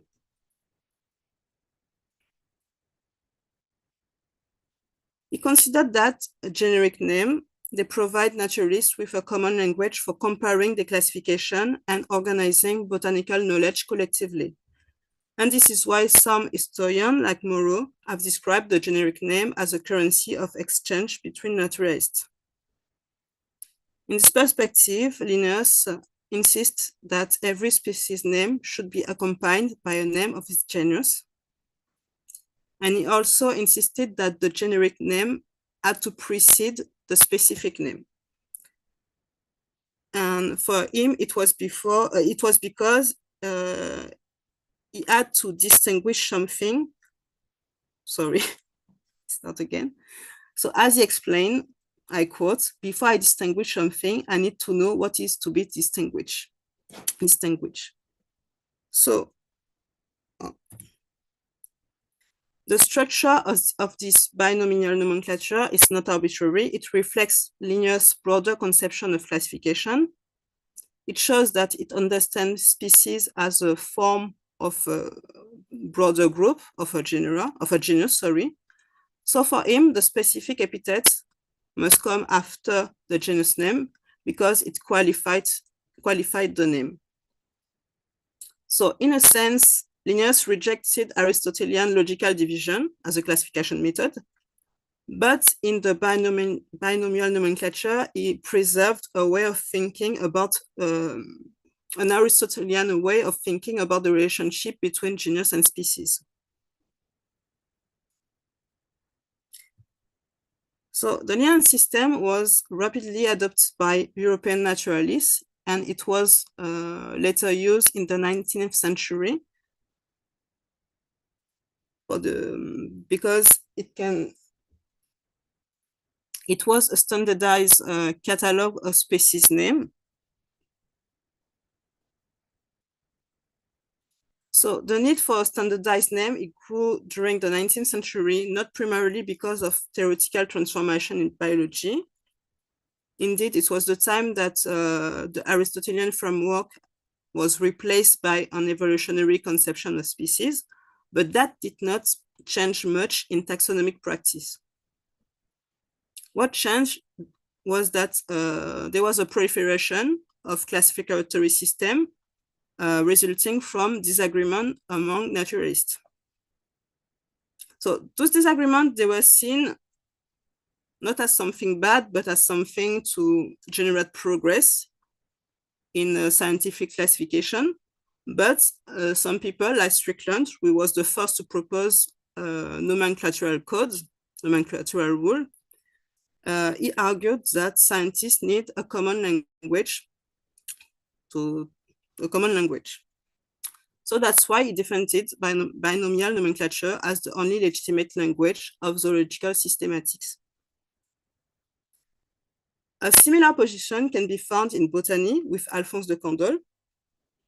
So although de Candolle expressed reservation about using binomial nomenclature, because he argued that it was subject to change in response to scientific knowledge, to conceptual framework, and to individual authors, he nevertheless defended its use as a practical tool for harmonizing botanical and zoological nomenclature.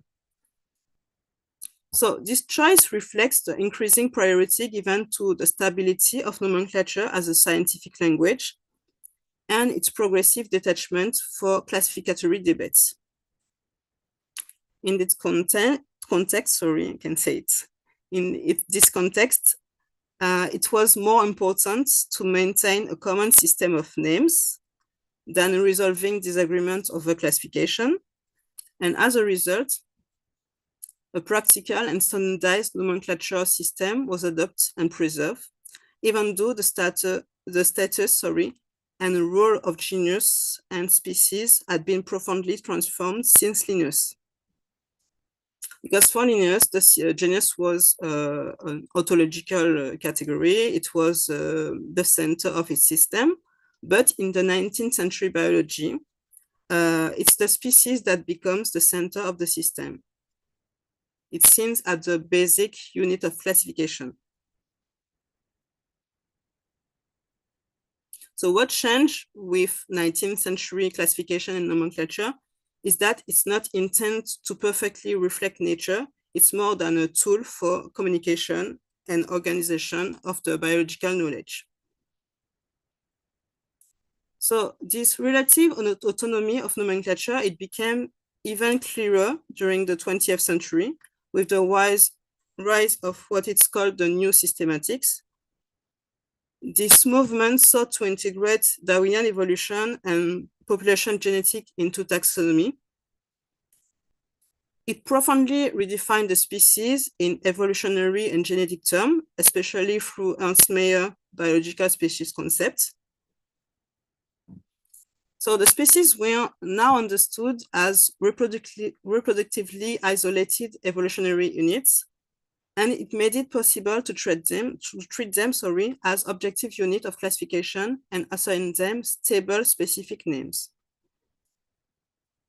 In this movement, question of nomenclature, they were secondary. So basically, they just took the name that Linnaeus had been given to species without thinking of it more. So the binomial nomenclature, it remained fully in use at this time because it continued to provide a practical way of naming species. And the new systematic, it focused primarily on population and speciation.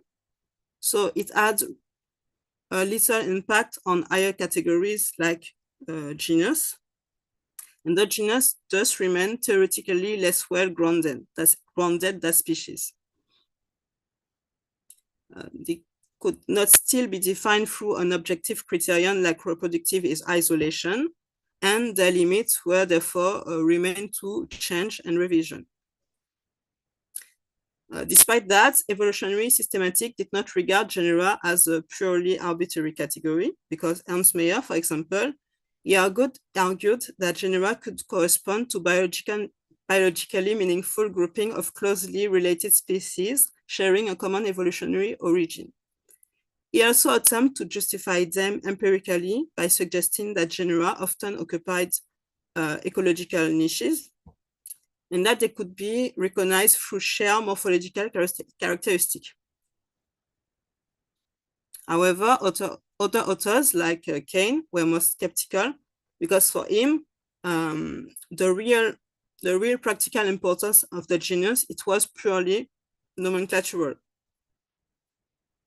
Nevertheless, genera continued to play an important organizational role by grouping species with shared characteristics, and that facilitates classification, communication, and information retrieval. But in this respect, genera were not fundamentally different from other higher categories like family or order, except for the fact that they were still incorporated into the species name. So this privileged nomenclatural status, it became increasingly difficult to justify, as the theoretical foundation of the genus remained unstable, and this tension became particularly visible with the rise of the cladistic in 1960.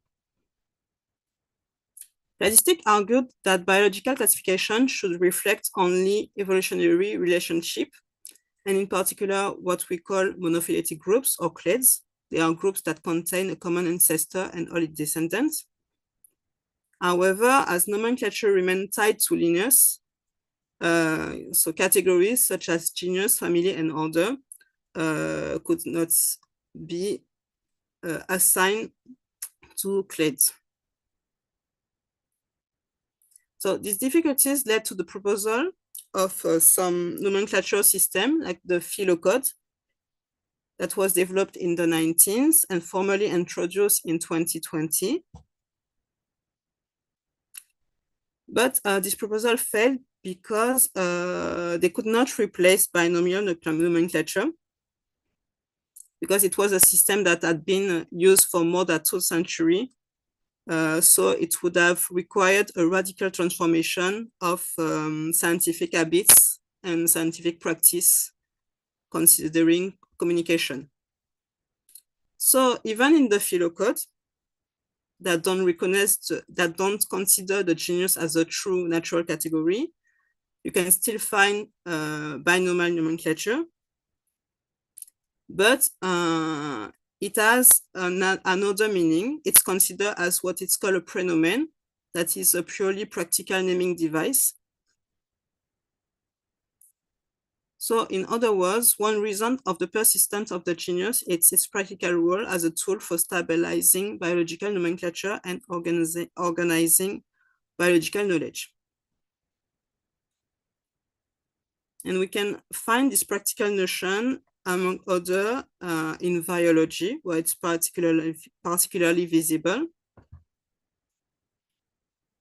And what's interesting is that the genus status has been formally accepted quite recently in this discipline in 2021. And before that, virus species name did not follow a stable binomial nomenclature.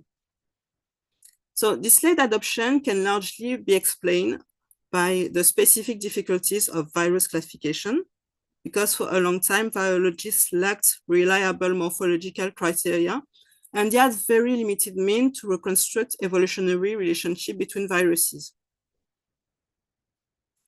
The early classification systems in biology relied on external criteria like host infection, like disease, and they didn't take in account intrinsic biologic properties.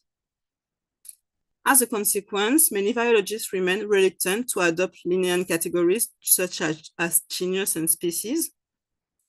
The institution responsible for virus taxonomy tried to encourage their use by presenting them as purely practical category without any phylogenetic implication. Oh, sorry, I didn't even went through my slides.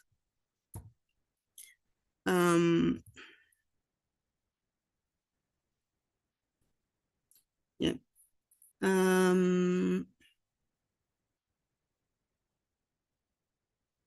So yeah, for example, you have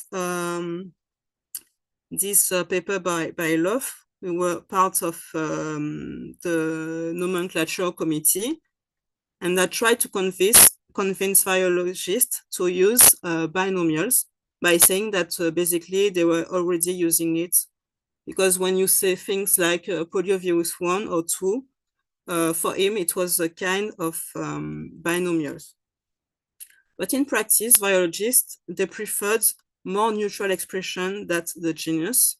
They was using, for example, virus groups, even though they were already informally using generic names to refer to set of virusing shares similar properties.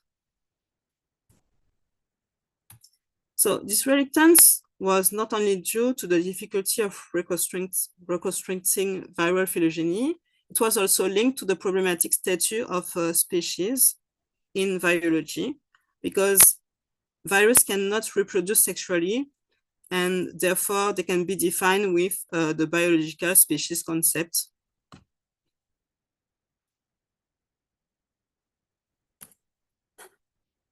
With molecular biology and genome sequencing, however, everything changed, because this new technology made it possible to stabilize viral genera.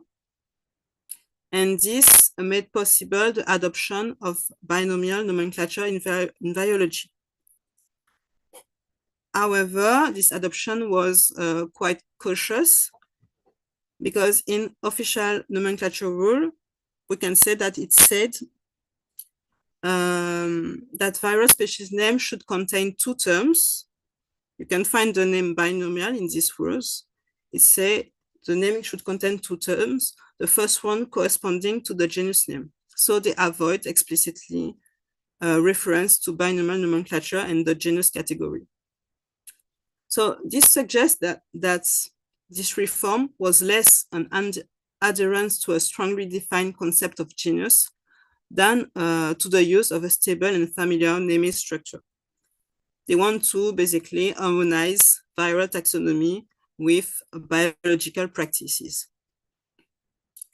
Yet, I think that the fact that the reform only became fully acceptable once molecular method made it possible to define viral genera through coherent phylogenetic relationship shows that the use of the genus in biology, it reflects practical concern of harmonization, but it also reflects the search for empirically justified classification.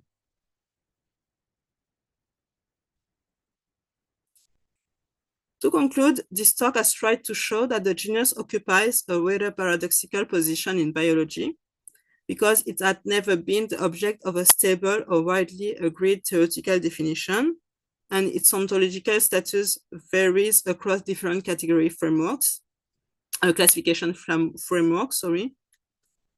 And yet, despite this conceptual instability, it has remained a central component of biological nomenclature and scientific communication. Across its history, the genus has been repeatedly reinterpreted. It was considered as a natural unit, as a natural grouping of similar species, as a phylogenetic unit, or as a more pragmatic way of organizing biological diversity and stabilizing naming practice. The persistence of the genus therefore reflects less the stability of a single definition than its capacity to remain both empirically adaptable and practically useful across changing biological frameworks.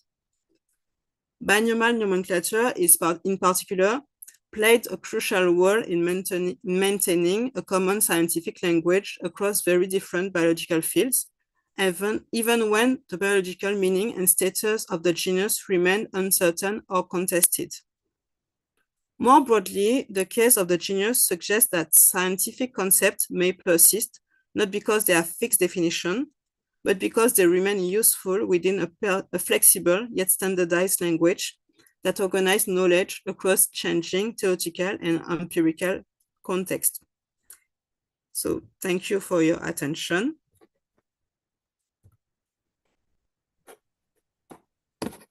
Thank you very much, Christelle. Questions? You have a couple of minutes. Vincent.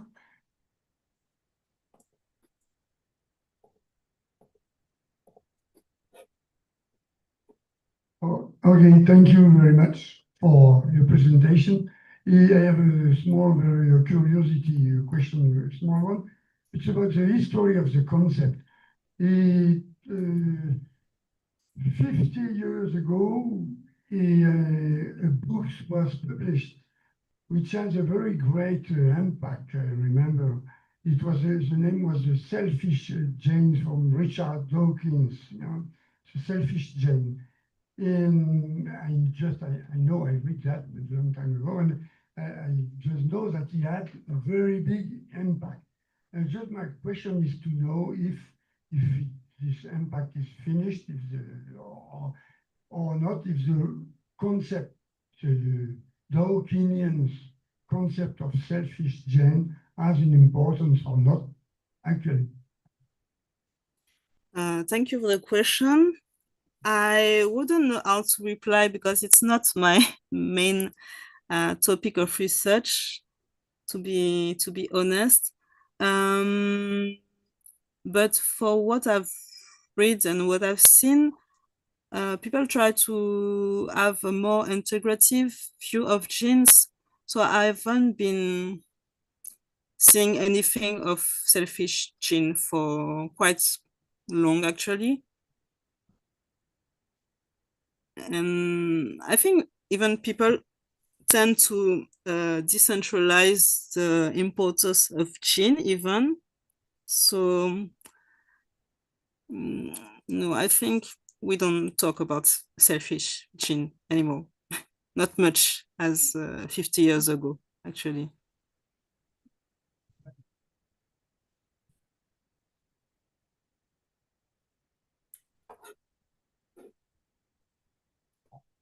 Caroline.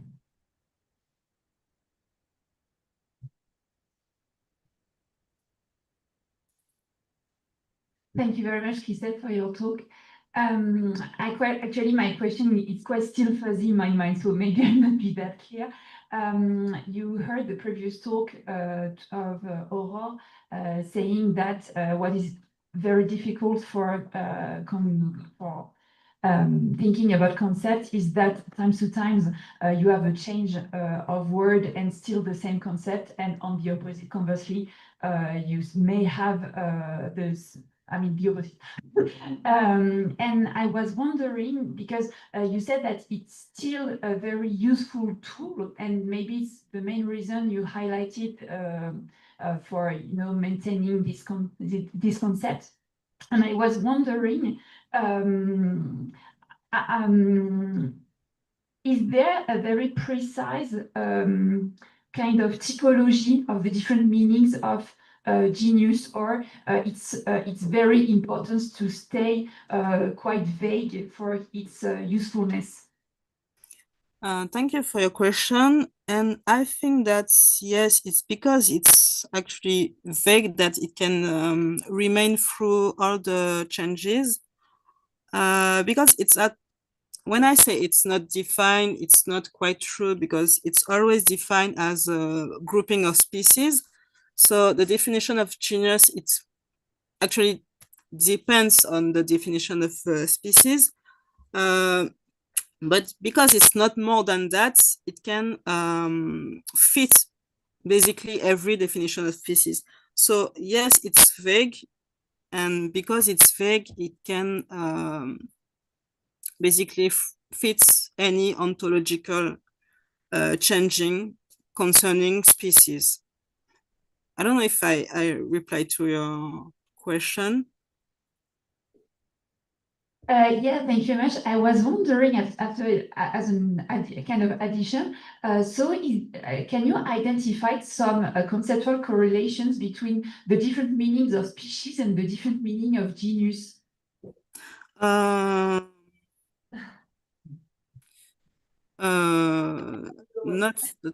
that I can think about. Because what I saw, the genus ceased to be seen as real entity for quite so long, since Linnaeus, basically. And even though after that, some people like Mayer try to justify its use with empirical data, it has never been seen as a real thing.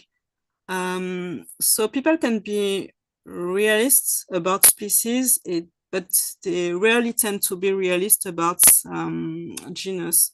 And that's what's interesting, I think, because with the binomial nomenclature, you basically mix two different entities that have two different ontologies, something that is considered as real and something that is conceptual because it's just a grouping, it's just a category of real thing. So no, there's not really any correlation between genus ontology and species ontology. Thank you very much. Thank you, Christelle. Well, thank you very much. Thank you.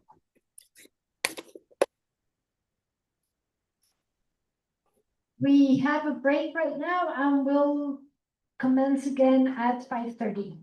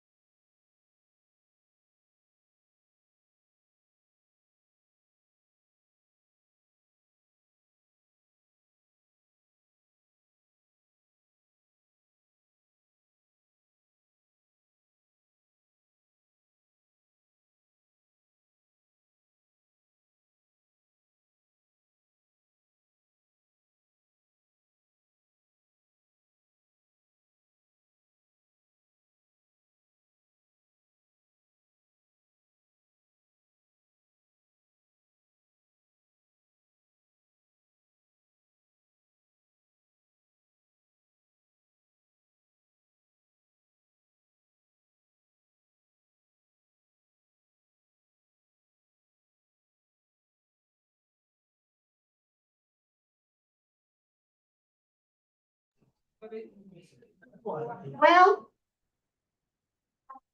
it's 5:30. Thank you very much for being here.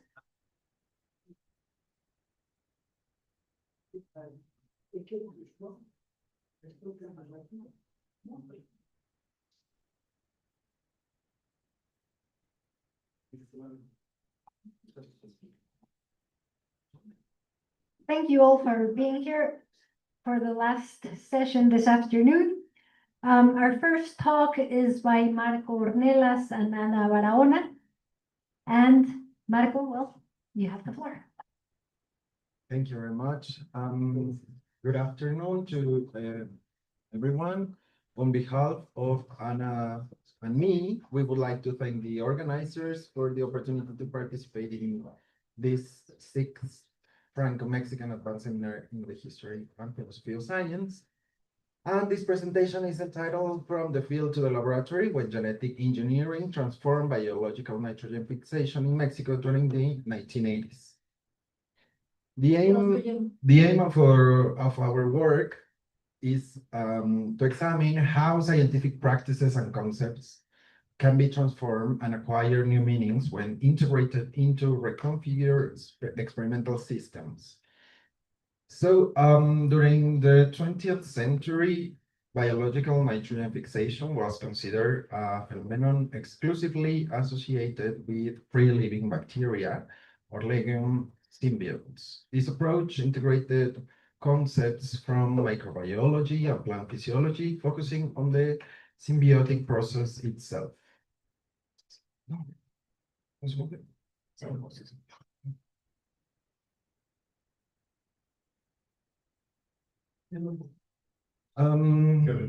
So consequently, the scientific explanations revolve around identifying microorganisms, analyzing their interaction with plants, and characterizing the biological nitrogen fixation process. By the late 1970s and the early 1980s, advances in bacterial molecular genetics and genetic engineering enable researchers to approach these problems from new experimental perspectives. Biological nitrogen fixation began to be explained at the level of specific genes and metabolic pathways. This shifted the focus on research from ecological interactions to genetic engineering. What does this new approach imply? We begin with the traditional idea that the only certain symbiotic bacteria associated with legumes fix nitrogen through genetic complexes. For example, NIF, FIX, and NOD genes. By adding molecular genetics, scientists can understand, modify, and transfer these genes to other non-fixing plants. Thus, the focus for our study shifts from simply understanding how nitrogen is fixed to exploring how ecological and genetic interactions can be redesigned to produce new biological capabilities. Thus, the scope of the theoretical framework has shifted, given that nitrogen fixation was previously considered a specialized bacterial process. Plants depend on symbiosis, and later, nitrogen fixation began to be conceptualized as a transferable capacity whose relationship with plants can be genetically redefined. This broadens the scope of the phenomenon by redefining who can fix nitrogen and under what conditions. So there has been a shift in the relationship between different levels of explanations. Before we have this ecological level, from plant bacteria symbiosis, the physiological level, these nodules of the plant that can fix nitrogen, and the biochemical level, bacterial glutamine synthetase. After we have this plant genetic engineering, the integration of bacterial genes into plants, the redesign of plants' metabolism, and the reconsideration of the boundary between plant function and symbiotic function. This overlap of level reshapes our understanding of biological nitrogen fixation as a biological property.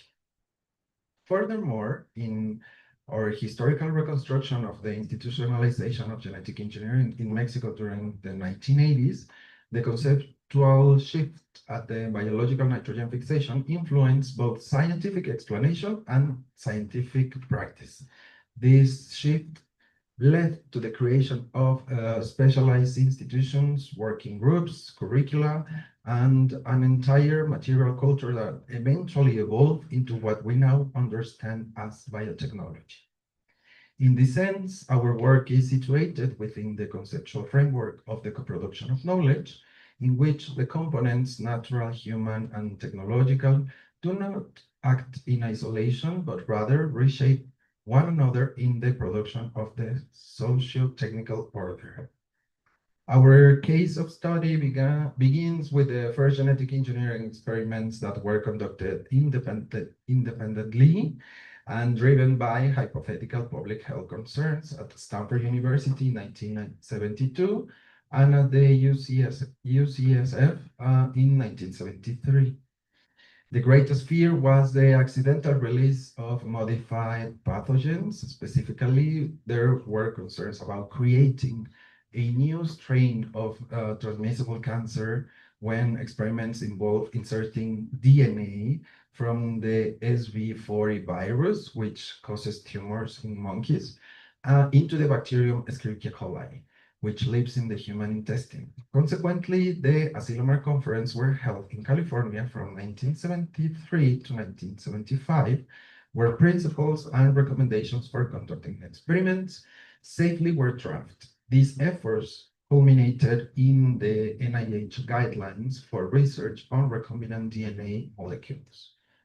For nearly a decade, these NIH guidelines regulated research on the then novel recombinant DNA technology, allowing genetic engineering experiments to be conducted only on invertebrates, bacteria, and plants. Aligned with these guidelines, the UNESCO scientific policies encourage research in plant breeding due to the concerns about a potential food crisis resulting from the 1970s energy crisis. In this international context, the Center for Research on Nitrogen Fixation developed research on nitrogen fixation in Mexico using a molecular biology focused on studying the genetic characteristics of nitrogen-fixing microorganisms, such as the fungus Neurospora crassa and the bacteria Rhizobium ethli and Escherichia coli. The long-term goal was to create plants that can fix nitrogen independently by manipulating and transferring nitrogen-fixing genes. Notably, Mexico sought technological self-sufficiency in agriculture and aimed to reduce its reliance on imported industrial fertilizers. Through public policies, the government sought to modernize the countryside by implementing rural development projects. Meanwhile, scientists at the Center for Research on Nitrogen Fixation studied the structure and function of genes associated with biological nitrogen fixation in this bacterium E. coli. By studying the nitrogenase protein and its encoding genes, the scientists reinterpreted nitrogen fixation as genetically manipulable process. To study biological nitrogen fixation from this perspective of genetics and molecular microbiology, scientists developed and standardized specific techniques. One such technique was the use of plasmids to transfer genetic material between two species, allowing genes to be expressed in either organism. This marked the beginning of genetic engineering in Mexico in the 1980s. Without abandoning the research on biological nitrogen fixation systems, researchers at the Center for Research on Nitrogen Fixation expanded into new lines of genomic research involving bacteria, plant organelles, and other model organisms. In collaboration with other institutions, they also began studying aspects of animal and human genomes. We are situated that genetic engineering came to Mexico through the international circulation of knowledge. This process was scientific, institutional, and social. The history of genetic engineering in Mexico cannot be understood as merely technology transfer. Rather, it is a process of scientific translation carried out by local actors whose contributions were fundamental in paving the way for new research and diverse scientific practices in the study of nitrogen fixation molecules and genetic mechanisms in experimental systems such as E. coli. By studying the protein nitrogenase and genes such as NIF, FIX, and NOD, as well as the GLNALG operon, scientists at the Center for Research on Nitrogen Fixation reinterpreted this phenomenon as genetically manipulable process. This locally generated knowledge transformed the theory by shifting the view of nitrogen fixation from an ecological phenomenon to trait that could be transferred and modified through genetic engineering. So we are talking about recontextualization because the concepts shift from ecology and microbiology to molecular biology and genetic engineering. In other words, the concept moves into new theoretical fields and acquires new meanings within them. Forms of scientific knowledge, institutions, public policies, and social interests are constructed, legitimized, and transformed together. Institutions are created to enable certain forms of knowledge, while those forms of knowledge in turn legitimize institutions. Advances in molecular genetics reinforce the idea that biotechnology represented a pathway toward development, thereby legitimizing public policies. This is what we mean by co-production, a socio-technical process in which knowledge and social order mutually shape one another. The concept changes because the social order, institutions, and technology change simultaneously.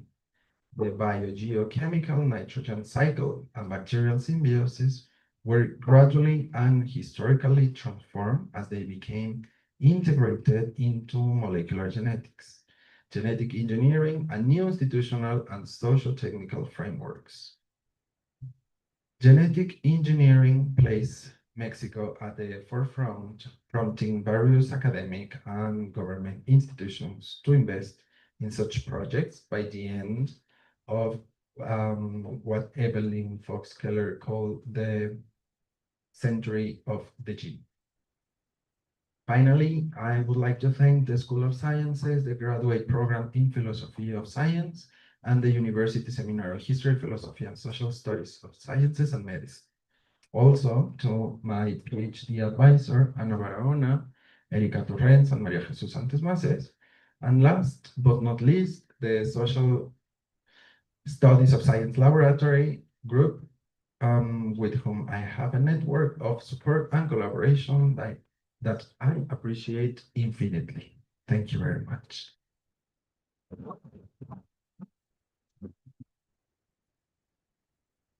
Thank you, Marco. We have quite a bit of time for questions. Jorge. Marco, how does it work at the molecular level? I understand nitrogen has number 7, is correct? Number 7. Yeah, 7 electrons and 7 protons. No, 8. 8. No, 7. 7, yes. That's right. Do you know how it works? Why it is good for the production of plants? Because biologically, the nitrogen in the atmosphere cannot take as N2 formula. It needs to be transformed into ammonia. So we have this glutamate synthetase that can turn this nitrogen of the atmosphere into ammonia and then incorporate it into the metabolic pathways. This compound in NH3. How does is NH3? Yes. Ammonia. Okay.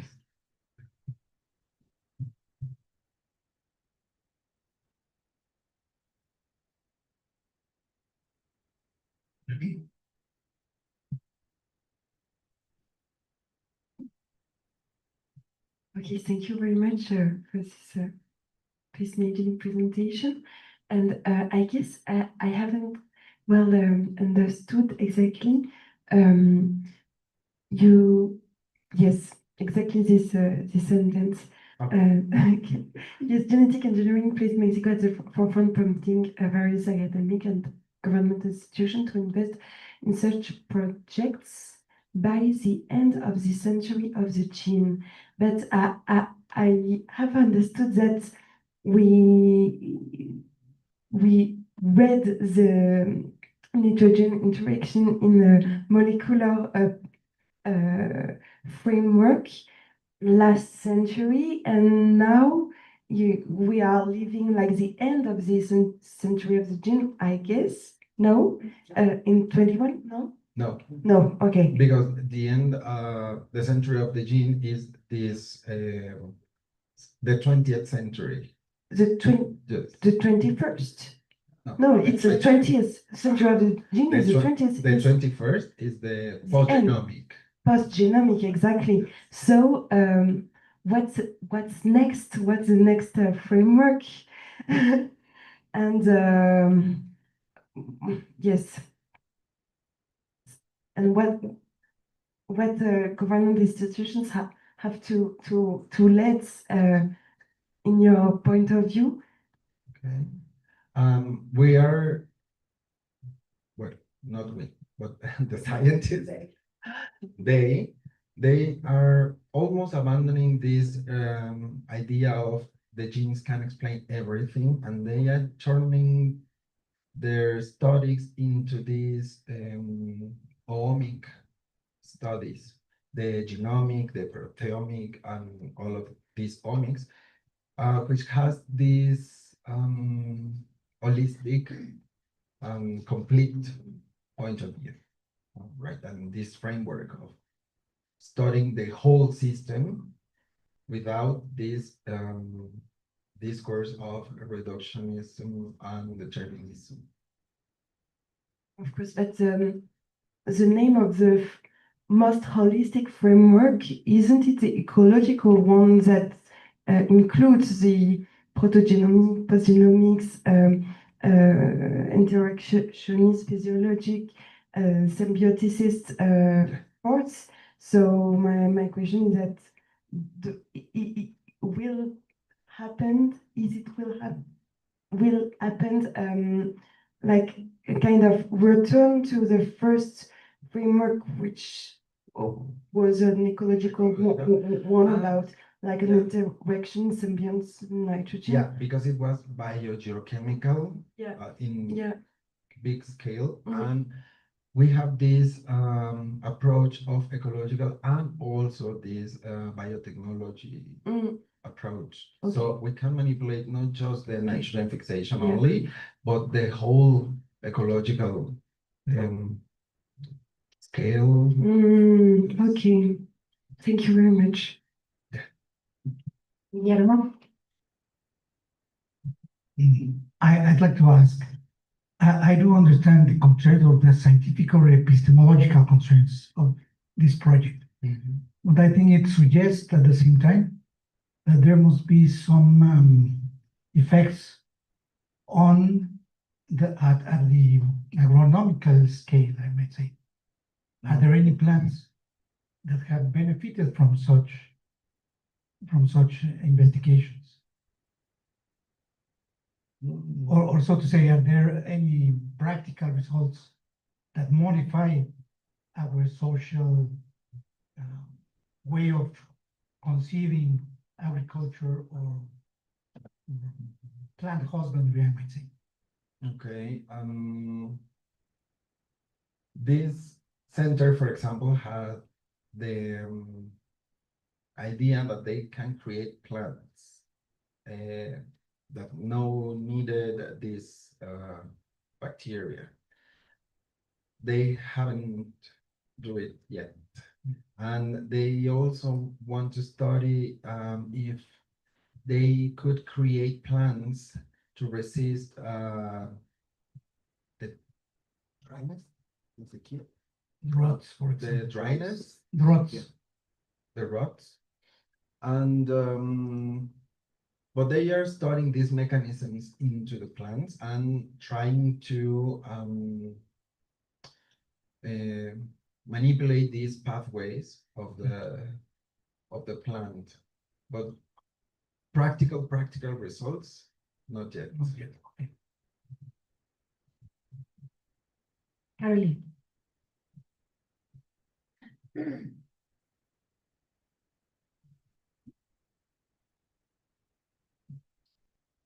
Thank you very much for your talk. It was very interesting. It's a kind of follow-up to Aurore's question, because you said at the end that now we are able to, based on genomic data, plus other kinds that are a more general views, ecological approach. And so my question is it possible with a kind of model combinations, or are there different approaches in different labs? How does it work? And Yeah. if it's a kind of combination of models, how does it work? Okay, they are different like that. They have this different they have this different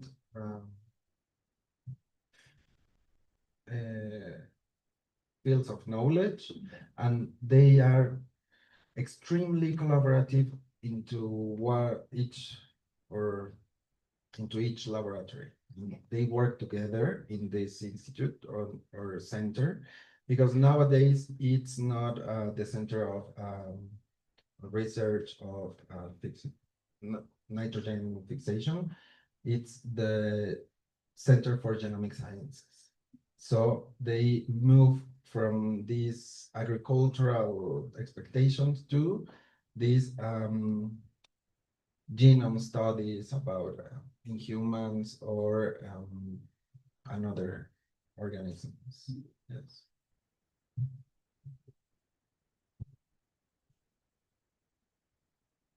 Thank you. Thank you very much, Marco. Thank you.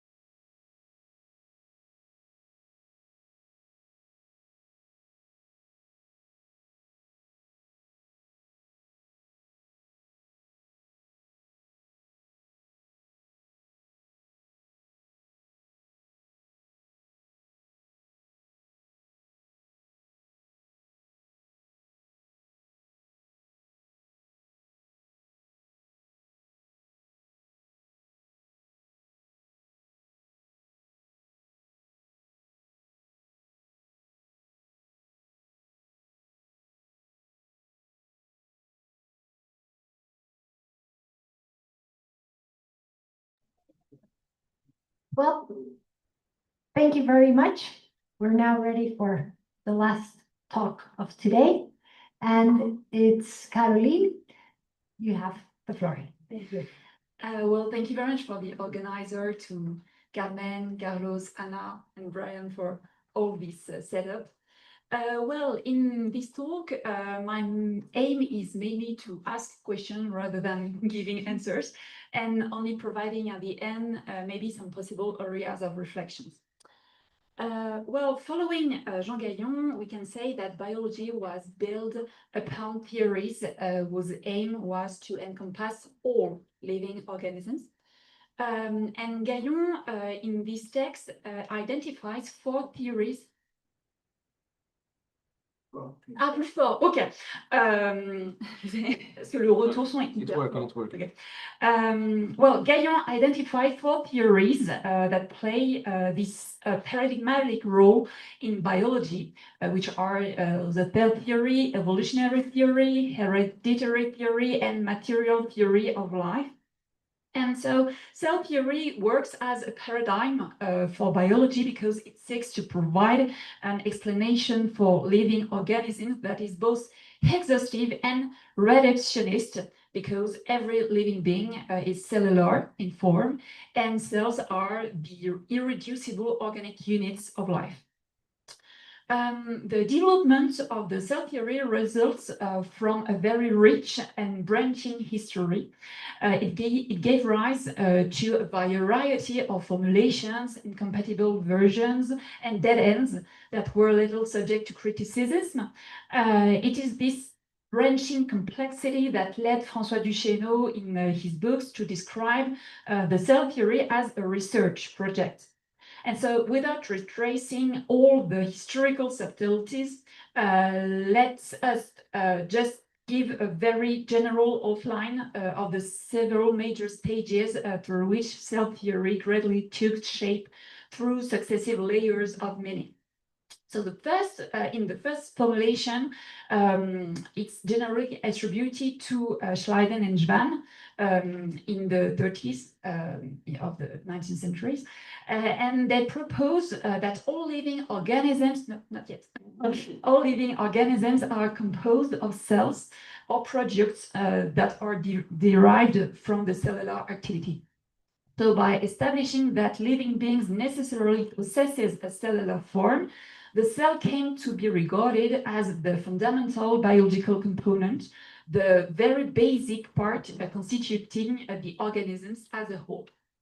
Then Remarque and Virchow revisited the theory of the cell formation in the 50s, and they argued that every cell originates from a pre-existed one, and this idea gave rise to the famous aphorisms omni cellula et cellula. The cell so came to designate a dynamic physiological unit, the X cell, which provides and differentiates to form a multicellular organisms. In the mid-19th century, the cell had therefore acquired meaning into a multicellular organic whole. And so the question of whether organisms could consist of one single cell, whether one single cell could constitute a complete organic whole, came a matter of debate, and the resolution of this debate led to a new understanding of the cell as a unicellular organism, that is, an organism in its own right. This additional definitional meaning enriched both physiological and functional biology, while also contributing to the emerging field of evolutionary biology. The first half of the 19th century saw the development of various transformist theories like Lamarck, Henri Saint-Hilaire, and so on, all sharing the idea that living species can change over time. And so Darwin's theory of evolution by natural selection was grounded in this consideration of an immensely long time scale. And from this long time perspective, if organisms evolve and become more complex within the time, one must consider the form of the very first organisms to emerge from non-living matter. And these earliest organisms, being the simplest in terms of structure and functional diversity, and that are situated at the roots of the phylogenetics classification, were therefore understood as cellular forms. So the cell came to designate the first living being or beings to have emerged chronologically. And at the end, so the establishment of this evolutionary meaning of the cell concept provided an additional argument for the use of unicellular organisms as experimental models for studying physiological processes common to all living organisms. Because as the earliest living beings in the chronological terms are cellular organisms, those organisms appear to be elementary organisms, particularly well suited for investigating life within the laboratory. And if the cell can designate both an autonomous entity and the simplest living entity in terms of composition, then it is also the place in which several physiological processes occur in their clearest and the more accessible form. Consequently, certain unicellular organisms came to be used in order to study multicellular organisms that are morphologically more complex. And this is the programmatic choice guided with the use of model cells. To this respect, the use of bacteria such as Escherichia coli, we spoke about it just before. Thus, throughout the 19th century, the concept of the cell acquired multiple meanings, referring at the same time to a component, Excel, the entire unicellular, the first living beings to be emerged, and a kind of privileged experimental model. And these different meanings may think about the Wittgenstein notion of family resemblance. But broadly speaking, they all refer to the living unity. The physiologically autonomous organic unity possessing the defining properties of living beings, such as nutrition, growth, and reproduction. So this shared and yet flexible definitional basis constitute to the heuristic power of the concept, and in practice, the cell constitute a common object of study that can appear across many fields in biology, like microbiology, research concern, evolutionary biology, and so on and so on. Yeah, we can move on, sorry. And yet, although there is no life without cells, the cell structures biology as a discipline. However, the study of the cell from its own often seems to recede into the background. On the one hand, with the rise of the technologies and disciplines devoted to analyzing genomes and their expressions, such as transcriptomic, epigenomic, and so on, the attention has shifted toward the exploration of the cell's constituent elements, including DNA, RNA, proteins, and so on. And in this respect, the emphasis placed on genetic material and its expressions tend to reduce the cell to a kind of space, receptacle for the study of molecular processes. So in other words, the cell is here understood primarily as a container of what is to be analyzed rather than an entity or an object of study in its own right. On the other hand, disciplines concerned with populations, behaviors, or the ecological role of organisms, such as population ecology, direct their attention toward the organisms or even the ecosystem as a whole. In studying the relationships between organisms and the environment, organic systems or the system's global functions may become objects of investigation. Yet, the perspective adopted remains fundamentally macroscopic. So, the cellular level is therefore often implicit or indirect, rather than a central object of inquiry. Thus, although the cell is a fundamental and structuring concept for the study of living phenomena, it is frequently overshadowed, either from the below or from above.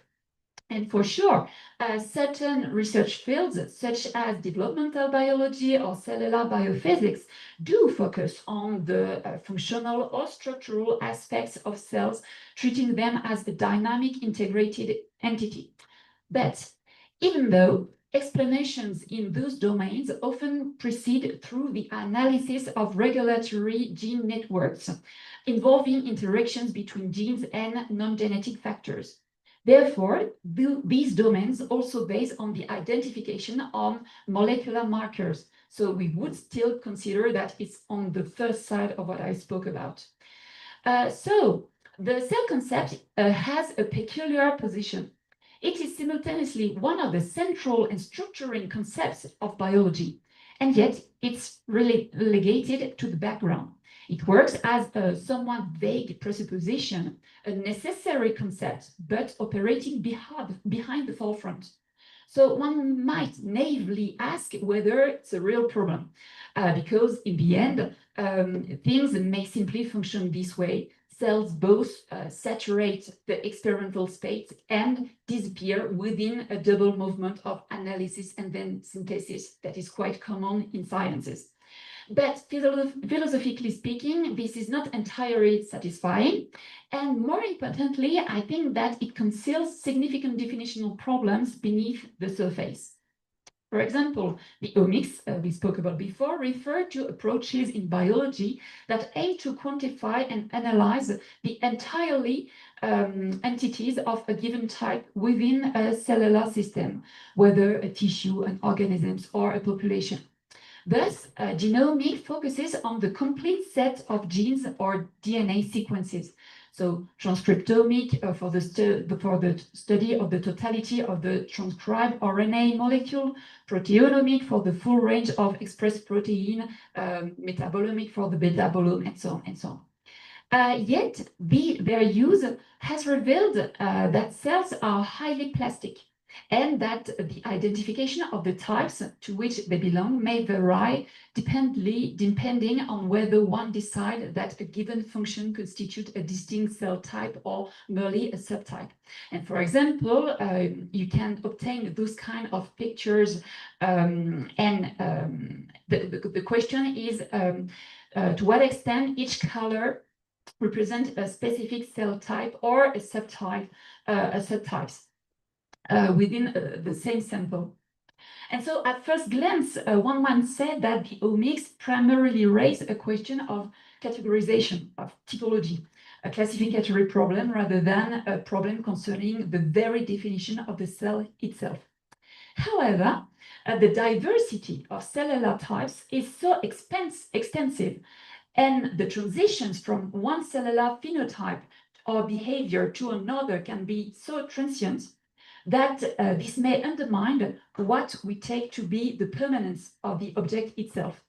So even if a skin cell does not naturally become a neural cell, if certain manipulation and treatments can transform the former into the latter, then should the cell really be understood as belonging to a fixed type, or is it instead only a transient moment within a broader process?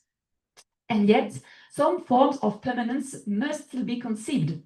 Otherwise, how could the concept of the cell continue to function as an operational level for structuring biology and identifying its forms? So, to sum up, the history of the cell theory thus leads to a kind of paradoxical movement. The cell concept has been established as an hegemonic concept that is no longer called into question. And in this respect, the heuristic power of the cell theory is indisputable. Yet, even while operating at full capacity, biology no longer seems to grant this concept a privileged place of study in its own right, as it is surpassed either from below or from above. And when the cell is studied for itself, the permanence of the object appears to dissolve. So these epistemological tensions seems to call for a renewal of the heuristic power of the cell concept, not by questioning the way biology works, but by asking how a new way of apprehending the concept might complement this functioning, and in doing so bring this first order concept back to the foreground.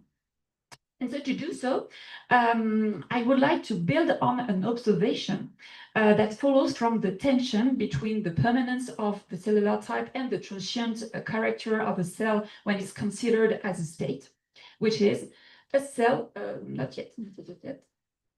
A cell can only be apprehended in a given state within a particular chemical and spatial configuration liable to evolve over time according to the function it performs and its activity within the environment. Since the post-genomic turn, genes are no longer understood as isolated entities, but rather as nodes within a network that can itself be modified, notably through interactions with the environment. So genes are therefore not merely instructions, and the cell no longer be conceived simply as the execution of a program. Instead, it must be understood as an integrated system that responds to its environment in a regulated manner. And this means taking into account both the influence of the environment and the exchanges between the cell and its surroundings. Yet, studying exchanges and relationships between organisms and the environment is precisely the gesture characteristic to ethology. A first way of reworking the concept of the cell would therefore maybe be to ground its intelligibility in the actions of cellular species rather than in their structural decomposition. What is needed then is the development of an ethological perspective on cells, a framework for interpreting the dynamic behaviors of cells. Unicellular organisms, next one too. Unicellular organisms as autonomous entities provide an intuitive example of this approach. In an aqueous environment, Escherichia coli is a unicellular organism that acts, reacts, and even anticipates certain environmental variations by modifying its internal resources. So these behaviors are not the result of an immediate external control, but rather in an internal dynamic enabling the organisms to generate adaptive responses through interaction with its environment, which are rooted in the cell organization. At the same time, the fruitfulness of this approach also emerges when studying the cells within multicellular organisms. And in developmental biology, the biologists Daniel Rivlin and Guillaume Salvo, for example, seek to understand the organization of embryonic tissues. And in describing cellular interaction, they propose, I quote them, to make cells dense. And this, for now, is a metaphorical imagery, of course. Nevertheless, it reflects a broader effort to consider the cells of multicellular organisms as entities worthy of investigation in its own right. Developing such a conceptualization of the cell requires examining the reciprocal interactions between cells, as well as the dynamic relationships linking the cell and its environment. And this examination, therefore, entails considering not an isolated cells, but rather a plurality of cells embedded within population dynamics. And so the starting point here is the observation that every cell exists within collectives. Multicellular organisms are composed of multiple cells, obviously, and from an evolutionary perspective, then those multicellular organisms can be understood as groups of unicellular organisms that entered into alliance. And unicellular organisms themselves also live within collectives, such as microbial communities.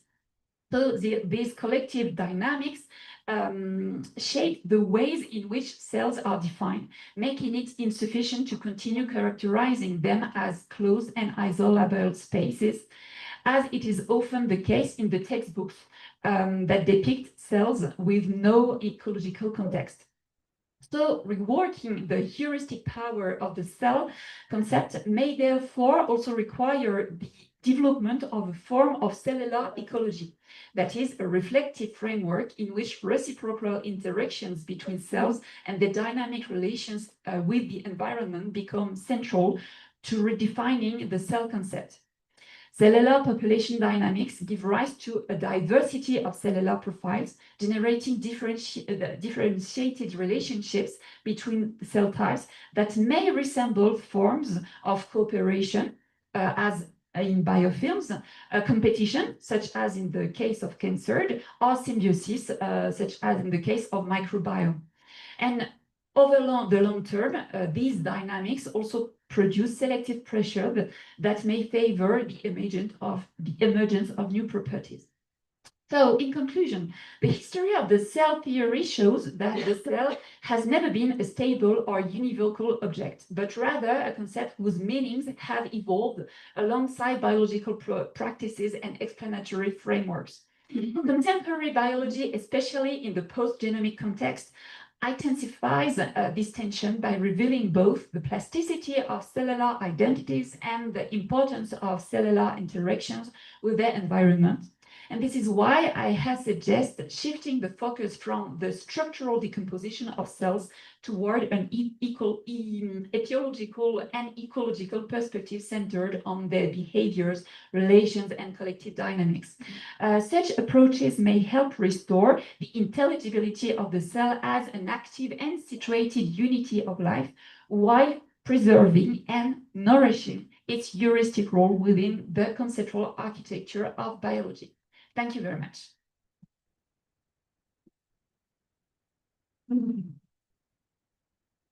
Thank you very much, Caroline. Questions? Jorge. Thank you very much, Caroline. It was very clear what you showed. I was wondering if you are working on the history of membranes. Membranes, because I understand there are three domains of life: eukaryotes, archaea, and bacteria. They all have membranes. And the other more difficult question is, what do we know before that? I mean, if the molecules that in a certain way created the cells. Mm-hmm. Okay.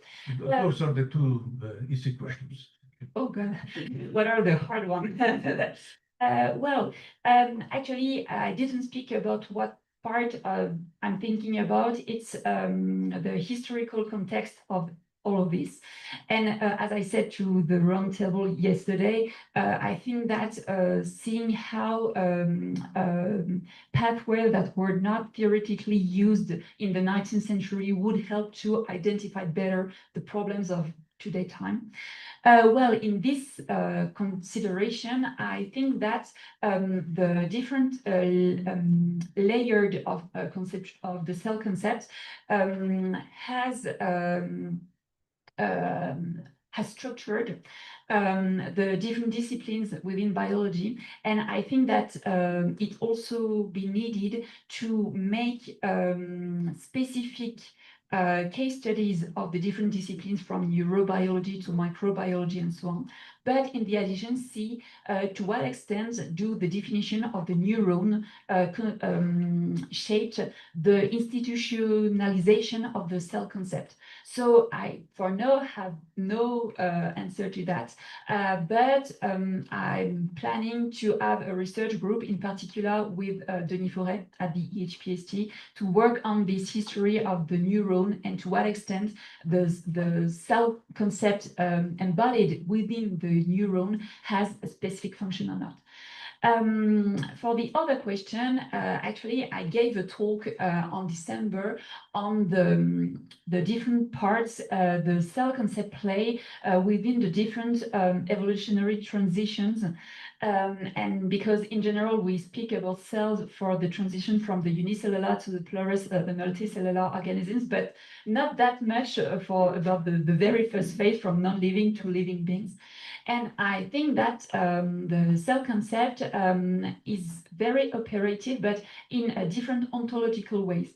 And I think that this transition from non-life to life is very important, because here it highlights in a new way that the cell concept has epistemological issue, but also has an ontological weight, very important, because, you know, life, non-life. Yeah, in that way, I think that in order to see that, the ecological perspective would be very interesting, because it may be considered that Luca, for instance, wasn't was never alone. I mean, you know, there were this paper that was published in Nature, I think, that showed that they sequenced the genome from the last common ancestor, and they showed that most of the genome was used for a relationship of predation, for defending, and so on and so on. So it says that Luca was never alone, and it needed to interact with others. And so in that way, I think that seeing to what extent the cell concept played, not just, you know, theoretically, but concretely, this part from non-living to living would help to see the different ontological but also epistemological part it played. Thank you. Thank you very much for your presentation. Maybe my question is ill-conceived, but I was wondering about the tension you highlighted between the identity of the cell and the plasticity of the function. And I was wondering if there was the same tension for organs at a different scale, because you have a situation in which it can be on the scale of an individual life when someone is hurt, or at the scale of evolution, when the same organ come to play another role. Do you think it would be quite the same situation and then the same conceptual problem? Maybe yes, but I don't know. So my question. Ah, that's a good question. I don't know. I don't know because actually, yeah, you can consider that thinking about adaptation, function, and so on would work in both cases. My answer would be, it's an easy answer, that when you consider the different levels of organization, the main one are cells or the whole organisms, because you may consider that organs are composed of cells. So ontologically speaking, the main differences of how things work would be those two scales. But the question is very interesting, in particular because you know, there are those new models that are organ chips, for instance, and you try to develop a little sample of cells in order to test, in particular, different toxic products and so on. And so those kind of models, technological models, it's identified as organs, while, you know, it's not into the whole organisms. So maybe the difference would be that the part played by the environment is not the same too. But it's a good question. I need to think about. Thank you.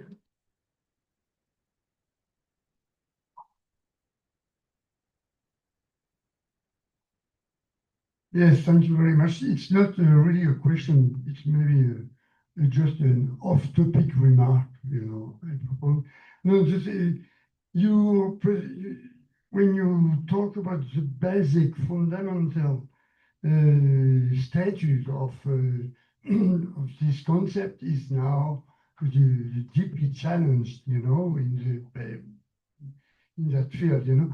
And I just was wondering if it could be an analogy in physics with the situation of the atom, the concept of atom, which is it's like, of course, or maybe I don't know if it will, because we can just say or think that the atom was so the concept, fundamental concept that now is challenged with a very complexity, other scales of etc. But it's just a remark, not really a question. Maybe you have an opinion, but not. Yeah, I have an opinion. I do have an opinion, because as I quickly said yesterday, in the historiography of the cell theory, the cell is mainly compared to the atom of life, in the sense that if you try to decompose it, you lost the main properties of life. But what history shows is that this comparison between atoms and cells are mainly made by the opponents of the development of the cell theory, as if this comparison was a kind of straw man, saying that, oh la la, the cell theory is a very bad thing because it tries to reduce the living organisms to parts, and everything would be, studied within those parts. Actually, if you try to reopen the different conceptual, as I said at the very beginning, the cell theory was a kind of program, and there were also dead ends and so on. And so within, if you try to reopen all the ends, the different ends, you may see that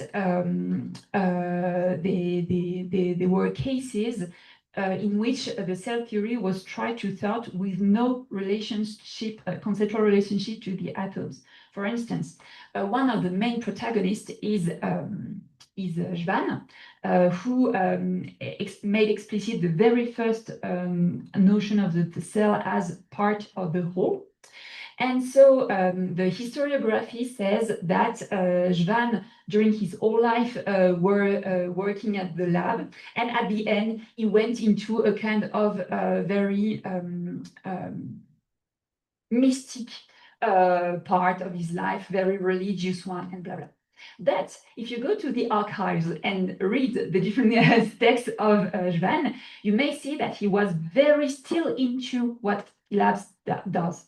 And so it's the kind of things that may say, show that the main characters of this history were very more, subtle than what history said they did. And so, regarding all of this, why I'm saying all of this, it's because I think that, and it's one of my main arguments that I didn't speak about it today, is that the cell concept was established between two ideas. The ideas of a composition and this idea of a relationship to complexity to the organisms.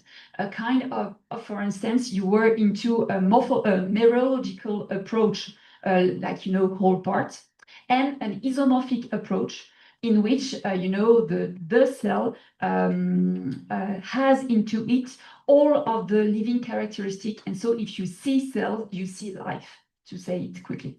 And so the history of the cell theory were very focused on the very first idea, the mereological approach, not the isomorphical approach. And I consider that what I'm proposing is also to reopen this idea of isomorphic relationship between the cell and the organisms, and to see how cell concept would work as a biological agent and not as an atom. So yeah, it's a whole reflection about it. Thank you. Well, thank you very much, Caroline.